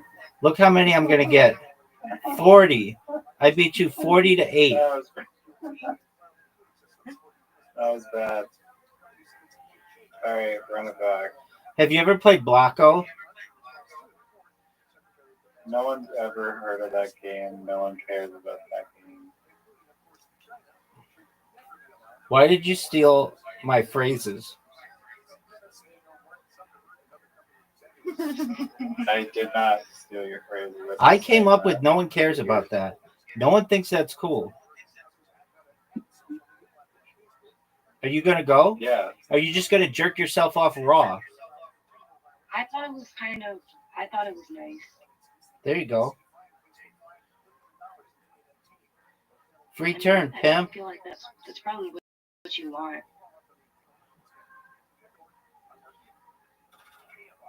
Riser, you going to go or are you just going to jerk yourself off raw? Whose side are you on? No one knows. Buddy? No one knows. Yo, why don't I get to capture my own thoughts? It doesn't work that way. That pains me so terribly to hear that. I'm on my own side. Look how sick this shot is, Riser. Who's on my side? That's the fucking question. Don't question You just me. fucked up. Why did I just fuck up? I don't know.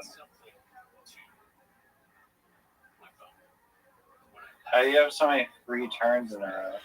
Because I plan well.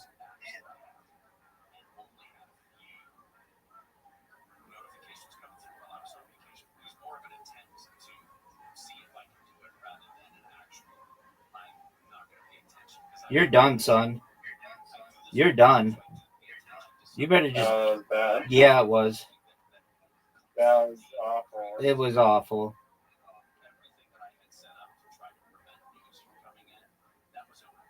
There's no coming back from that.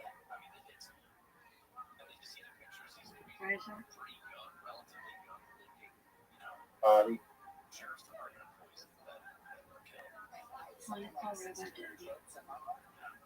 He keeps calling himself malicious. Riser, you gonna go? I can't do that. I'm afraid I can't do that, Audie. So you're not gay?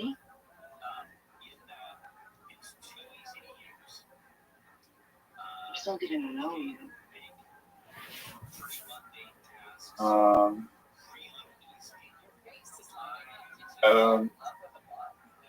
It's okay if you are. He's not gay, but he sure is sucking a lot of dick in this game.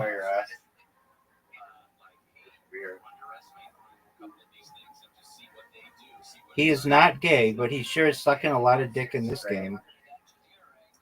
He's not gay. Well, we've cleared that up. Thank you. I won't say anything else suggesting likewise. Well, I mean, I know how you could think he is because he's sucking dick in this game.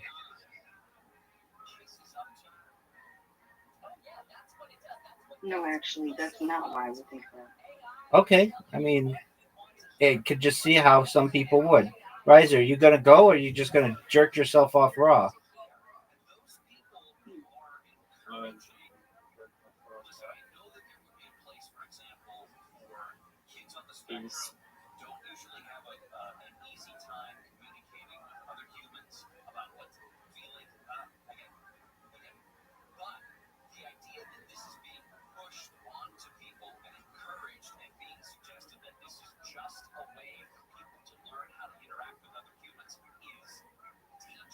Story a couple weeks ago now on the Sunday New York Times, and it was about a woman who's just like you.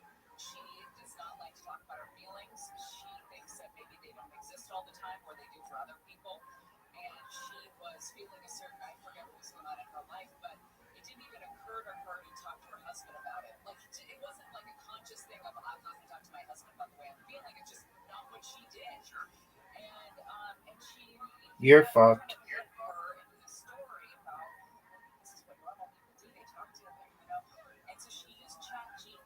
What the hell?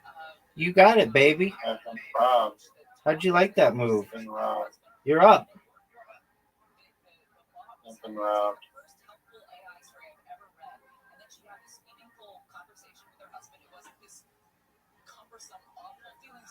Conversation. It was just a, hey, I've been feeling lonely or whatever it was because of this. And he said, I've been feeling the same way. And they just got it out there, and it was like breathing fresh air, and it was fun. It was causing a lot. And I thought, how lovely. We've got a story. We're running out of Gotcha. Are you fucking serious? Yeah, I am fucking serious. Fuck you. Calm down, son. Calm down, son.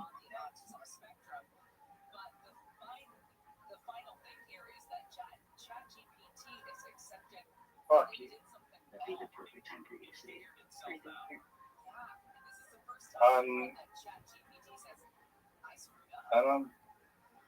I don't even know why you and they're insisting on that. But.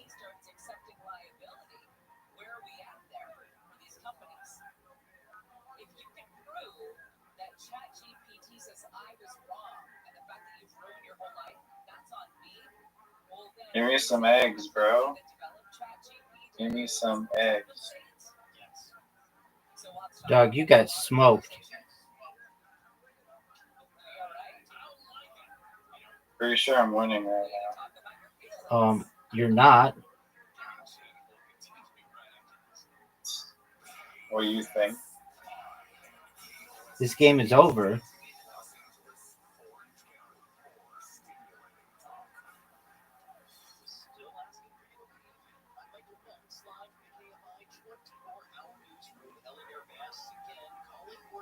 Thanks for the win. I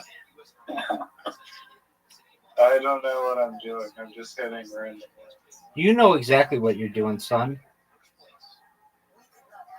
Well, let me know when you're ready to play. How about you go? And then you can start talking.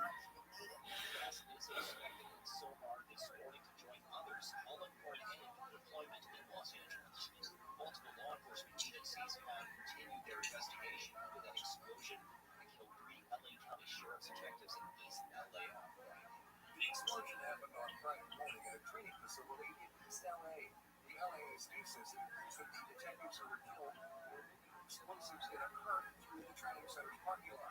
Reports say the detectives thought the devices were inert. The investigation has also led law enforcement to an apartment complex in Santa Monica. Residents say there was a heavy police presence there on Friday and Saturday. Mark Beekman, Kingdom 5 News. You're done.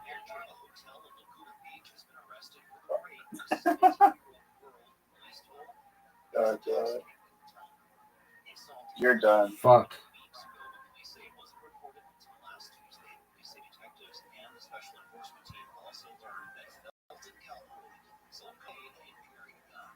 Officials in Texas have adjusted their estimates of the number of people missing since the devastating flood on the 4th of July. ABC's Jim Ryan says, quote, the Kerr County Flood Disaster Joint Information Center, 3 people in that county are You're done. usually up to 160 people were unaccounted for. You're done.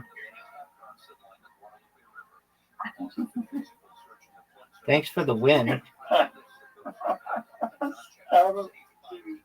Tell me what your strategy is. To win? No. Actually tell me. All I do, okay, here's what it is. All I do is win, win, win, no matter what. Got money on my mind. I can never get enough. And every time I step into the building, everybody's hands go up, and they stay there, and they stay there, and they stay there, up, down, up, down, up, down, because all I do is win, win, win. And if you're feeling me, put your hands in the air, make them stay there. Stay down. That is my strategy, dog. Do you want to hear it again?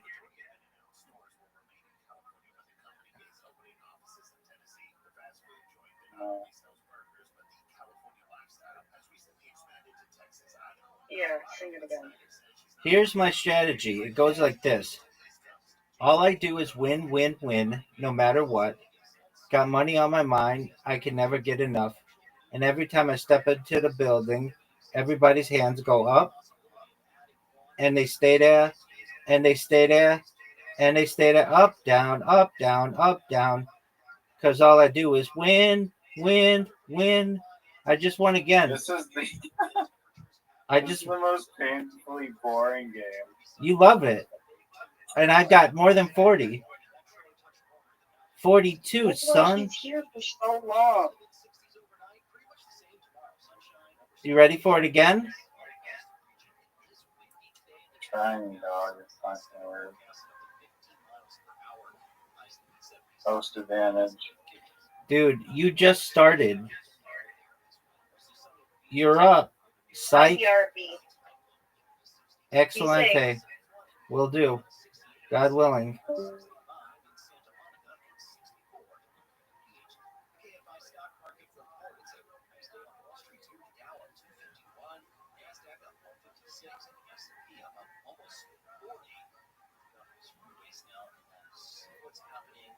Driver tells us about debris on the 10 in downtown Los Angeles. You know, this is right next to the fashion district, and the 10 westbound, wouldn't you know, we've got a trash can and You're fucked. Big time fucked. Big time fucked. Wow. Dude, you could have fucked me so badly. How? I'm not going to tell you, but you could have. No, that would never happen.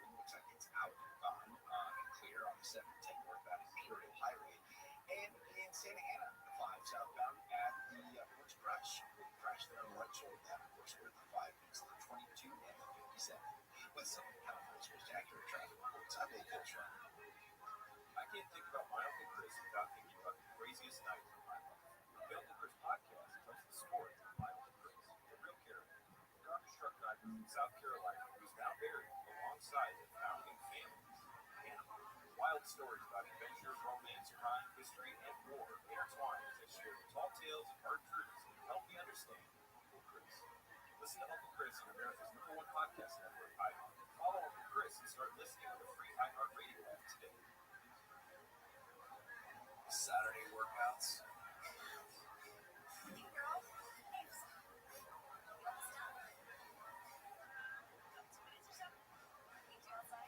Man, you are getting fucked.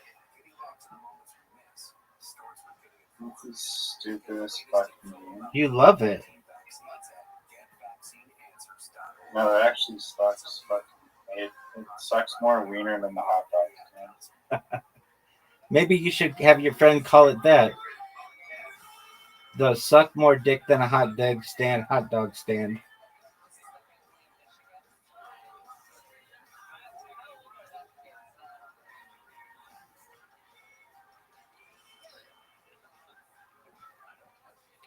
It's 27-13. Yeah, you don't have 40 points. You suck. You're done. Thanks for the win. I like tripled my score from last game. You were my 50th win. For the rest of my life, I'll remember that Riser was my 50th Mancala win.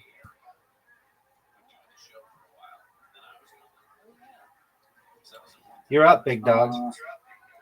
Host advantage. Yep.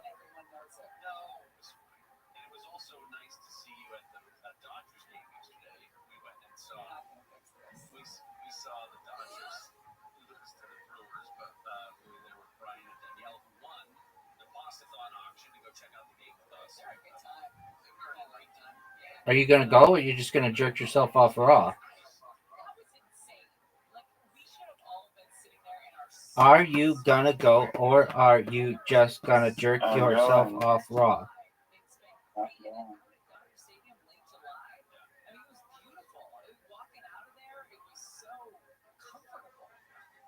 It's odd. It just means that we're probably going to get screwed later in the year.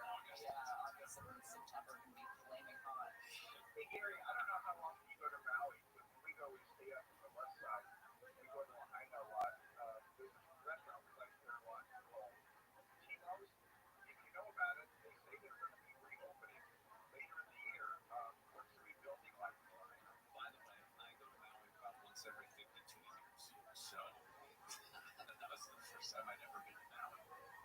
The rebuilding in Lahaina is there as you drive into that west side to like Kanapali area, Kaanapali area, and all that. There is a memorial alongside what they call now the Lahaina bypass, which is a road that takes you around what's left of Lahaina, and it is sobering, to say the least, just in terms of the amount of stuff that is not there. Ooh, you could have fucked me. Construction that is gone as a result of those fires from 2 years, almost 2 years ago now. But that they have begun rebuilding, and some of those sections of Lahaina have reopened. Some of the stores have reopened, but as you drive around sort of that front street area, which isn't technically even open, and that highway that goes right through, it is pretty devastating. And to have gone through Malibu and Palisades just a few weeks ago also, it was pretty stunning to see how there is some rebuilding. Are you going to go, or are you just going to jerk yourself off raw?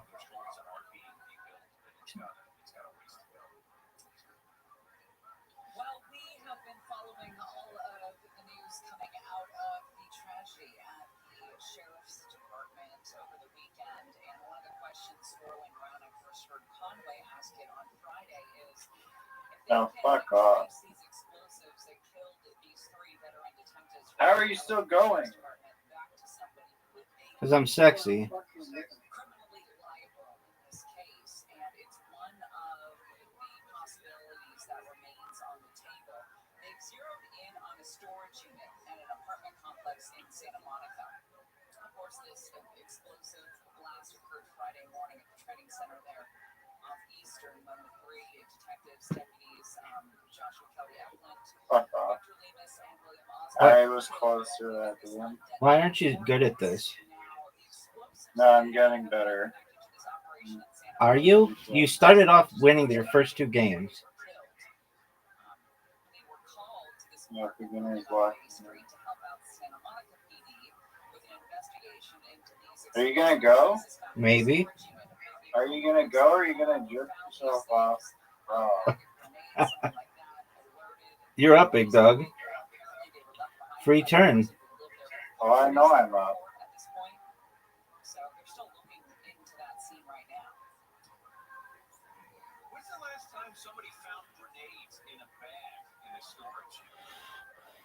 Oh, you're fucked. You're fucked.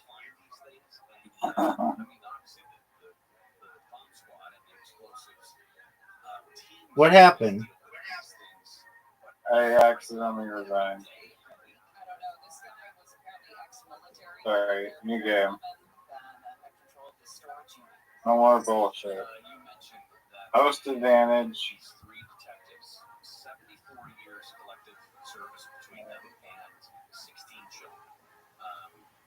Detective Kelly Eklund first joined the department in 2006. He worked at Beaches and North County Correction, moved to Lennox and South LA stations. Detective Lemus joined the department in 2003. Initially worked at Twin Tower Correctional Facility. He's known for his mentorship of younger deputies. Detective Osborne joined the department way back in '92. Served as the Men's Central Jail to Industry Station, where he went up to detective in a couple of these, by the way. Detective Lemus, survived by his wife, who was also a detective in the Sheriff's Department. And Detective Osborne survived by his wife, who was also a detective. And as you mentioned, the 16 children between them. We don't know a lot about the specifics from memorial services, but those will be announced in the coming days. The prospect of You're fucked. being held responsible Fuck. this, it almost seems like it would be a hard prosecution. 14-3, son. Just in terms of, they don't even know exactly what it was that caused this explosion in the first place. Was it just simply one of these things that went off? Was it mishandling in some way? That's kind of what's going to be determining how it is they're going to go about a prosecution if it in fact exists. So, the Sheriff's Department 20-4.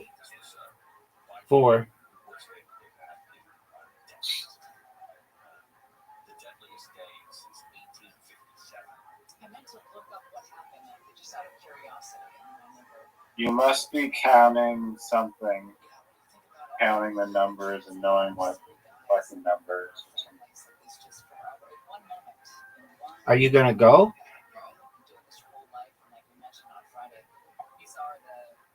Before even maybe you know the Sheriff's Department, you live in LA County, you know these are the best of the best, especially when you talk about the specialized units in the Sheriff's Department. Adds insult to tragedy there. All right, when we come back, that car versus the crowd in Los Angeles. This guy, Are you gonna go? of course he does. Some a-hole gets booted from a club. Who knows if he's high, drunk, or just angry, or all of the three, or what have you. But there's a certain guy that does this kind of thing, just plows into a crowd willy-nilly. And it's the kind of person who Oh, tells you come on. before they do that. And that's exactly the case here. Gary Chandler will continue. Also, a shot for you, $1,000 is coming up. Michael Lunk's live in the KFI 24-hour newsroom. Polar Bear Bass has just reiterated her call against the presence of National Guard troops and the U.S. Marines here in Los Angeles. Half those Guard troops have been sent away. The Trump administration has kept 2,000 here next to 700 U.S. Marines. Some ex-federal prosecutors say a Justice Department request unsealed grand jury transcripts. Game over, son. Sexual abuser Jeffrey Epstein and his former girlfriend is unlikely to produce much, if anything, to satisfy the public. I will fucking watch a strategy video on this, and I will come back. Where's my invite? You have it. Hurry up. You're up. There's people waiting, dude. It's still your turn.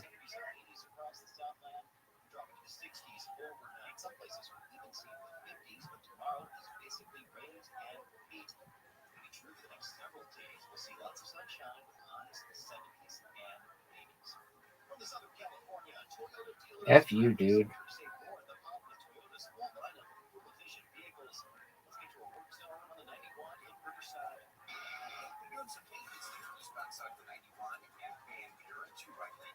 It's pretty slow back in La Sierra as you head eastbound.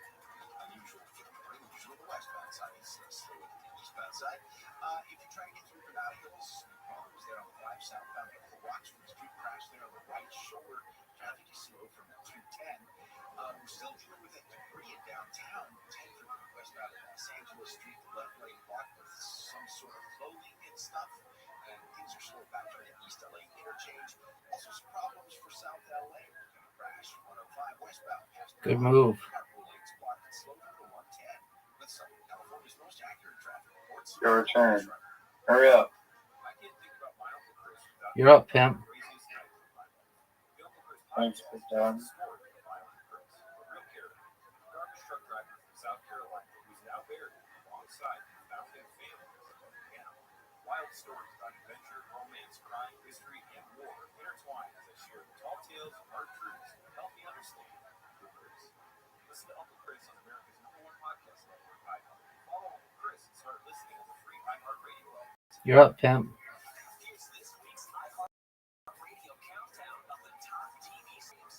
Here's what you may popular like in your stream on. Starting us off again this week is Oh. TV Plus golf dramedy Stick, starring Owen Wilson, followed by former #1 Department Q on Netflix. Last week's #2 show, The Waterfront. You're up, pimp. What? Yeah, you saw that. Oh, dude, you're winning.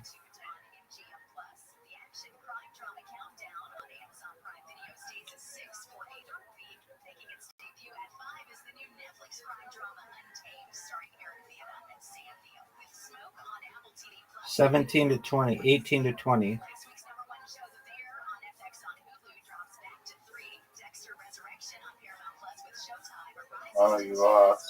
And shooting up to the top spot is the new crime drama Mallard, starring Maggie. Yo, how does that feel? You lost. It was lovely. You lost. You lost. iHeart is America's #1 podcast network. Open the free iHeart app and explore podcasts like this. Almost every drug investigation in America is based on a Oh. people with their own What up, pimp? by telling How are you? Kicking ass, taking names. How are you? How are you? I'm well. How are you? Dude, me too. Where are you from, bro? United States. How about you?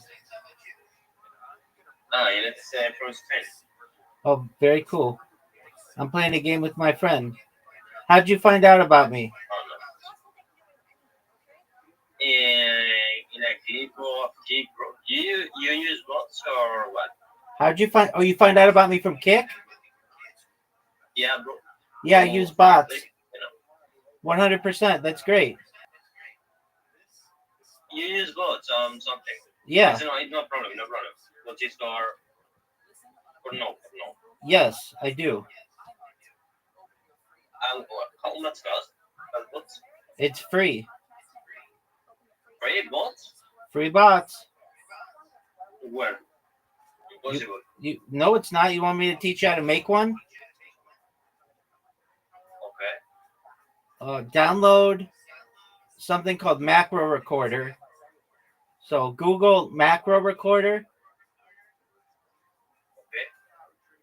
And I'll walk you through how to do it. Okay. And how much PC you got, bro? Free. Or laptop? Oh, desktop or laptop. Desktop or laptop, either or. Wow. What is your job, bro? Is much money? I'm a certified project management professional by trade. Professional what? Project manager. What is that? In Spain, I don't know. Manage projects. Yeah. Okay. I know. Very well. So download Macro Recorder.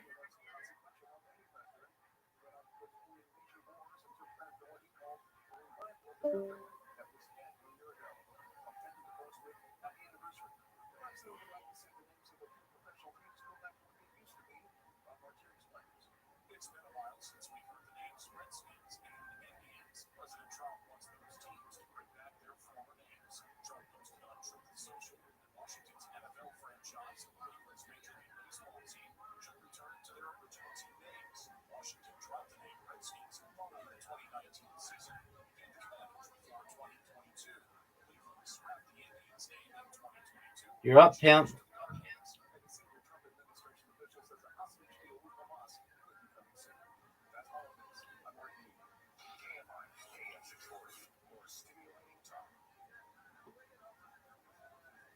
the next Bill Handle Show, restaurants in the U.S. receive around 4 billion food delivery orders a year. Cue the robots, cue the drones. Food poisoning, Will Robinson, food poisoning. That's coming up after 7 tomorrow morning on the next Handle Show.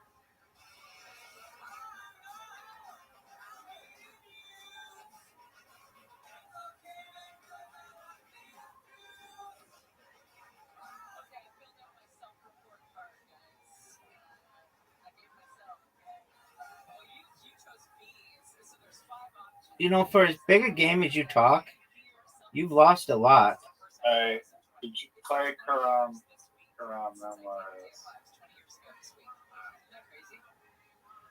You like Karam? Yes.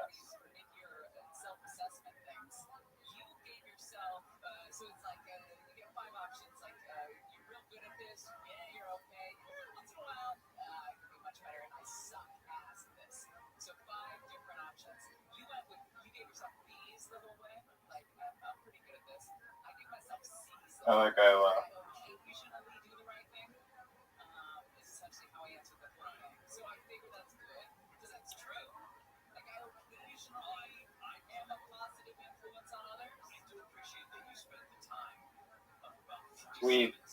Sweep.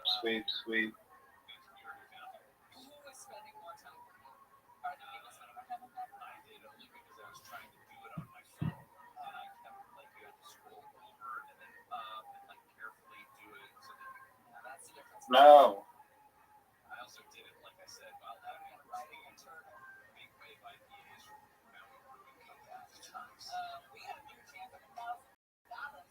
Now, your chance to win $1,000. Just enter this nationwide keyword on our website. That's cash, C-A-S-H. Enter it now at KFIAM640.com/cash. Powered by Sweet James Accident Attorneys. If you're in an accident, winning is everything. Call the winning attorneys at Sweet James. 1-800-9-million. That's 1-800-9-million or sweetjames.com. And keyword again goes on the website. And if you win, we'll send you an email. Let you know you won $1,000 an hour. Now we're going to do the whole thing over. The driver who intentionally plowed into a crowd early Saturday outside a club, and I stumble on that because when you say intentionally plowed, it sometimes makes it sound like, and the reason why this got so much coverage, that he was like a domestic terrorist, the kind that we've seen use their cars to inflict as much injury and death as possible. This seems to just be an angle. But this was a guy who was previously convicted of a hate crime in Orange County. Apparently, he has been up to no good in Orange County for quite some time. His name's Fernando Ramirez, and when he was 23 back in June 2019, he went into a Whole Foods and Laguna Beach and sucker punched a 26-year-old black employee who had been on the lunch break. When asked by an officer why he did that, he said it was because the guy was black and that he hates all black. That's just part of this criminal record that this guy has. Prosecutors in Orange County said they filed 11 criminal cases over the last 11 years against this guy, including several violence charges. Now, I'm shocked that Orange County hasn't just locked him up and brought away the key. Yeah, this doesn't make a whole lot. Lucky shot. All right, you ready to play basketball? No. Do it 10. 210. Now it's 120 shit. No one plays 120. Everybody plays 120.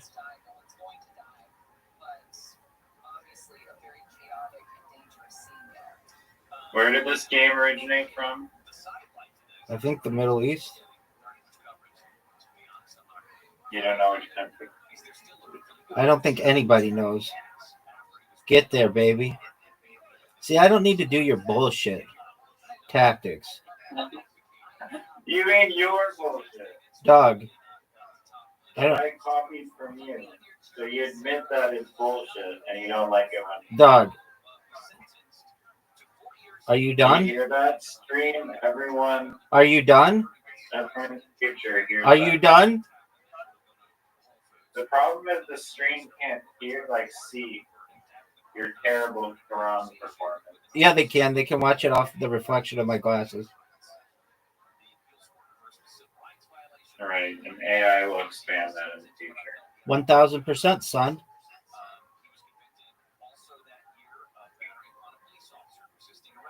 Is there a limit to upscaling?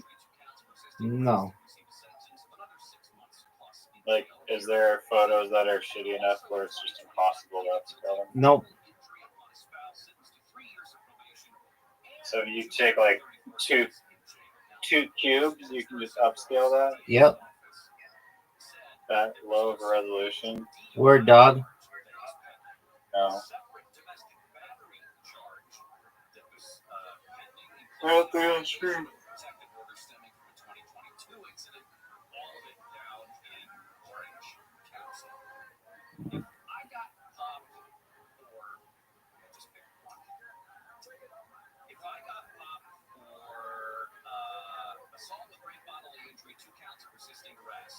Oh. You have no priors. You have a responsibility Easy. and your job. Yeah, you have no problem getting that willy-nilly.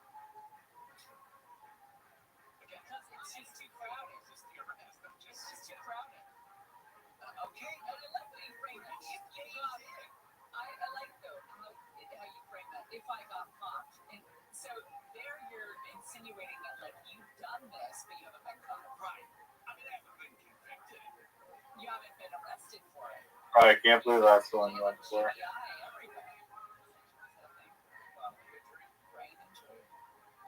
TBI. Traumatic brain injury. You've been handing out TBIs to people for 52 years, but you've never been popped for it. Just does not seem like your character.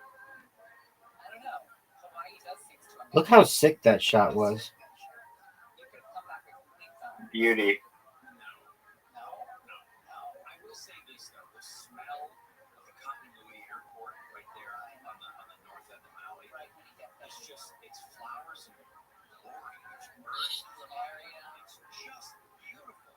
And you get it in LAX, especially terminal exhaust. There's still an exhaust and cigarettes. Jet exhaust and the cigarettes. Yeah, it's wild. Nobody even smokes cigarettes, but LAX still smells like cigarettes.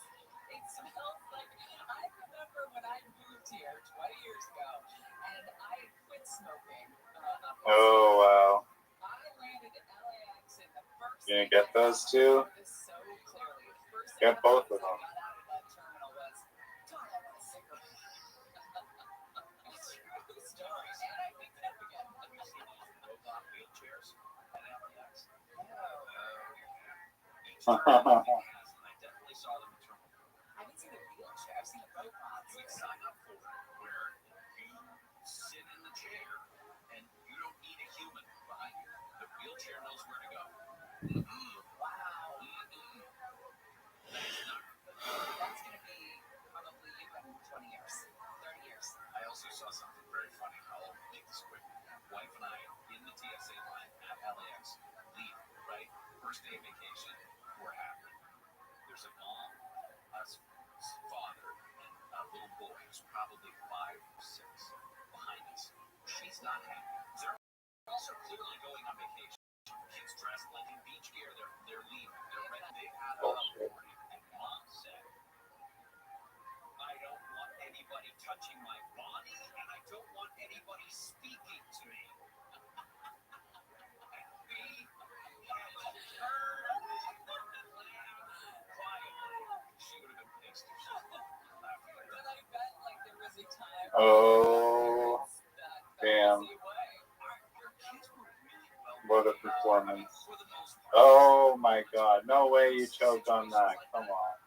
Purposefully. Why? I don't want you to feel bad when I beat you. I don't feel bad. For some reason, you're just really good at choking when it's crunch time.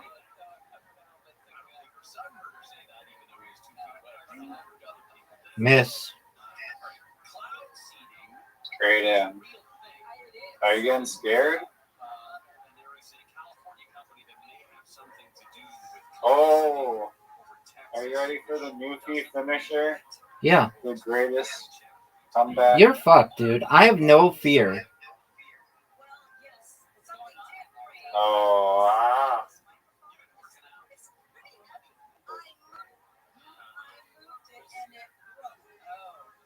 Thanks for the win, baby. Champion. That's 40 wins. I'm good for now. Play me in basketball.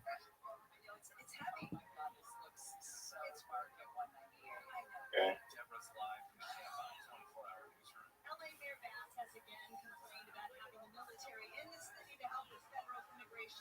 You're up, pimp. What if I just clap you with? You're up, pimp.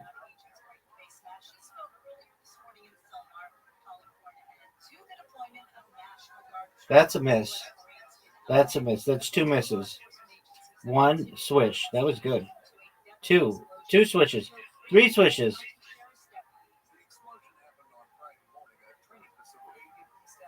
Dog, the sensitivity in this thing's fucking stupid. That's what she said. That's what he said, B. Like,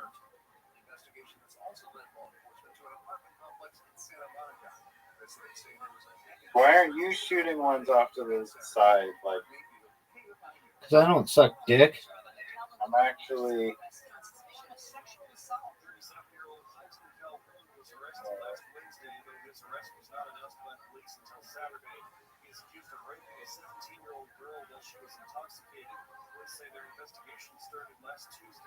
That's a make.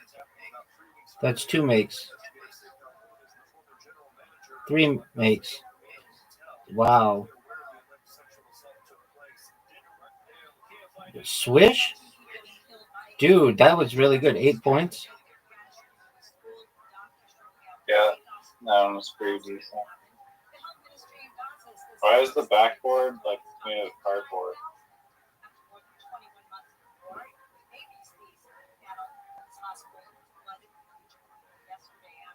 Oh, wow. Oh, he's pulling the Lance Armstrong here. What's a Lance Armstrong? A one-nutted finish. That's a miss. That's a miss. That's a miss. That's a miss. That's a miss. That's a miss. That's a miss. That's a miss. That's a miss. That's a miss. You got 0 points. What the fuck? That was bullshit. I dedicate this round to Zoot's comedy career. I dedicate this round to Zoot's comedy career. I dedicate this round to Zoot's comedy career.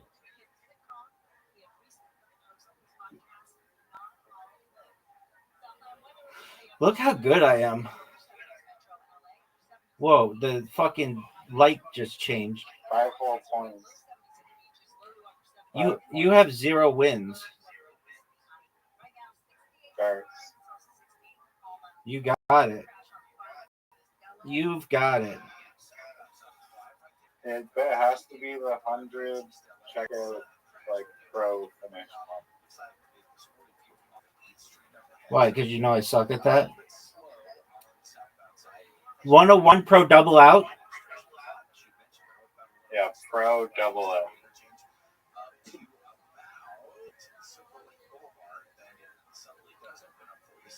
Dog, I'm gonna dominate you. You're up.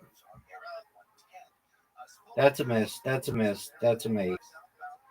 I was used to flicking it fast because of the basketball.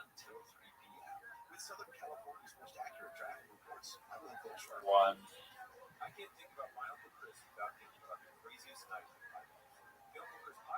That's a miss. Miss.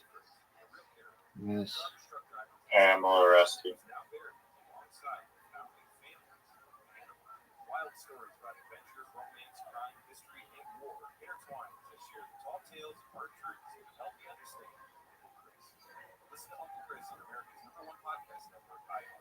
Yo, what the fuck happened to this thing?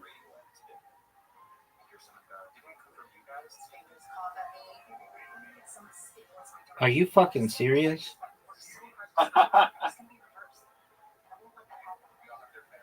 Miss.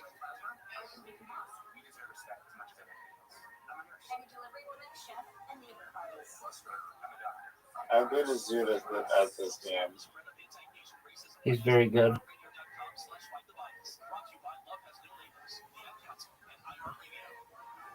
Free iHeartRadio app is #1 for music, radio, and podcasts all in one. Discover a new podcast from Get that too. hundreds of thousands of titles. Here's an iHeartRadio podcast preview. Oh, we're both on the 2. Let's see it. Let's see it. No.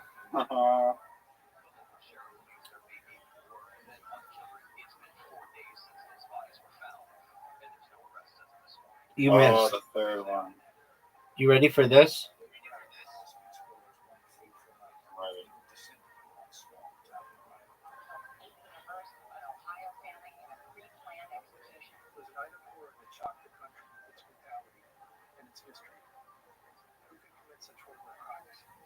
What? I hit the thing. I hit the red. Yeah, but you had already hit it too.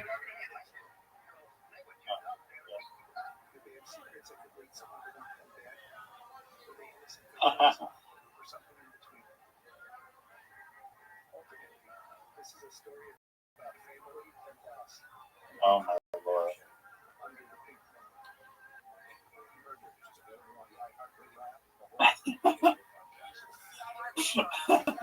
This is such bullshit.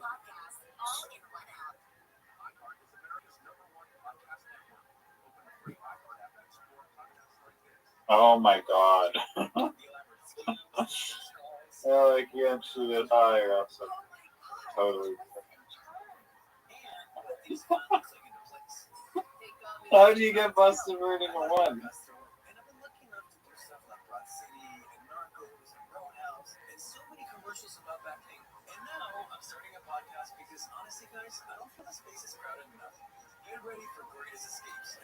Yo, when are you gonna win?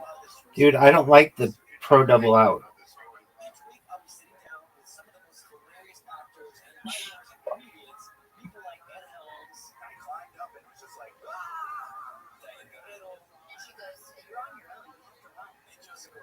Wow. This could take a while. No, I'll end it right here.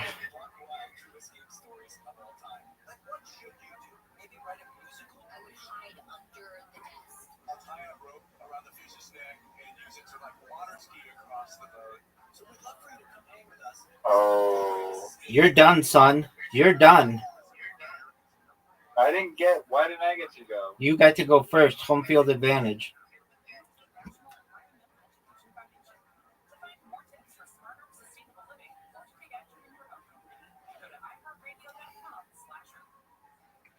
Home field advantage. Home field advantage. That was good. Is this a pro double out or not? Yeah.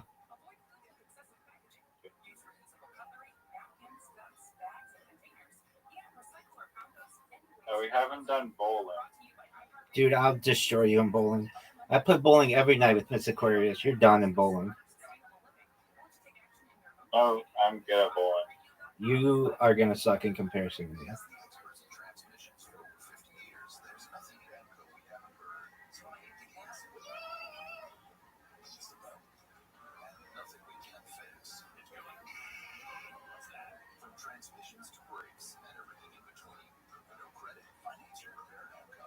I fucking hit the 10. What the fuck?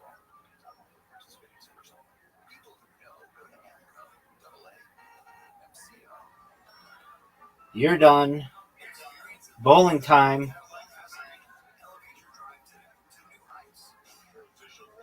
Yeah, we dart sucks.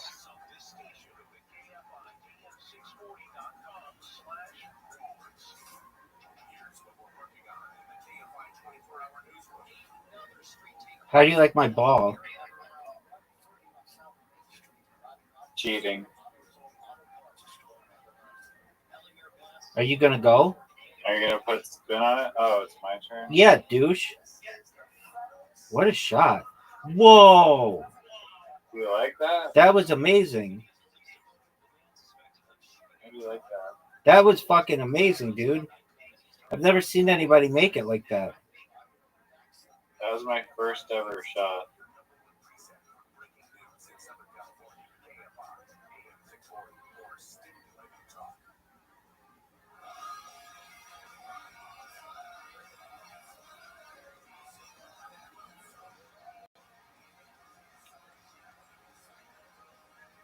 Oh, bullshit.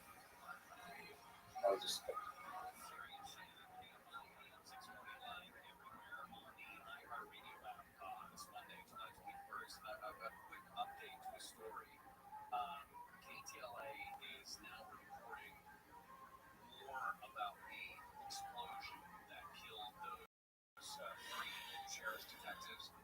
No way. No.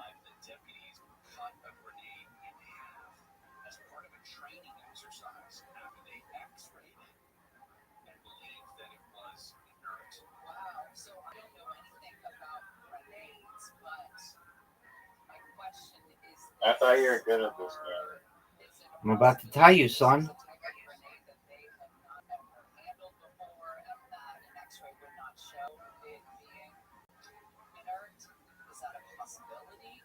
I guess, but I Yo, what? that they would simply say we're not going to touch it until we know for sure that if it was something they hadn't seen. Okay. And what I believe they mean by inert is that whatever gunpowder or explosive materials in it would have been removed. I mean, Army surplus stores, I Oh, don't no. think you still sell them, but you used to be able to buy inert grenades that had any explosives that would have been in them taken out. Dog, you're done. So I don't You got a split, and I had a strike on my last shot. You're done. I don't even have to go. You just got destroyed. You got destroyed.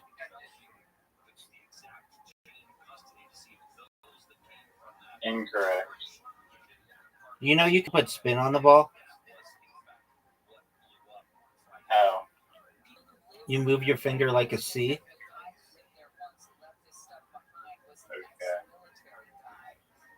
I'll play you like that. You have to put spin on the ball. That wasn't it. I'm trying out the little spin trick. No, it doesn't work. Yes, it does. I'll show you. I'm not good at it. Yeah, nice. Nice spin. Amazing spin there. Works really well. Dog, I'll still beat you.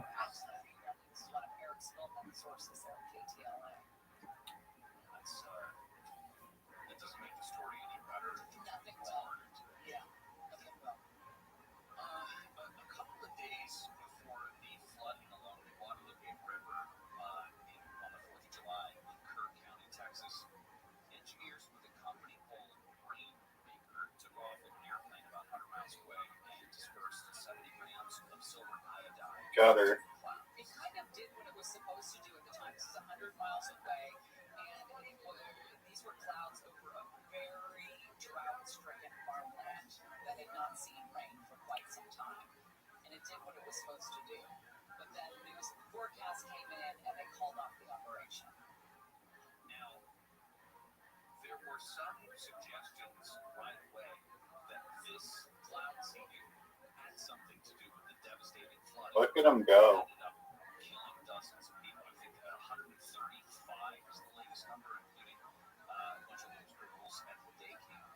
Now, the idea is far-fetched. It's been debunked. Knock that over. Come on, dog. That means nothing these days.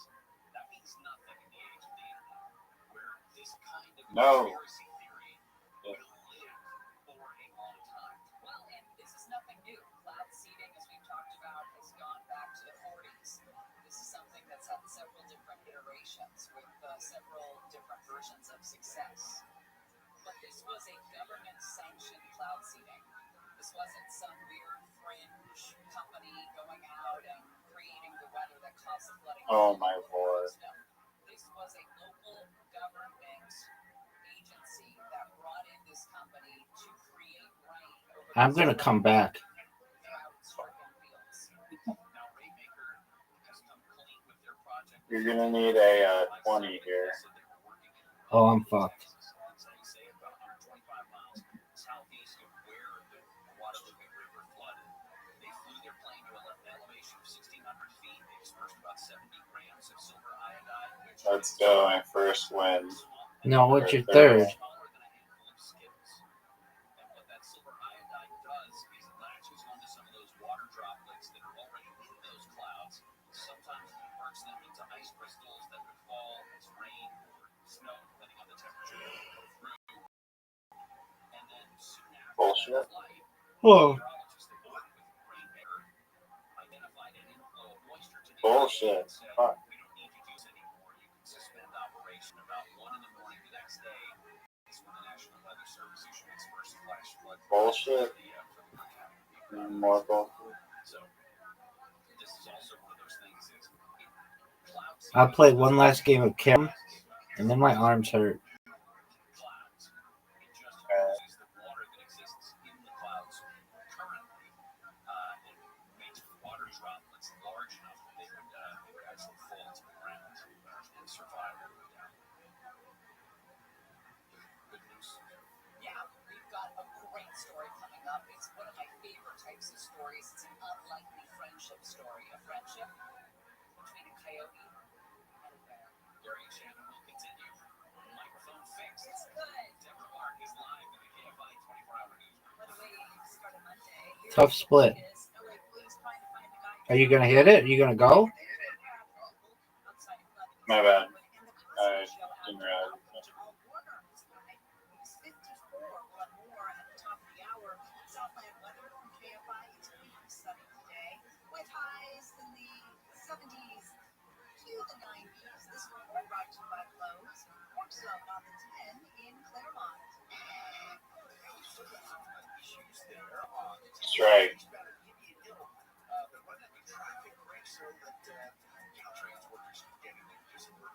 Oh. Traffic stop on Town Avenue on the eastbound side of the 10. It's also slow on the 91 headed into Riverside, eastbound side of the 91. Are you serious? Shut down there. So they can just go to work. I dedicate this to Zoot's comedy career. Alright, triple strike here. Let's go. Yep. Yeah, right.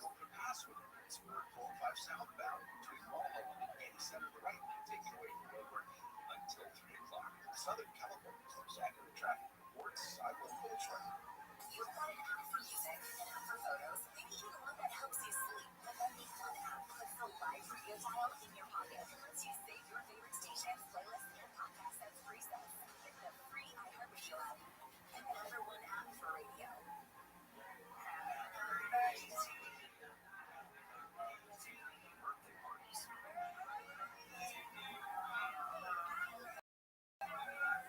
Classic.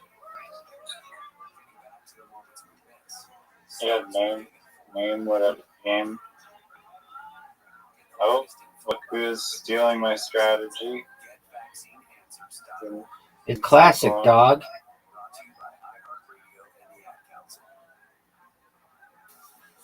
your iHeartRadio everywhere. There are hundreds of ways to experience iHeartRadio at home and on the go beyond the iPhone and Android app at iHeartRadio.com. Here's another way to connect to iHeartRadio. I'll go. Sonos speakers. Activate iHeartRadio within Sonos to access all your music, radio stations, and podcasts. Or even easier, look on the player screen in the iHeartRadio app for the available connections icon. Oh. You can cast directly to your Sonos network and control the Sonos experience directly from within the iHeartRadio app. If you've got Sonos speakers throughout your house, you can have iHeartRadio throughout your house too. iHeartRadio, everywhere you want to listen, including in your home. With the iHeartRadio Sonos integration. Thank you. Check it out for free now. Thank myself. Anywhere you want to listen, iHeartRadio is there. The free iHeartRadio app is number one for music, radio, and podcasts. All in one. Discover Look at this shot. library of over 300 Amazing.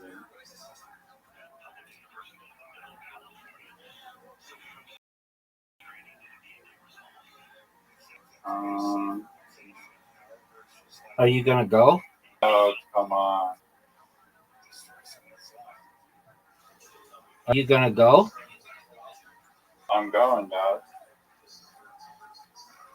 That was unimpressive. I just see.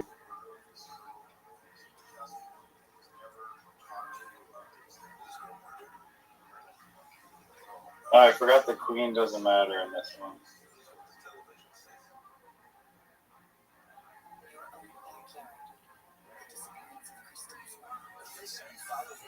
Just there, Chris.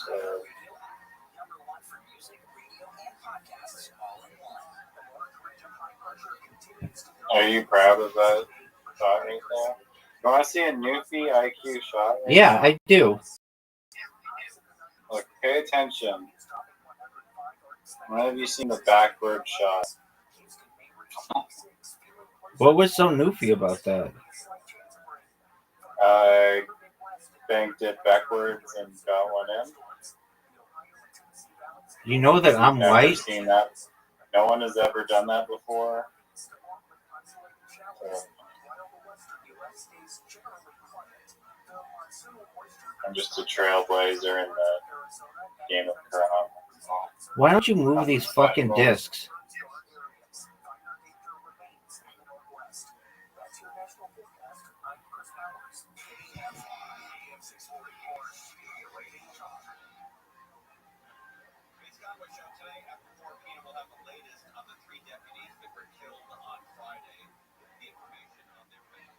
I'll move my discs out of the way shortly.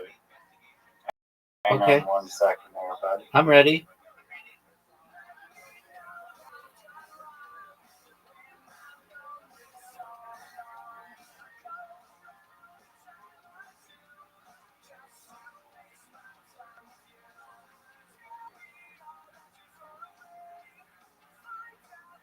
Easy shot. Oh, cool.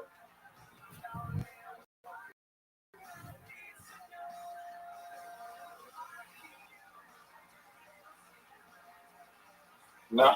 Wow. No.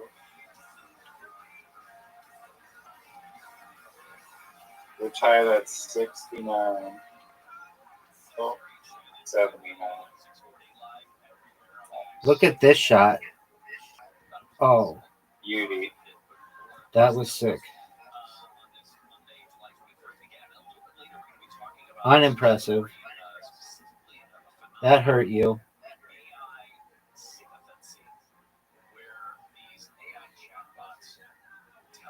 No. Have we seen it 2 in a row? Puck in the corner? Puck in the pocket?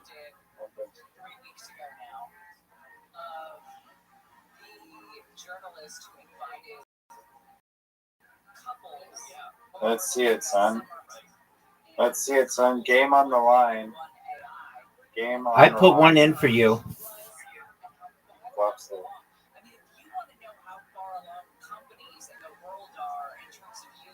Except your stupid thing, my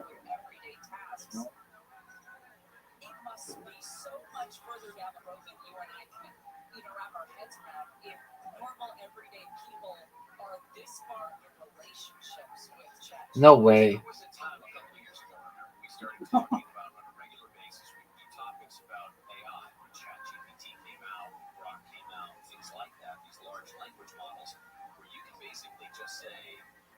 Oh. No. Bingo.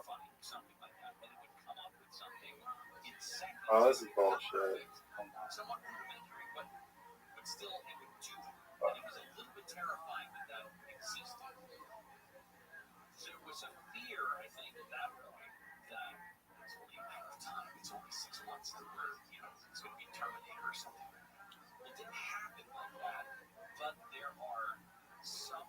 Researchers and some of those probably less scrupulous companies that are developing models like this that would be so manipulative. And just the technology of people falling Let's see it. The choke master up at the plate. No way.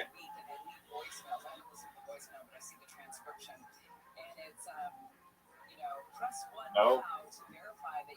Nope. Nope. Except now the red things. Okay. Nope. Nope.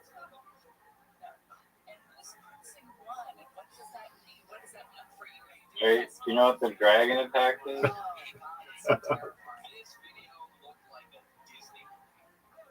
Dog, how did you miss that?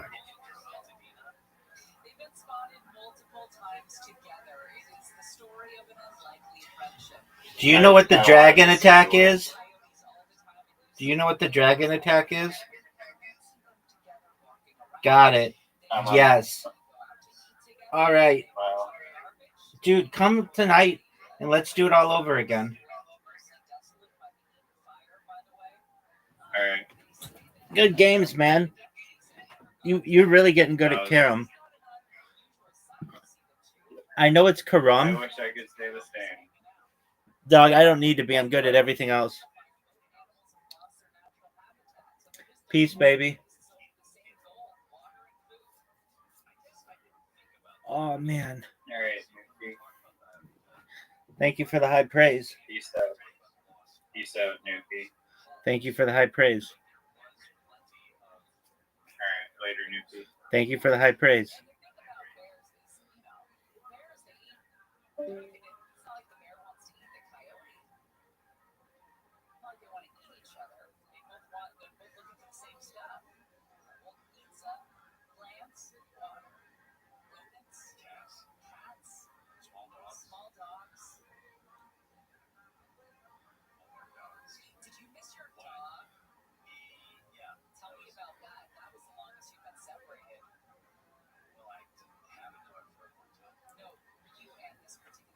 Look at this little baby. You are so good. You're so good.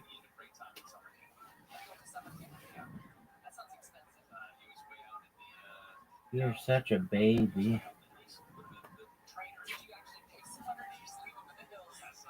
Just a perfectest doggy. Just a perfect being of Hashem. Orthodox Jews, why don't we have dogs? Look at this baby. He doesn't hurt anybody. Can you see him? Can you see him?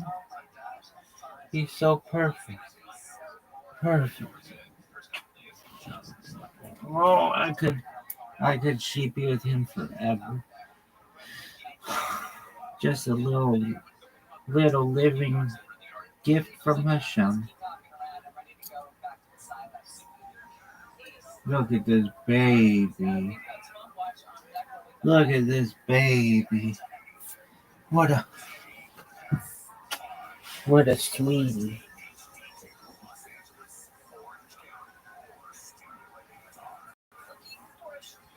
What a sweet, just an absolute dolly. You're my little baby bear. I wish you were mine. I would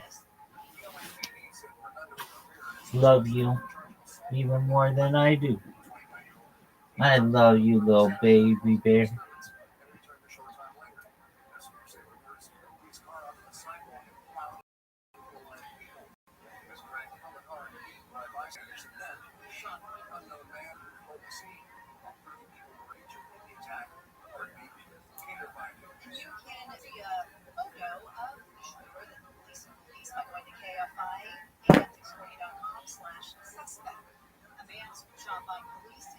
Here's the sweetest little baby. The sweetest little baby. Oh.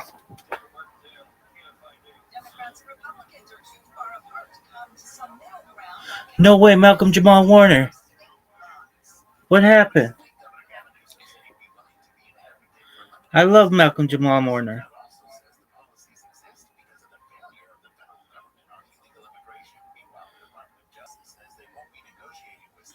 No way.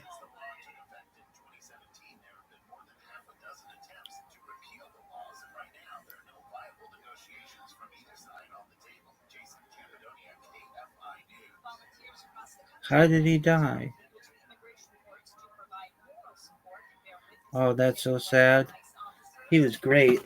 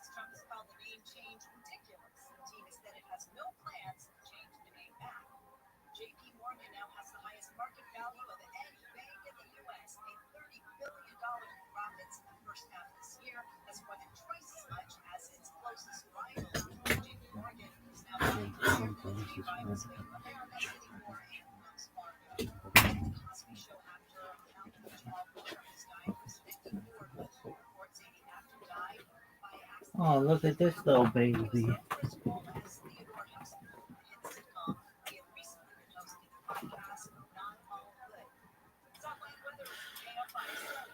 Look at this little baby. Excuse me.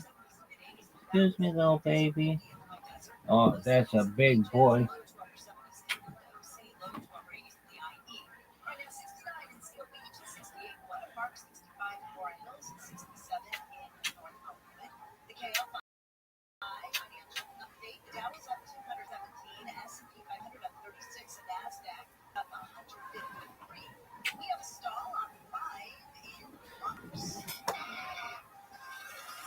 You're such a good baby.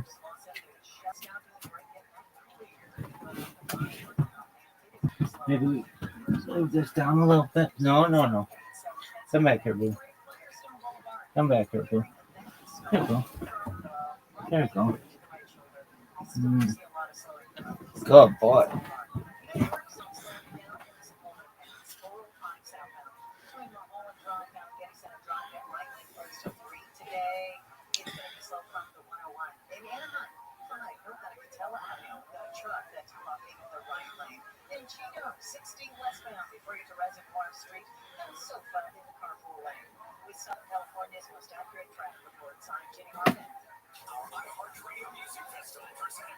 Under here, you know. Yeah.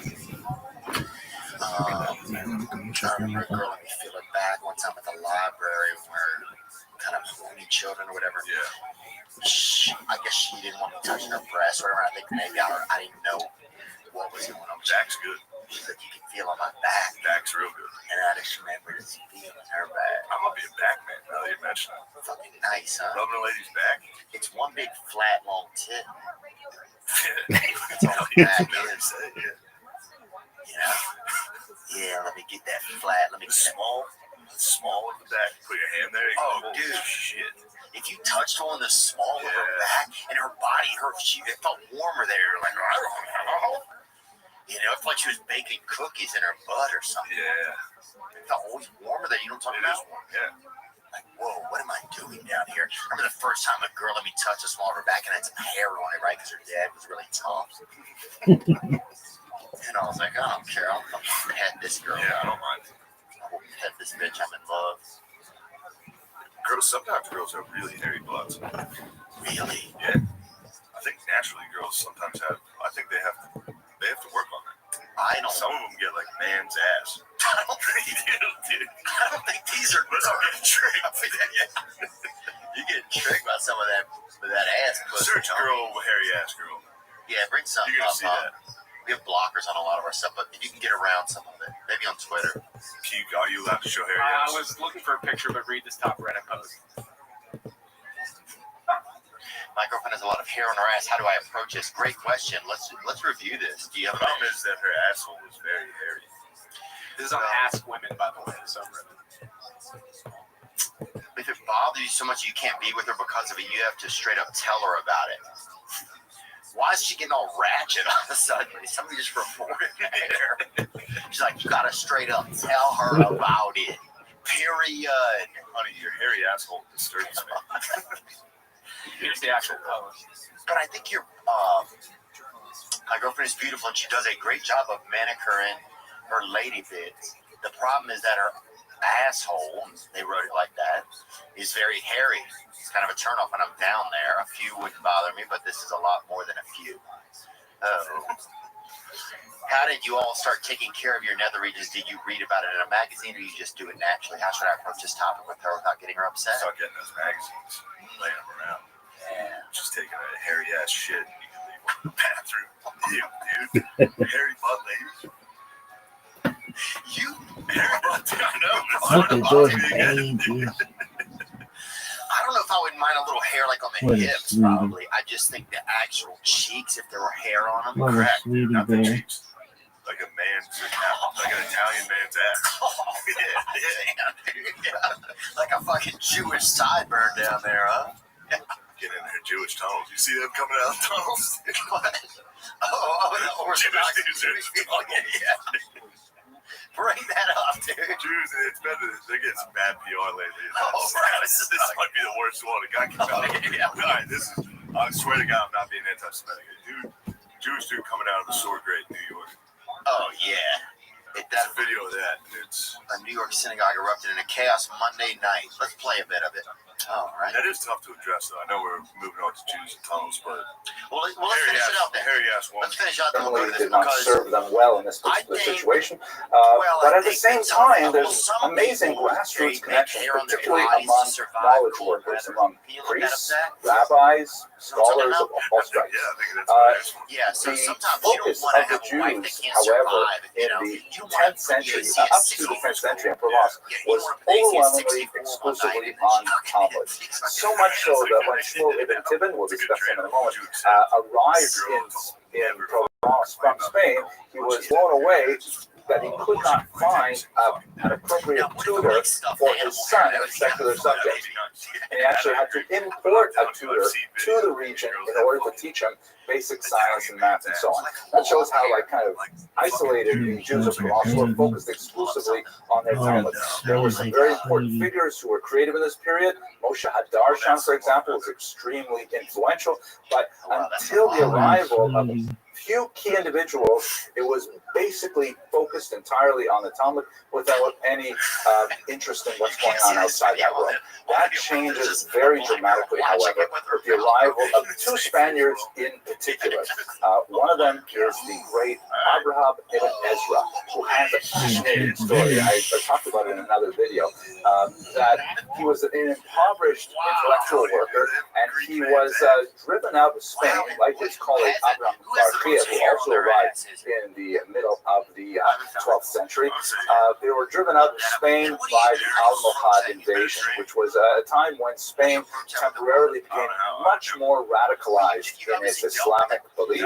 This is actually the same movement related to the Almohades as well that drove Maimonides' family out of Spain at the same time. And Abraham ibn Ezra and Abraham Barcia came to this region. They said, what is going on? I mean, we love this community. Everyone's so friendly, and there's lots of culture stores. But, don't you guys know anything about science? Or even Hebrew grammar? What about algebra? And don't even ask me about philosophy. You guys don't know any of this stuff.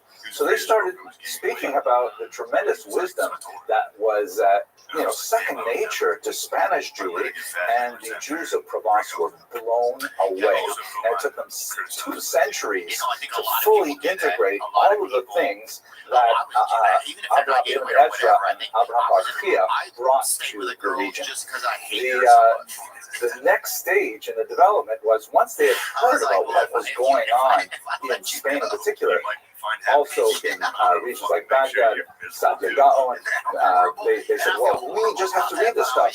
Where do we get it? And I said, well, you have to learn Arabic. I said, oh my gosh, learn Arabic. And they said, okay, look, we can get some translators. And what ended up happening is two rival families of translators came. The famous Ibn Sibin family and the Kimchi family. They came to the region of Provence and they began immediately plowing through major translations of the phenomenal reservoir of wisdom in Arabic Jewish thought. They had a very important patron in the city of Lunel, Rabbi Rothschild, who just totally loved all of this stuff. He provided hospitality, he provided funding for these translators, and he used to enjoy, for example, asking for oral translations first. Tell me and he actually, one of the translations of Tolos of Levavos was actually translated orally, the first chapter, and he said, and Rabbi Shalom said, oh my gosh, that's it. I need the whole thing in writing as soon as possible. So people like Yehuda Ibn Tiran and Yosef Kimchi began translating tremendous amounts of material. Their sons go on. Shmuel Ibn Tiran continues translating. David Kimchi, unlike his father, begins to branch out much more into biblical commentary. This is, of course, the famous Radak that we have on the Mikra Gedolah edition of the Torah. The kind of books that they translated were basically the classic philosophical and ethical works of Jews written in the Arabic language. Rabbeinu Bachya's Chobos Levavos, which was an amazing classic. Maimonides, his guide for the perplexed, oh my gosh. Yehuda Halevi's Hakuzari, a fascinating, very different and literate approach to philosophy. Saga Gaon's book of beliefs and opinions, and the great poetry of the Kabiro. I mean, this is essentially, maybe not so much as the Kabiro, but Rabbeinu Bachya, the Rambam, Yehuda Halevi, this is all like the advanced thought curriculum of yeshivas to the present day. You can go to any great yeshiva in the world and you find copies of these books.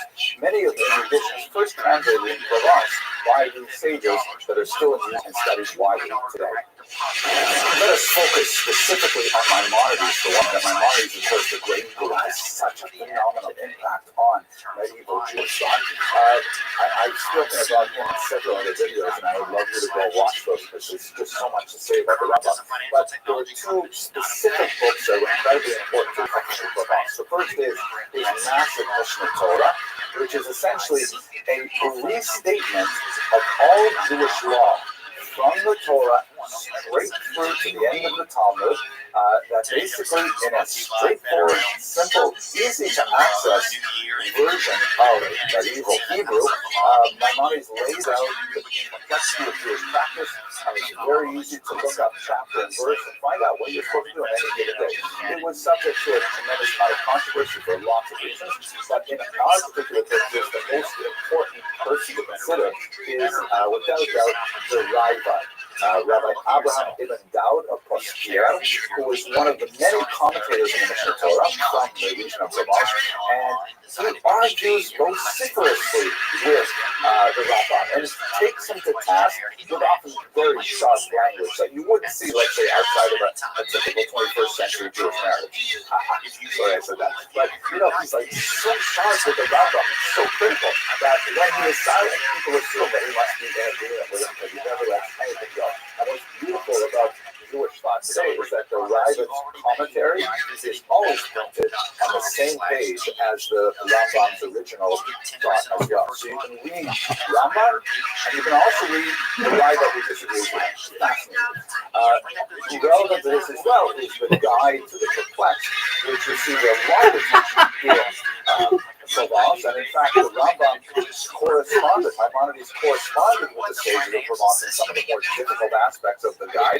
It was roundly criticized, and of course, in the 13th century, it was burned in Paris. Motivated by Jews who disagreed with a lot of the Rambam's philosophical meanings, but nevertheless, you do get a sense of how important Provence was to the Rambam. In fact, his career in Europe was largely launched through Provence because the sages who studied his books so assiduously. After this 13th century period of tremendous activity, of primarily acting as a culture broker, then the Chassidut Provence begins moving into a creative stage. This is how Dr. Tversky puts it.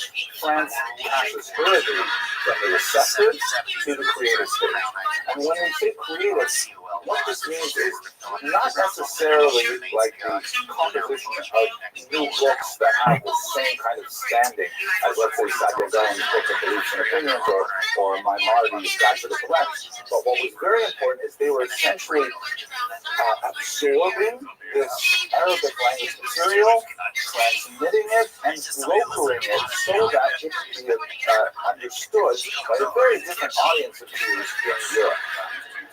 This is an extremely valuable endeavor. And I think if we step back and pause for a second, this is essentially what organizations like ArtScroll are doing today, and Feldheim, and the OU, all kinds of organizations are sort of taking this tremendous wisdom, realizing that, for example, the Anglo-Jewish public needs to have some kind of mediation, and they are translating and they're processing and they're producing videos and all kinds of things like that to make this wisdom accessible to hundreds of thousands of Jews around the world. And that's essentially what is the level of creativity that's happening in Provence at this time. There are some major exceptions. There are a few like incredibly bright stars who are genuinely creative in their own right. Perhaps the most famous is Lady Ben Gershon, also known as Gersonides, or the Ralbag, who takes a very unique view on so many ideas in Jewish thought.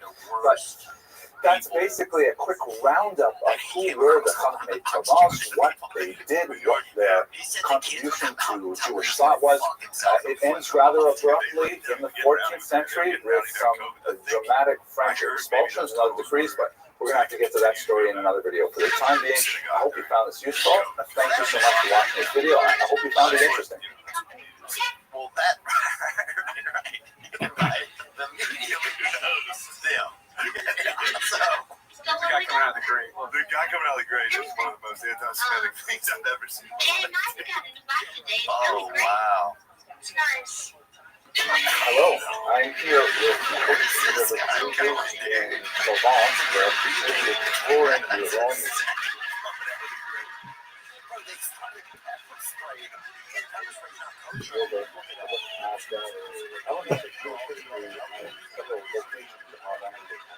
They were at ours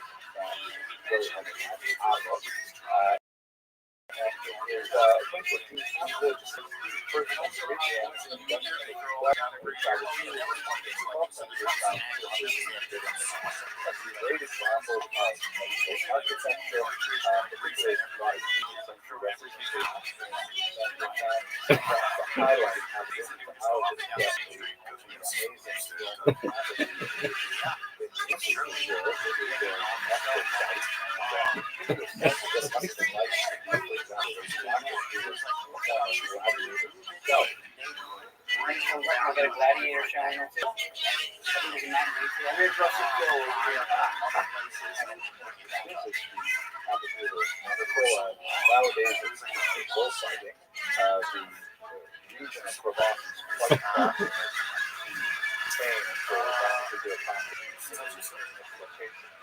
There is, however, an attempt close to the gutter traffic in Sahaba, as you see on the left-hand side, and on the right, there's going to heaven on the right, series of people who are really bound and following each other hands on each other's shoulders, being led off to hell, and they're living there by clearly very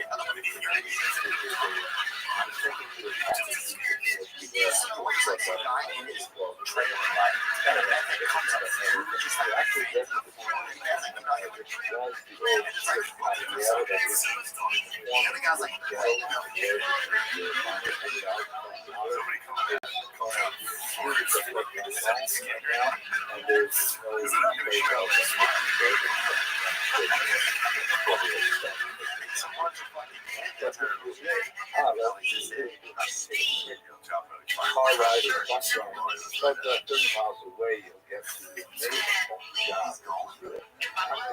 Right now, it is a phenomenal aqueduct. That is like basically a 30-mile stretch from the spring to the and it's only 55 something like 30 meters in height of those two locations. Since the water can travel with gravity, they had to calculate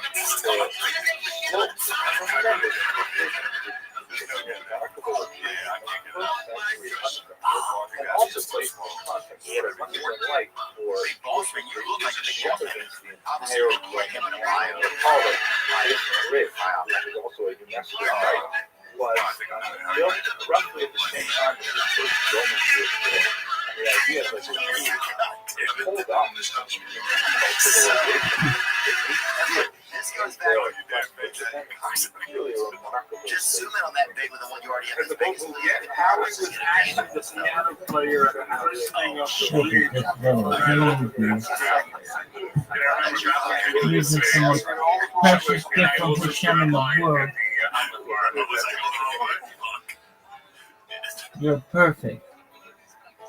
You're perfect, little baby. I'm feeling bad at the gym or at home. Mostly at home. It's time, dude.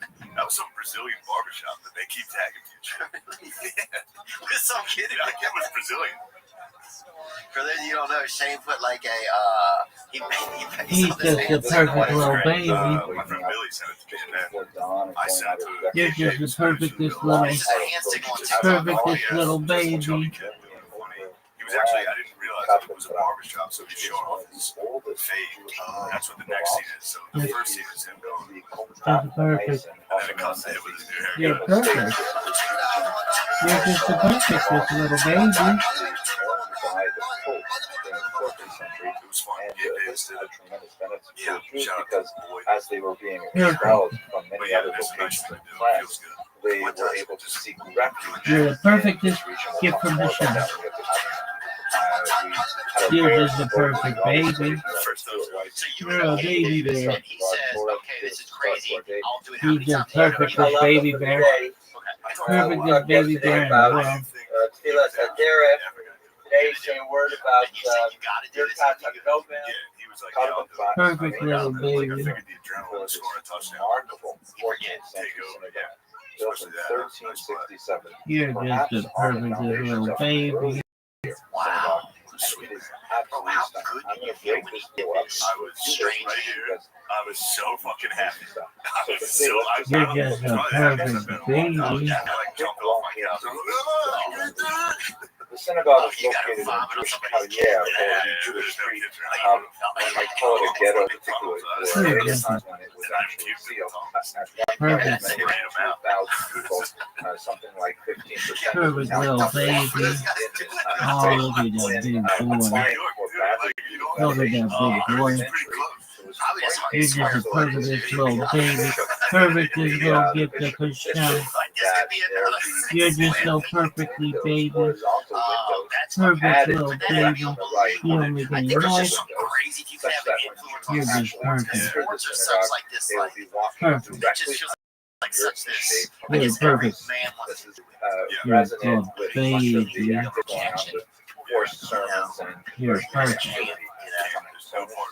When you finish climbing the steps to go into the synagogue proper, there is one tile which is out of place on the floor, which, according to the local tradition, is a sign that the world is not yet perfect. Humans have a role in perfecting the world. It's just one indication of the job that they do. Oh, big boy. He's like, I'm gonna go to jail. Big boy. First day, I'm like, get it from Yeah, perfect. His act out. I think it's probably. But these days you can't say this, you know. Here's what I think they should do, and I thought about this a lot later. Especially, I don't understand why mixed martial arts doesn't start with a trans division. The oldest synagogue in France, the second oldest. Yeah, because it's like then you can champion these trans fighters. You can let them embrace and share what it's like. Because otherwise, you're just kind of hodgepodging them in. Yeah. You know.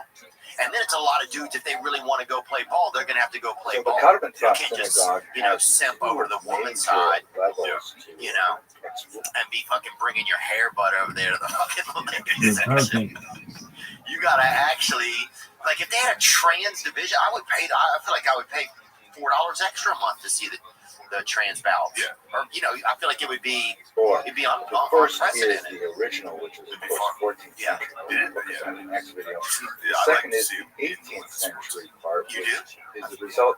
of a major renovation that began in the 1740s. The architect had proposed something much higher, and in fact, the bishop was rather unhappy at it down, but every now and then to say, amazing Baroque, but there are some remarkable, charming idiosyncrasies, like a miniature chair of Elijah that sits in an alcove on one wall. Stand up there so it's a little scale. Look how tiny it is. Yeah. Another interesting feature of this 18th century Baroque style, the Torah would have been read on the opposite side of the room, and on the second floor. You have to go up some stairs to see the original Shulchan. The women's section, originally it was in the basement, and then later it was on the ground floor behind some red curtains. Also on the second floor, a single row of seats, presumably for very important women. The synagogue administration were so welcoming to us here in Carpenter Drive. We're coming from a significant group of Kosher River cruises. A lot of important people are traveling with us, and so they not only showed us their prized possession, the Sefer Torah with a Sephardic style case, but they even opened up the area behind the Aron to show us all of their antique Sefer Torahs, which were to warn some of the letters that faded, no longer could be used for public reading, but they had behind the Aron a dark space which lovingly preserved some very, very old Sefer Torahs, centuries old, and they allowed me to go in back. Some of the chicks are tough nowadays, and then you probably have to draw on a little more to use like a shadow paint. Side, I'd be okay. Yeah. Having just a tiny cock, probably, call it a long. Okay, Solomon, say something to the camera. The privilege to be holding a 1771 Through remarkable and often heroic interventions by locals, the treasures of the synagogue were hidden away during the Nazi period. They included this beautiful Hanukkah menorah, which unfortunately did lose the shamash. But what the Carpenter Synagogue is best known for is its 14th century mikvah in the basement, which is absolutely fantastic. I want to talk about that in the next video. Consumer Reports Thank you found for watching. widespread presence of plastics in food. Oh, yeah. Well, dude, that's what they said. They had that article. We've talked about this before. This says the nonprofit consumer group said on Thursday that 84 out of 85 supermarket foods and fast foods tested contain plasticizers known as phthalates. The basement of the Carpenter Synagogue houses the original women's section, where women would have gathered for services, which they would listen to through a vent in the roof. According to a Christian visitor who visited the site in 1599, they were attended by a blind rabbi who would translate the reading of the Torah and the prayers into Judeo-Provençal for the benefit of the women who rarely had literacy in Hebrew. This mikveh is from the 18th century.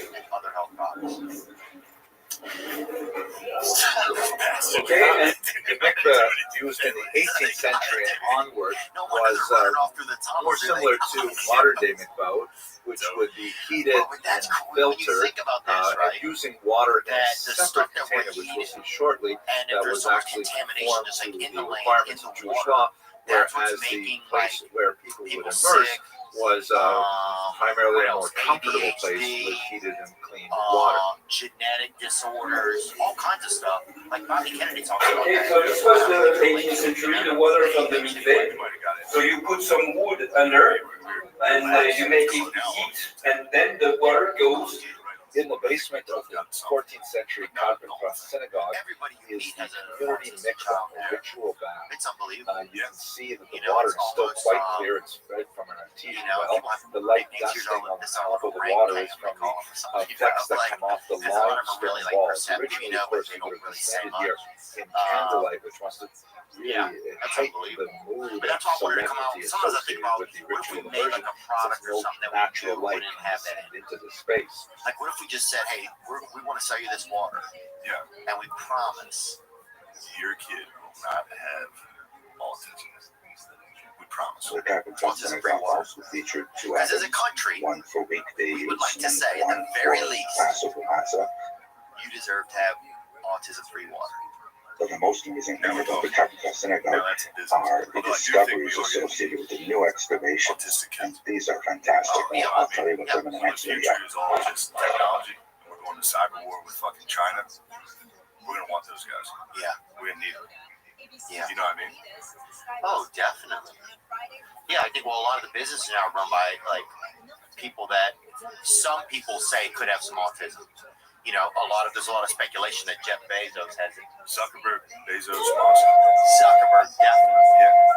Boss, certainly seems like he has It's some. amazing to wake Who up else, every dude? morning.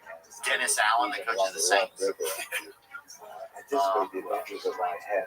One of the most fantastic moments of life is when Eric Adams the president of the That guy definitely got it. Oh, you look peek through your child's Lunchable. Oh, you think that's just a small stack of ham? No, look under there. That's a gram of methamphetamine. It's a party. The kids are every time. First established in the late 14th century, the Jews had been here for about 150 years.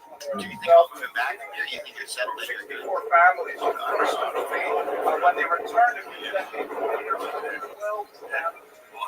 That's just a big petition for the right to rebuild their themselves. The conditions that were laid down was that it could not be any larger than the person's God when the first expelled, and it's quite possible this is the actual location of that person's God earlier in the century. So dites quelque chose. Dites, qu'est-ce que tu veux dire aux Nations Unies? Je le dis en français. Oui. Ah, super. Cette synagogue la plus vieille de France, elle est exceptionnelle parce que sur le mur, nous avons la synagogue de Béirut, et c'est unique dans le monde et qui quand même date de 1367. Et vraiment, si vous pouvez venir le voir, vous serez superbement accueillis. Parce qu'il mérite vraiment cette et chaleureuse. Voilà ce que je vais vous dire.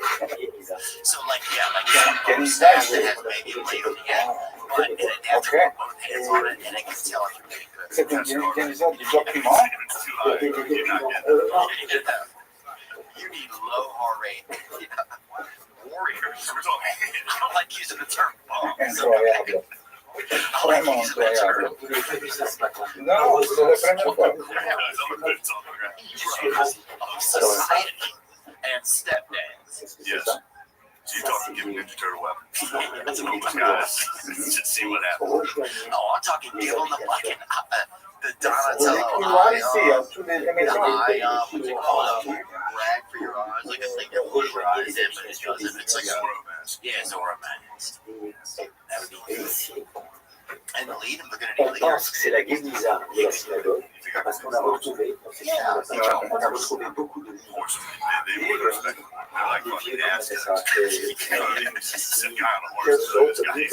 Des manuscrits, c'est 1540.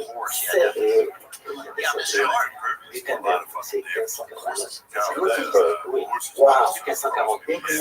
50 ans après Gutenberg. They've been infecting us so much, they've been out so many things. We got tased after showing Street. And here's the crazy part. I started doing comedy in Louisiana, and so we go to some street court, and afterwards, this was 15 years ago, they'd say, hey man, we'll tase you if you want. The cops would come up and tase people at the bar. Because there's not a lot of nightlife. Yeah. So 15 years later, show's over, we're sitting around with a couple of officers, and one of them goes, with a couple of off-duty police people. That sits And above one of the them goes, hey southern man, we'll take you. entrance to the And I was like, cathedral. no, And it seems you to guys be are still doing a that. source of a lot of controversy And among let us all art up. We got it historians. together as a group and Many rock of or whom whatever, have used a like a Harvey specific Milk kind of thing. connection And to this they unusual lit us decorative up. feature. The door is It's known not as as bad the as you would think. portrait At of all. the Jewish At all. door. It's definitely a Several little bit of a different theories as surprise, to you know? why it is so named. I feel weird. One It argument feels like is somebody that in the when fucking Jews great were neon forcibly fucking door converted, you didn't they know. were required, since they were not yet baptized, to enter through the side door rather than the front door. This But seems the to me pain rather is, it's not as unlikely painful, it's because just as first surprising. conversions of this nature were highly It's like exceptional extremely surprising. in the period, and the upper levels of the clergy frowned on them. Well, at a There certain was point, that would be a lot of significant number society of too. Is, rebukes we'd all be out there going just down to lower clergy throughout Provence when such incidents would occur. Another possibility is that Jews who decided to convert of their own accord, feeling for whatever reason, perhaps spiritually motivated, perhaps economically or socially motivated, or fearful of persecution, they would have entered through this door. Well, that's possible, but also not especially convincing because the symbolism does not have any explicit Jewish connotation. A third possibility is that the artist was making a commentary on the Black Death. That's possible. The cathedral was built in the 15th century, which is about half a century after the Black Death. But again, it's not totally convincing. We should say two quick things. First of all, it's really important what goes on the outside of churches and monumental architecture like this, because when you have the illiterate peasants coming in from their farms to the cathedral, it gives the church an opportunity to explain very complex theological ideas, such as the relationship between Christianity and Judaism to an otherwise illiterate population. The other feature that's really unusual about the Carpenter ball of rats, which is something you don't see in the other examples throughout France, is that the cross is not situated at the top of the doors, but rather at the bottom. Now, normally the door, especially with the cross at the top, is a symbol of sovereignty, a symbol of power. It's often shown in the hands of a king or an emperor, and the sphere represents the entire universe, and that, it's under God's sway. That's what the cross at the top is supposed to signify. But why would the cross be inverted at the bottom? That's unusual. Maybe what the artist was trying to say was that there are all these rats who symbolize who feed off the material world, and it's kind of like if you want to get into some fucking sick mouth like Epstein appropriate for the 14th century when there's a lot of charges of Jews being in connection with the devil and witches and things like that. But it's not explicit at all. I don't think control is I'm left with the question as to what exactly this piece of church architecture actually signifies. And the thing is, was it named the Jewish door because of the ball of rats, or was the ball of rats so interpreted because the door was named the Jewish door? Which one came first? At any rate, I'm leaving you with an open question here, but it is a fascinating aspect of the history of the church in Carpenter and the Jews who lived I saw a guy come and tuck him into bed one night in the parking lot. You don't see that in America anymore. Dude, they had some bums by us, and because we live right by a park, and they stole a bunch of high school music equipment, I guess. So all night they'd be in the fucking park. I guess someone stole the sheet music. It must have been an amazing experience. It's 3 a.m. and you hear somebody on a flute just playing. It's like, love the way you Papal Palace, the city walls back in the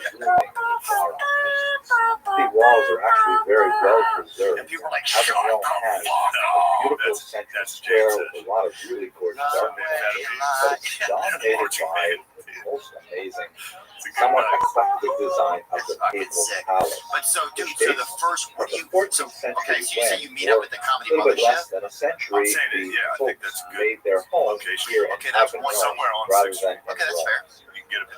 Ironically, the papacy in Avignon signaled a place of refuge for Jews as they were being expelled very harshly from other parts of the region. So many Jews actually found shelter for theological and other reasons within the walls of this city. Our group from Kosher River made our way through the narrow streets of the city to Gas Jerusalem, which is the central square of the old Jewish Karriere. On the corner of the square is located a modest, rather Romanesque-looking exterior which houses the Avignon Synagogue.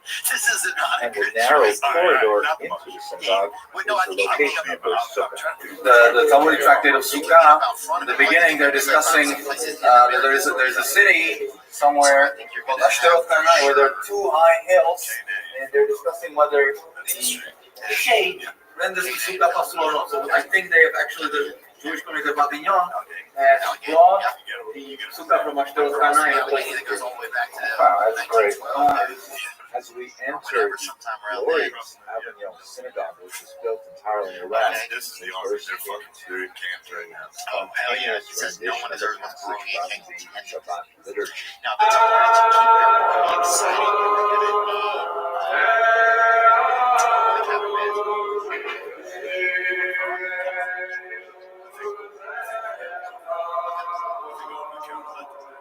But it's crazy that the people This who are, 19th century because synagogue is a society has beautiful led testament people to to believe, ongoing be in Jewish this presence space, in Avignon. Yeah, my bad on saying we should send the bombs in to the mothership. No, I think, look. That'd be a tough one to get in. That's what I'm saying. There's a lot of security there. Oh, that's a good point. That's what I'm saying. It's a good first round. You know what I mean? Week one. No, I support it, actually. I said we send you dispatch a unit. See how they do. Yeah. And then we test to say that's like the final boss and see how we can do against some crack security and guys with guns. Oh, yeah. You're never going to be able to beat fucking Little Debbie or fucking Nextel or any of these Facebook if you can't take out my comedy club. Do you feel like we could really end up in our lifetime as heading to a revolution or some sort of a like a place where where it all topples over, you know? Because all it takes is really, I've thought about this. All it takes is a couple of people, like at a police stations. All it takes is a couple of people to be like, hey, I'm not going to follow the rules anymore. Yeah. And once then other people are, oh, I'm not gonna, this guy, and then it's just nobody's, because we're kind of getting there, it feels like, you know? I feel like kind of people just kind of, or like if nobody's gonna follow the rules, then why do everybody's kind of getting there, it feels like sometimes. Maybe I'm wrong. You know, maybe I'm just making it exciting for the conversation, I don't know. Yeah, I don't know how wrong. If people are out there not following rules. Yeah. Yeah. I don't know if that's gonna start a revolution. But at a certain point, if enough people say, okay, I'm not going to drive within the lines, right? Yeah. I'm not going to follow the speed limit. It's almost just like that. Like every now and then, like that has immediate consequences for whoever's doing it. They're going to crash. Usually. You know? But if enough people are like, well, fuck it, I'm not waiting because there's an emergency there. I'm not going to wait for an hour. I'm just going to go do what I want. But it's just that attitude. If I'm just going to do it. And then other countries do that. Yeah. Yeah. Go in the traffic jams and shit there, like in India, you know? You ever watch that? Oh, they did. Yeah. And they're doing all right. You just wonder what's going to happen, you know? Yeah. What else can we talk about? I feel like we... what's going on with you? What's going on with me, man? Not too much, dude. What's going on? Thinking about touring and just how to do it, you know? Yeah. That's been something. I was thinking about, I've been thinking about that. I've been thinking about that a lot. Like, do I want to go spend, like, some people do a big tour, you know? And I like, and they go to the big cities and stuff like that, but I would almost rather do like a 3-year tour. And go as I want. It's got all that, and just make it as you want to do it. Yeah. It just feels like more manageable to me. And so that, I think I've been thinking about that. What else? I've been thinking about building like a halfway house or something like that. That'd be nice. Yeah, it'd be pretty cool. Yeah. And then those people could. Those are our officers, dude. That's our officer training school. Yeah, dude, definitely. So, I mean, honestly, that's something I've been thinking a lot about. What else on a personal side? Not much, dude. I'm supposed to go do ayahuasca. Really? Yeah, in a couple of days. In a couple of days? Are you going South America or where are you going? No, it's just right off. It's like right off the interstate. They're doing ayahuasca. I mean, you can smell it. Yeah, I'm just Popeye's like fucking probably, no joke, 600 yards. Oh, that's gotta be so nice. Well, twice a day, I guess they do the biscuit bakes or whatever. High as shit, smelling that. Oh, no, it's not. You're not like, it's not fun high. I've heard it. Yeah, it's like God is crawling in and out of your wieners. Like, it's just a lot. It feels like a lot. It feels like you're just like in therapy for like 2, like what does it feel like? You know, like you say if somebody was playing basketball, you were playing basketball in an attic of a house, right? It would feel kind of weird maybe because you're like, the floor feels like awesome. But if this feels like you're playing like basketball, like on the first level, like you're just like, that doesn't make any sense, but it feels like I don't know, it's just intense. You've done it. Yeah. And did you feel like it went well when you got done? Yeah, it's just crazy. Yeah. I mean, it's like God shows up and you're fucking sitting there with him, you know. But it feels really real. It's not like you're fucked up, like, no, hey, sure. you know, let me see that. Yeah. You know. I took like a fucking ton of mushrooms once, and not that that's the same as ayahuasca, but I did reach the fucking, like, I'm not here anymore. I'm just fully seeing things. Yeah. Yeah. Yeah. I came out of it, I was like, I'm gonna be better. And then I fucking went off on back. Yeah. Same guy. So that's the thing I think I wanted to see. I just wanted to wear off. It's been like a year and a half since I did it. Yeah. So I've been thinking about that. So what? I've been thinking about that. I don't know. Sometimes I think about maybe moving or getting also living somewhere else. I think it's fun to spend time down here. Austin is cool. Austin's fun. You can do stand up. It's a beautiful city. Yeah. It's just a nice city. It's a fun city. Yeah, there's a lot of neat stuff. Yeah. There's a lot of neat stuff. So that's been pretty cool. Just thinking about it, you know, even just coming and seeing like your house is like, oh, okay, this is what it would be like to live here. This seems like I could do this, you know. So I have a kind of an exciting question. What else, man? For people like, hey, is missing a Jewish convention? So I'm going to say right away, the I think it's just thinking about like who would be fun to talk to on podcasts, stuff like that. Just is normal stuff. Yeah. I don't know. I don't know how to answer that either. It's tough. Who would be fun to talk to? No, I mean, just like what's going on. Yeah. I don't know anything you can think of, Zach, that you noticed from an outsider's perspective. I first got this about question. you? Yeah, sometimes I'm just so in my own life, you know, you don't know what's going on. Who is hides behind, very likely We're hides trying to get new interesting guests for the pod. We're trying to get a carnival one. Yeah, we're trying to get Carney. We thought about Gypsy Road. I've heard a lot about Gypsy. What did Gypsy Rose do? She got a boyfriend to kill her mother, like arranged. Yeah, and it's not funny. You know, I'm talking to myself because I just laugh. But she and her boyfriend killed her mom. Her mom made her pretend that she was like mentally challenged and stuff in her wheelchair because she's handicapped. The mom had Munchausen by proxy, so it's been tricking her into thinking she was sick and had all these ailments. I think I've heard of this from a long time ago. Yeah. There's like a TV series about it. There's been a lot of information about it. But she's also from Louisiana, so I was like, I want to be interested to talk with her and just see like what her life has been like. But I know she did another podcast, and I don't know, but you know, stuff like that's supposed to happen, and then it'll just happen. And that's the mom, and she just kept making them. She made her pretend she was in a wheelchair and dress up like a little clown and stuff like that. Actually goes all the way back. Feels like self-defense.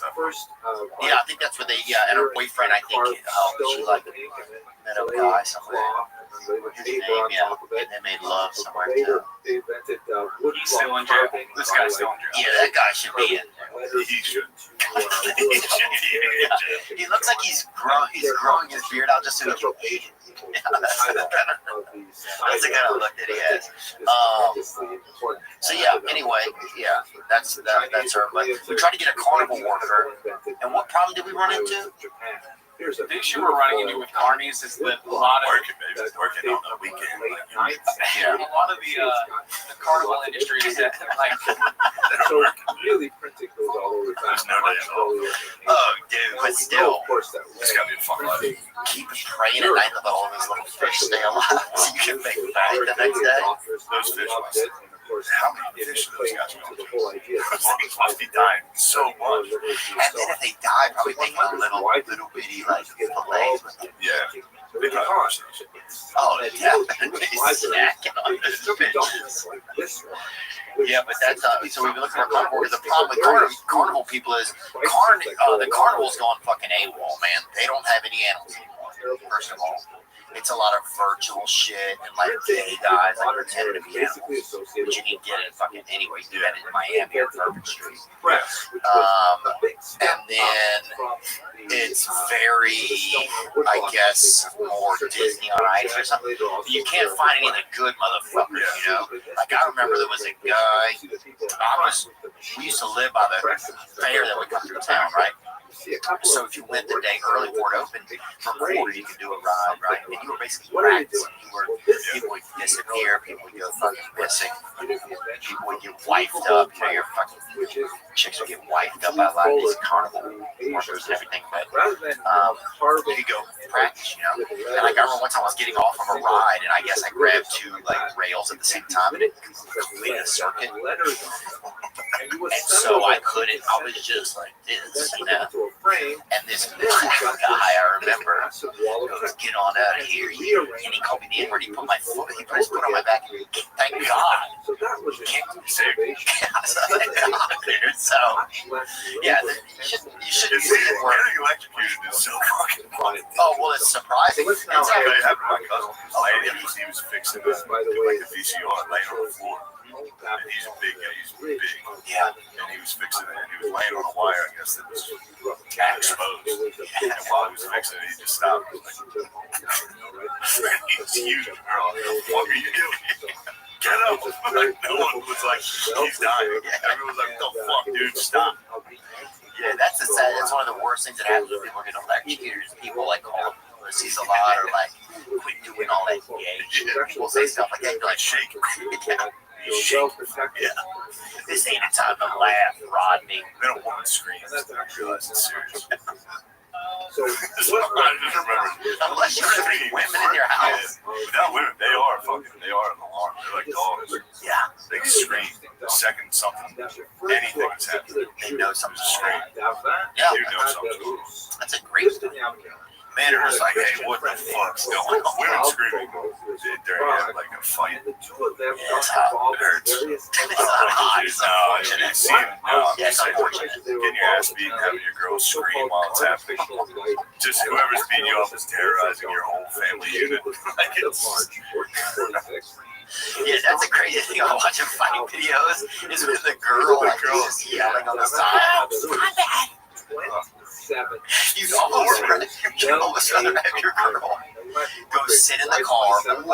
Now, what if your girl tased the fucking dude and started yelling just like Biggie did at him and shit? But actually, at that point, if you're using a taser in the middle of a fight, that feels like a pass. Yeah. You can say all the words.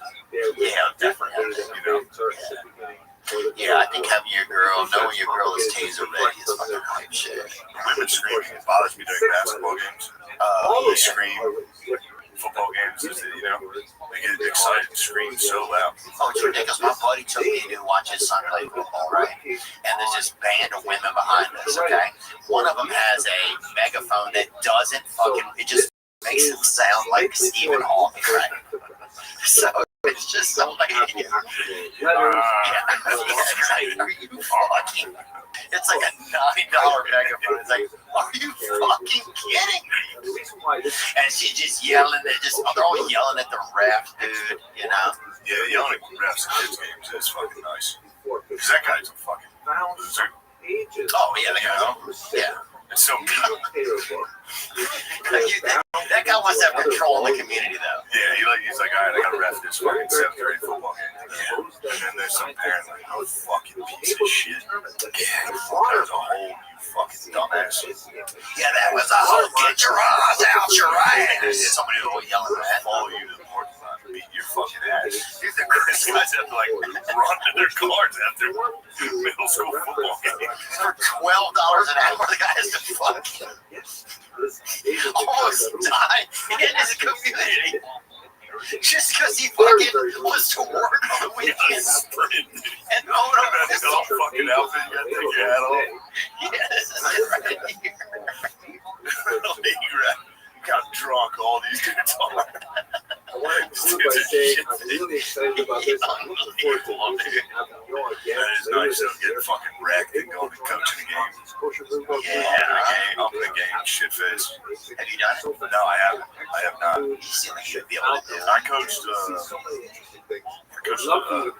midget football. Did you run? Yeah. Really little? We call it midget. Yeah. 8th grade, we call it midget.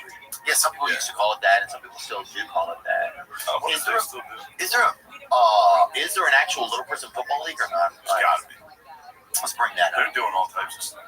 Well, you know what always gets me every year is that video of the blind guy playing football. That comes up. My child playing football. That's so funny.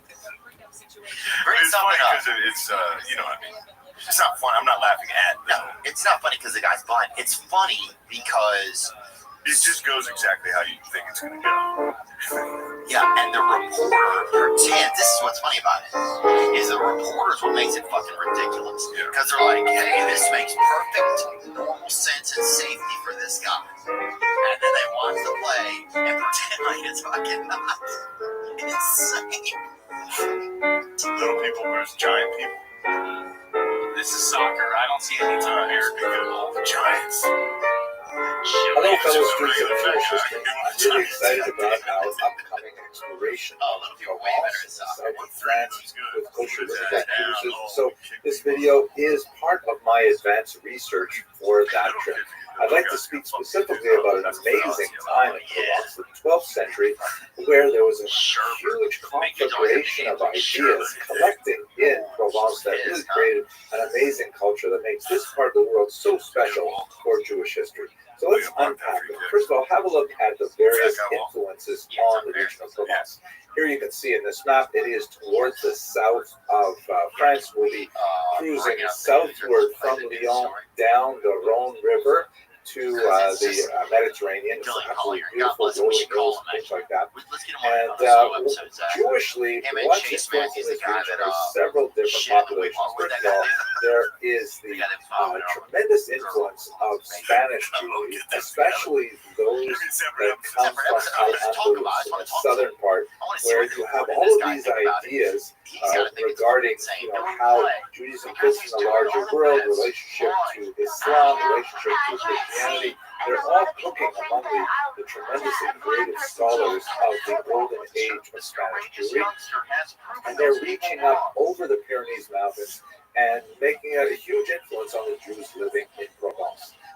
The second major area of influence on Provence is, of course, the Jews of France, more specifically northern France, where the influence of the school of Rashi is especially felt.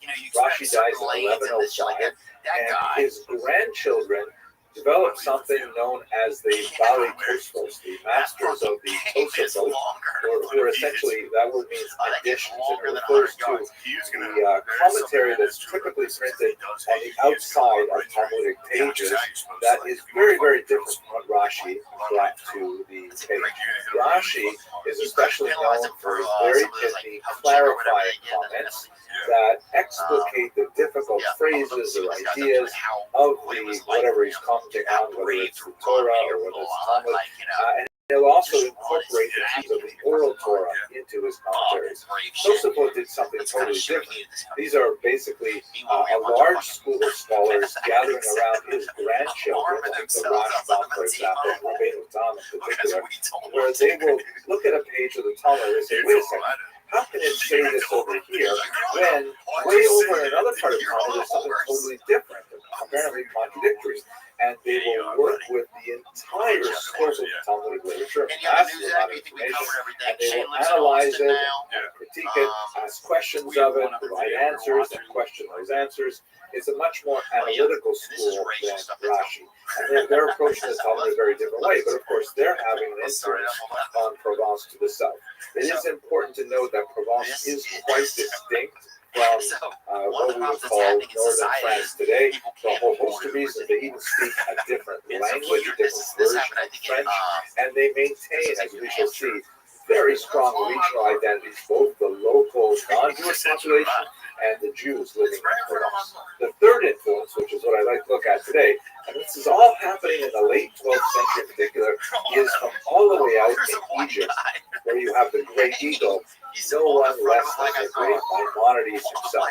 And he's writing, first of all, in Hebrew. His Mishnah Torah begins to make its way to Provence, and that has a huge impact. But later, his Judeo-Arabic writings are mediated through the Spanish Jews living in Provence in a very, very important way, as we shall see. So let's turn now, though, however, to the internal rivalries between the French Jews and the Provençal Jews. And where I see this most beautifully illustrated is the work of Professor Pinchas Roth. He just recently published this very nice book, In This Land, Jewish Life and Legal Culture in Late Medieval Provence. I found it really quite stimulating. And the kind of examples he brings to bear, relying on the research of people like Professor Joseph Schatzmiller and others, is, for example, exemplified in one specific case where he describes a synagogue in Provence, and we actually have a date on it, where it happens to fall within the 10 days of repentance when this particular incident occurred. That means it's between Rosh Hashanah and Yom Kippur, and apparently long after midnight, Jews are gathered in a Provençal synagogue, and they're saying these special prayers for that penitential season, the Slichot.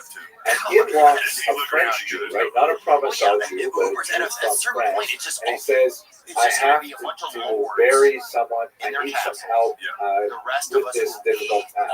And he's apparently got his shovels and pickaxes and things with him as he walks through the synagogue late at night.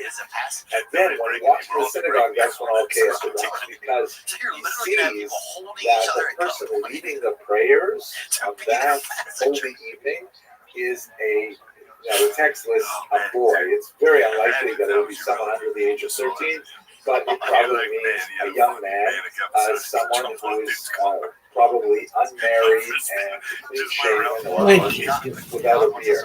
And apparently this French Jew gets really upset, and he says, what is going on in this synagogue? Don't we all follow the custom of my ancestors in France proper, that says that these special prayers may only be led by an adult male with a full beard? You know, that these prayers have tremendous gravitas and seriousness. And how can you choose someone to lead your prayers who is so young and inexperienced? And apparently the father of the son confronts this man and says, wait, what is it? You're your business. This is our synagogue here in Provence, and we follow our own customs. And it actually descended into a battle of fists. They actually fought each other. And in fact, it involved to some degree the use of the shovels and various tools that the grave digger had brought with him. And this ended up in criminal court, non-Jewish criminal court, where we have the entire transcript. So I think this one little episode kind of illustrates the tremendous degree of the rivalry over a fairly small point in Jewish law, like who is or what is the appropriate age for someone to lead the prayers in the synagogue. Nevertheless, to erupt into literally a violence between Jews who took this very, very seriously. So, with this in mind, we've got the rivalry between the French Jews in the north and the Provençal Jews in the south, specifically over who has authority to dictate the minhagim, the customs. This is where we can talk about Maimonides entering the frame. So Moses Maimonides was a person of no small consequence and no small controversy either. His works were quite challenging. He took on massive tasks with phenomenal ambition and actually brought them to fruition.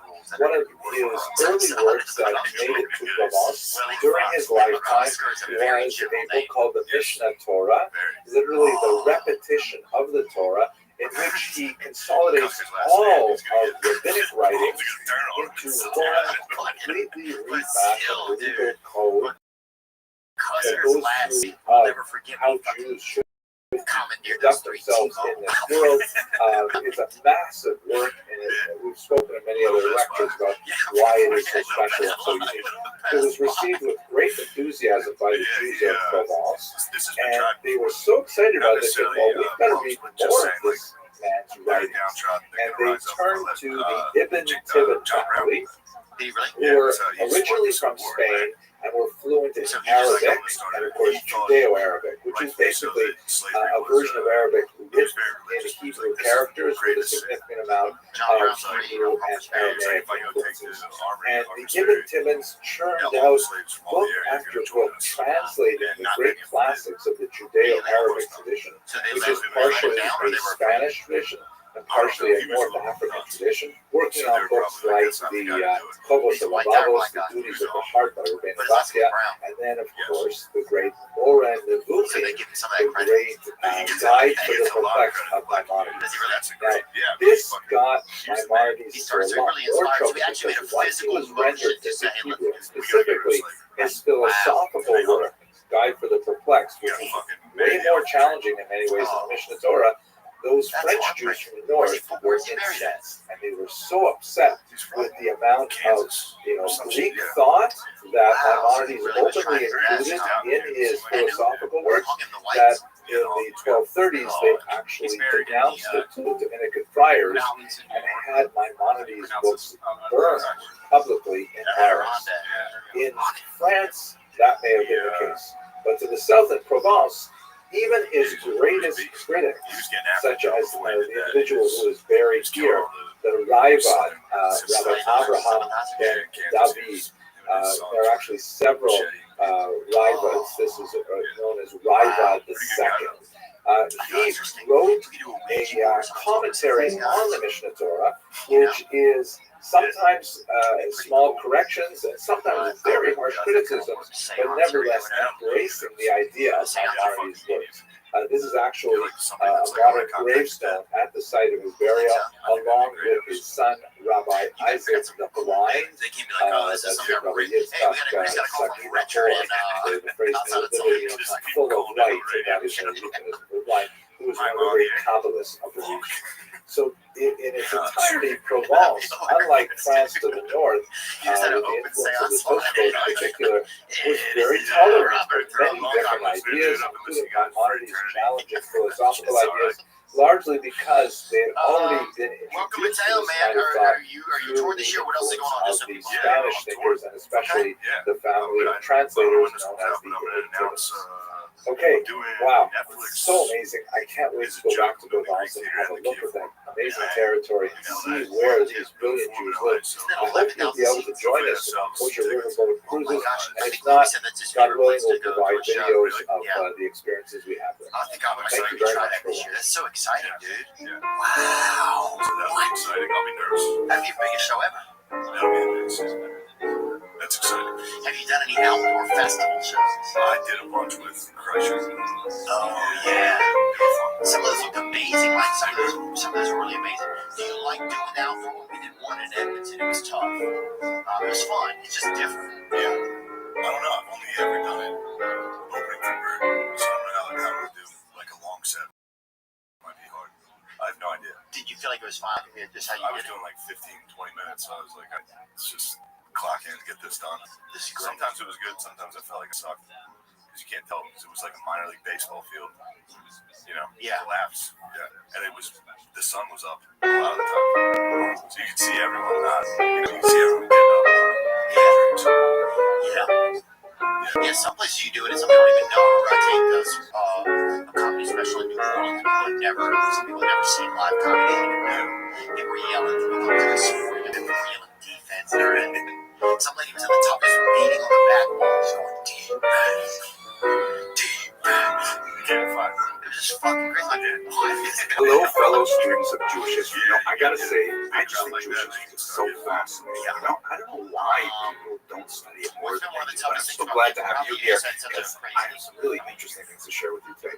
Specifically, it seems that there were 3 Jews serving as soldiers of Rome in the first century before the Common Era, living in the region of ancient Gaul, which would be today basically Germany or on the border of France. And this was in the first century before the Common Era. I mean, oh my gosh, it's so fascinating. Let me tell you about this. So first of all, we have this on the basis of 3 gravestones. The first one is shown here. This is Monimus, the son of Yerubbal. We'll talk about what that means shortly. The second is this beautiful grave marker. It looks like it may have come out of the same, school of artists or something. Sabaeus, the son of Ero. And then finally, we have one where we don't have any image and we only have the inscription, but of Caius, son of Hannibus. So I'm going to tell you more details about these 3 specific gravestones and what they mean. But first, let's just do a little bit of back history, because history is written by historians, right? it's really important that we give credit to some of these scholars who have done fantastic work. I first came across this when I was doing research a while ago for a graduate course I hope to be teaching in Budapest with the Ashkenazim a little later this year. And it's the work of Asher Frischman. Asher Frischman wrote this amazing book, Ashkenazim Rishonim, the early Ashkenazi Jews. The English translation of the subtitle is Since Their Settlement in Northwest Europe to the First Crusade, published in 2008. It's really something that should be translated. It's absolutely fantastic.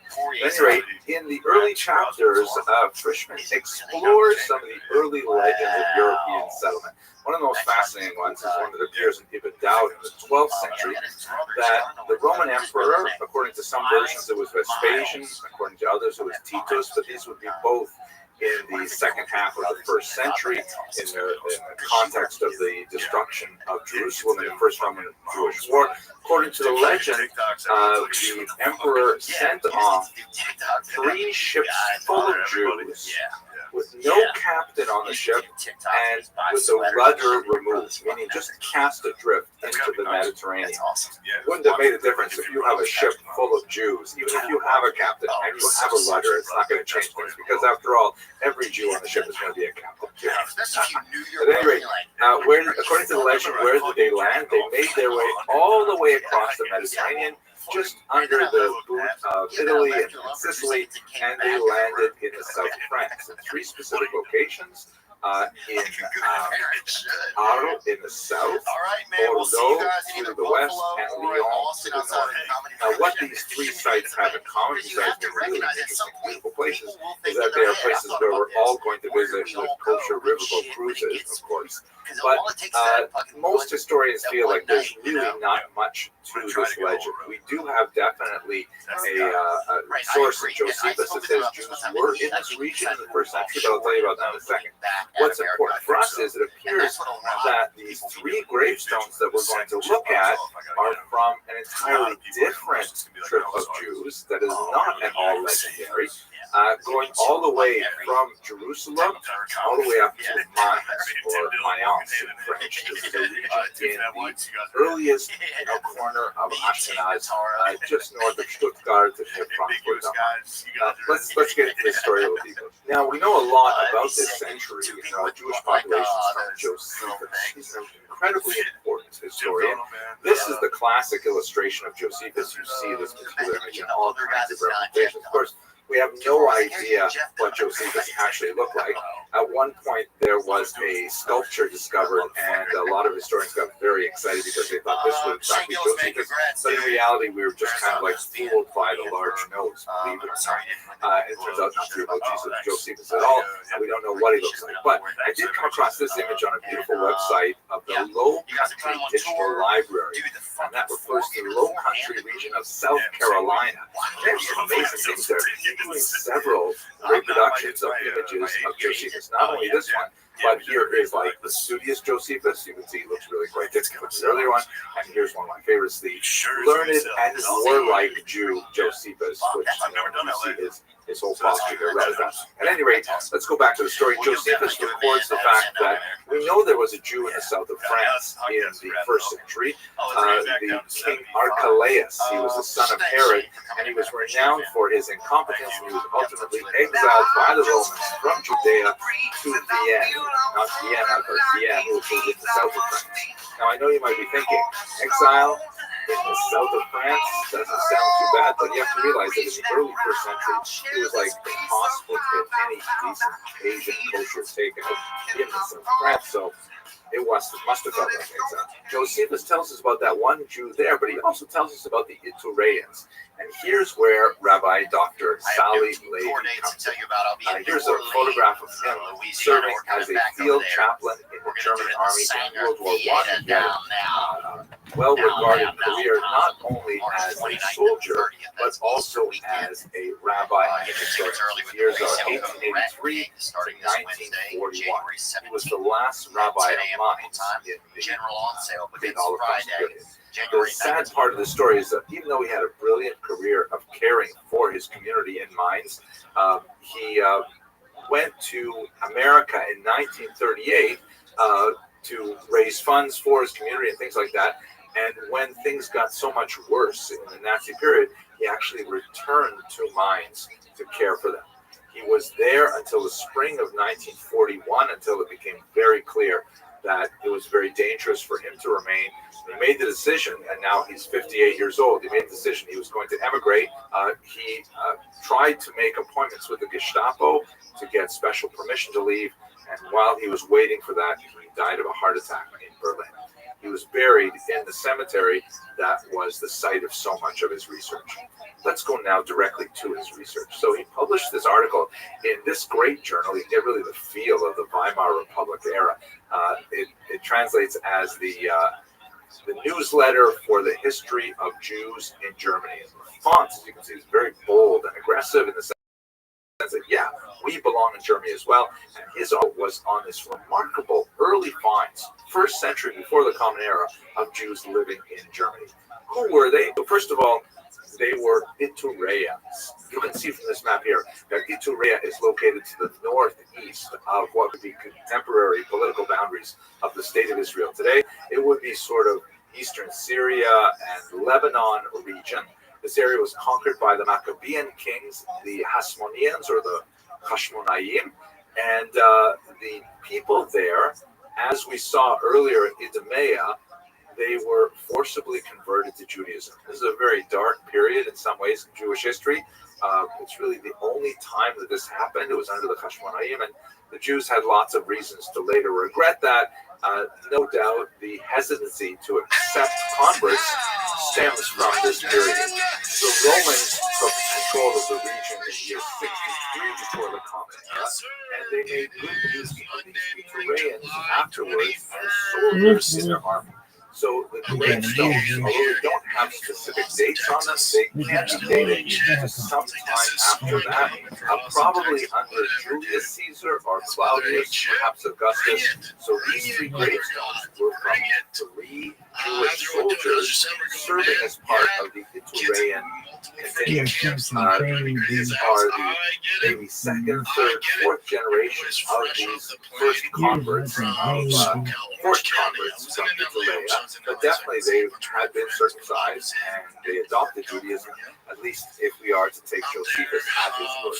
Now, let's go back to the stones themselves and try to understand what can we derive from them. First of all, they don't look especially Jewish. I mean, it's really bizarre to see Jewish gravestones with actual 3D sculptures on them. That's such a non-Jewish thing, especially in the ancient period when Jews were overwhelmingly anti-Semitic. There's no indication to suggest that they went to a Jewish grave worker or a gravestone maker to put these together. And this could have been, just what they would do for any gravestones at the time. Probably for wealthier, more important people, because these look like pretty significant works of art. But there's no Jewish symbols in them. There's no Hebrew in it. The text is entirely in Latin. And the only one that mentions a family member is the third one that doesn't have an image on it. This was erected by a brother. Now, by the way, we should also mention that we're not absolutely sure that these are totally Jewish, but there's pretty strong indications that they were. But even if we decide that, we're talking about three Jews, there's no indication that there's continuity between these three Jews and some kind of nation Jewish community that would later last hundreds of years later until Ashkenazi Jews. We do have one reference in the early 4th century in the Theodosian Code that strongly indicates that there were Jews living in Köln alone. But otherwise, you have to wait another 500 years till these start to appear. So no continuity necessarily between these early pieces of evidence and much larger groups of data sets that we have from, let's say, how's everyone doing? How's your summer so going? what can we say about the text? Let me read the first one. It says, Monimus, Gerobali, Ilios, Miles, Rohotes, and then it says number one, Ture Oram, Anoram, and then it says number 12, which is 50, Stipendiorum XVI, right? 16, which translates as Monimus, the son of Yerombal, the soldier of the first Iturean cohort, He was 50 years old, and it appears that he served for 16 years as a soldier, if I'm calculating this correctly, rests here. Nothing Jewish here at all, right? The second one is very similar. His name is Sibeus, the son of Ero, and he was only 24 years old, and it appears that his service was 8 years. And the third one is Caius, the son of Hanarus, who was also 50 years old and served for 19 years. And this is the one that was erected by his brother, Janikos. Okay, so how do we identify these stones as belonging to Jews? So what Rabbi Dr. Levy points out is that, first of all, the Iturea, the fact that they are coming from Iturea, at the very least, they are people who come from the region that we know has been made Jewish 3-4 generations earlier. Secondly, when you look at the names, you see that they have some distinct similarities. So, for example, the name Onemos in the first one, Josephus, basically that name is used as a Latin version of weight room, they have the recovery area. It's insane what they're doing there. Yeromba is a little weirder because this appears, it's definitely a Semitic name. The Baal ending is used by Semites. But the thing is, it's not a nice well established Dagestani Chechen fighters. Child after the appropriate villains in the Bible, would be kind of like naming your child today Adolf, for example. Note that, by the way, there are lots of people who named Adolf. Very fine Jews who were probably named John Jones or GSP or Cheetah or but at any rate, it's Chelsea, definitely all these big time dudes. Because it was just if it is really the form of Menachem, that's really Jewish. Yeromba, a little weirder, but possible. The second name, Sibeus, and obviously what happens in a fight camp stays in a fight camp. Which is definitely see that, for example, in the book of James. And his father was Ero, which could be Er, or Eri, also very Semitic. And it ain't happening to Hamza. This last one, however, is the strongest. Caius, not clear exactly where that comes from, but his father was Haneli, definitely Hanel. This dude is totally Jewish. Scary. Hanel is a clearly clear origin. The last syllable there is not as widely used by Jews for God, very much indicative of so that's basically where we are with understanding these two gravestones. We know they came from a very Jewish place. We know they have some Jewish names in there. The gravestones themselves don't look like they really care that much about Jewish customs, so we might assume that they're fairly distant from Jewish mores, or it could be that the people who set up those tombstones were unaware of Jewish customs, and they simply did what they thought was right for apparently very respected colleagues and brothers in arms. Like I said, I think Jewish history is just so fascinating. I can't wait to get this weekend to start exploring again and looking for examples of Jewish history in the wild, so to speak. If you're able to join us on Kosher Riverboat Cruises, that would be great. If not, I look forward to speaking with you in future. Thank you very much. What the fuck? I was like, holy, I know his wrestling was good, but dude. Yeah, it's just, I was blown away. They're so serious, which don't get me wrong, like, Americans are serious too, but we also try to break the ice a little bit, and, we're doing, we're fighting with a man in a steel cage and underwear, so, it's serious matters, but you're also, joking around a little before training camp, or even before sport, like, what's up, man, catch up, there's none of that. It's just all work, super discipline inside and outside the cage, and it's just one goal, that's to beat DDP. And dude, if it's not about that, shut your diaper. It's just, at the highest level, man. Just a fucking monster. That's good to hear. Yeah, just a monster. Are you able to do anything with him? No, I wanted to grapple with him. But what they were doing was sparring with MMA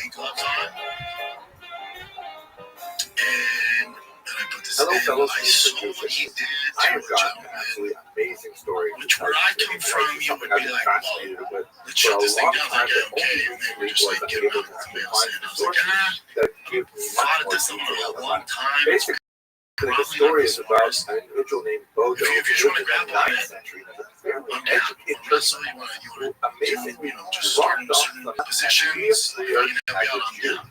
taking the name Eliezer. And he It's was the involved head in some fascinating polemics, which is very especially unusual he's for the 3 weeks out. time. And it actually had I much say, larger repercussions than I originally thought when I first came across the story. The reason I got so deeply involved in the story of Bodo, which is not a small episode, actually, has a very large significance for the era, is because I was doing my research and preparation for the kosher riverboat cruise down the Rhone River late in the season. And I was looking at the life of Agobard, who was a bishop in Lyon, and he had a lot of things to say about Jews, not especially complimentary, and his life intersects with Bodo in a couple of interesting ways. But here's the basic story. Bodo was born around the year 814 to an aristocratic family in Germany. He's referred to as Alemann, which is like related to the word Alemann. He received a superior education. He was sent to a monastery as a young boy where he was given literacy in the religious text. And then, because his scholarship must have been really something special, he was sent to the high office of the imperial court. There he was essentially ruled for, who knows, he might have been a bishop or even an archbishop someday. But then at one point, in 838, when he was about 24, 25 years old, he asked for permission to make a pilgrimage to Rome, and then he disappeared, and reappeared in Spain under a new name, Eliezer, as a Jew, and had a huge controversy erupt about him after that. So there's a lot that this says, not only about this individual life, but his life really exposed some cultural and religious fissures within this early European state, and it gives us an opportunity to study a very important counter-narrative about the major trends of historiography. There are basically 6 principal doctrines, or cognitive doctrines, which are contemporary, meaning during Bodo's lifetime or shortly thereafter, and we're going to look at those. I'm very grateful for the work of Frank Reese, who wrote this remarkable book, The Journey of Deacon Bodo from the Rhine to the Guadalquivir, Apostasy and Conversion Judaism in 2 o'clock. It came out in 2019. Builds on the research of a lot of other really great journalists like the Bernard Blumenkrantz, who wrote extensively about Bodo's correspondence. And that's what I'm going to rely on very heavily is Dr. Reese's work for this presentation. Okay. So let's try to understand this. First of all, the most important and most extensive single account of what happened is a single paragraph that was authored by Ingmar, the Archbishop of Reims, under Charles the Bald, around the year 876. And this is in the context of a much larger document called the Annals of Saint Bertrand, which essentially kind of like chronology going through a portion of the here's the paragraph. I'm just going to read it straight. Maybe we'll stop. Meanwhile, something very distressing happened. Something to be wailed by all the children of the Catholic Church.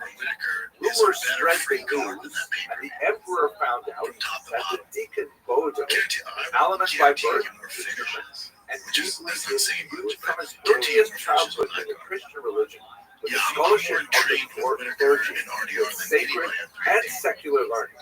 A man who only the previous year, that would have been 37, had requested permission from the emperor and empress to go on pilgrimage to Rome, and had been granted this permission and had been loaded with gifts. This man, seduced by the envy of the human race, had abandoned Christianity and converted to Judaism. Thus he was circumcised, let his hair grow, and his beard grow, and adopted, or rather usurped, the name of Eliezer. This is what I think in Yiddish you might call sort of a Shandafar de It's very few, in translation, that actually means a shame for the non-Jews. Let's get into UFC 318. Terrible that You know, if you watch from the early prelims that were on Fight Pass, preposition ESPN Plus, it's a shanda for the Goyim, meaning for the non-Jews. You're like, here we go, man. Here we go. New Orleans is popping. Like, we've kicked off. You had, 5 fights. You had 5 finishes. It's like, let's go. This is going to be the theme of the night. And then prelims started. The surprise. Prelims started. And you get another Here's a TKO guy, in a Bodo, minute who 10. was You're like, superior butter. education. This is going to be all And finishes. despite that incredible Fight guys, education, did you enjoy that? so to speak, Did you like that?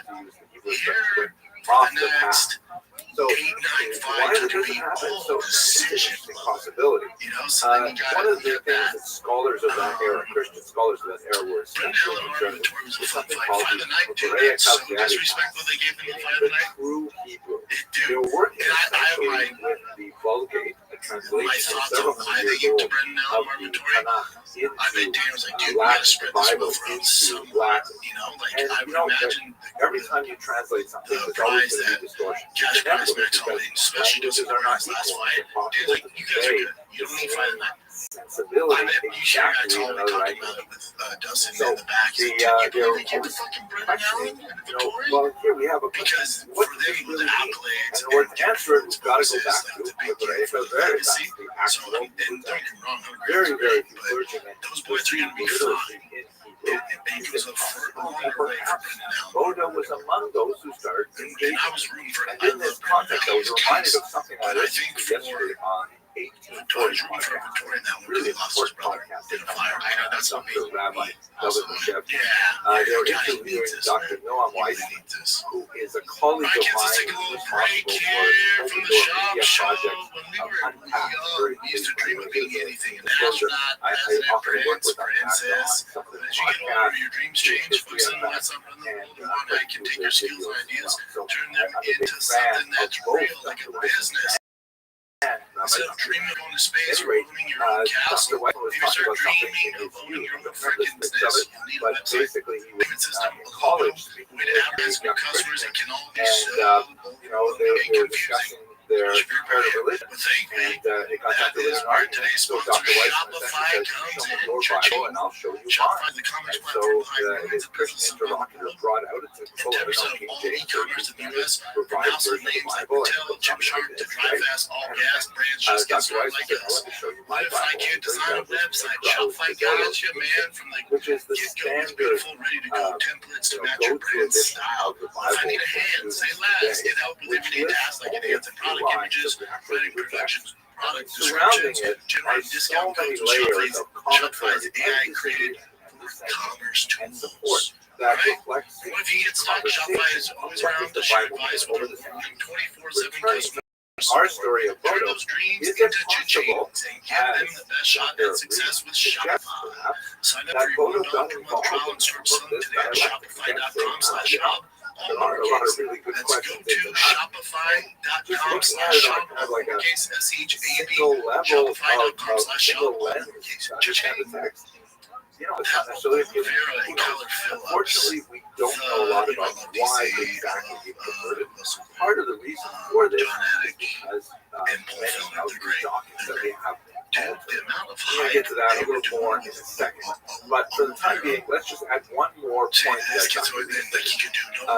it's clear from the conclusion of this particular passage in the annals of Saint Bertrand was that it had a much larger impact than merely the story of one, color fills is beast.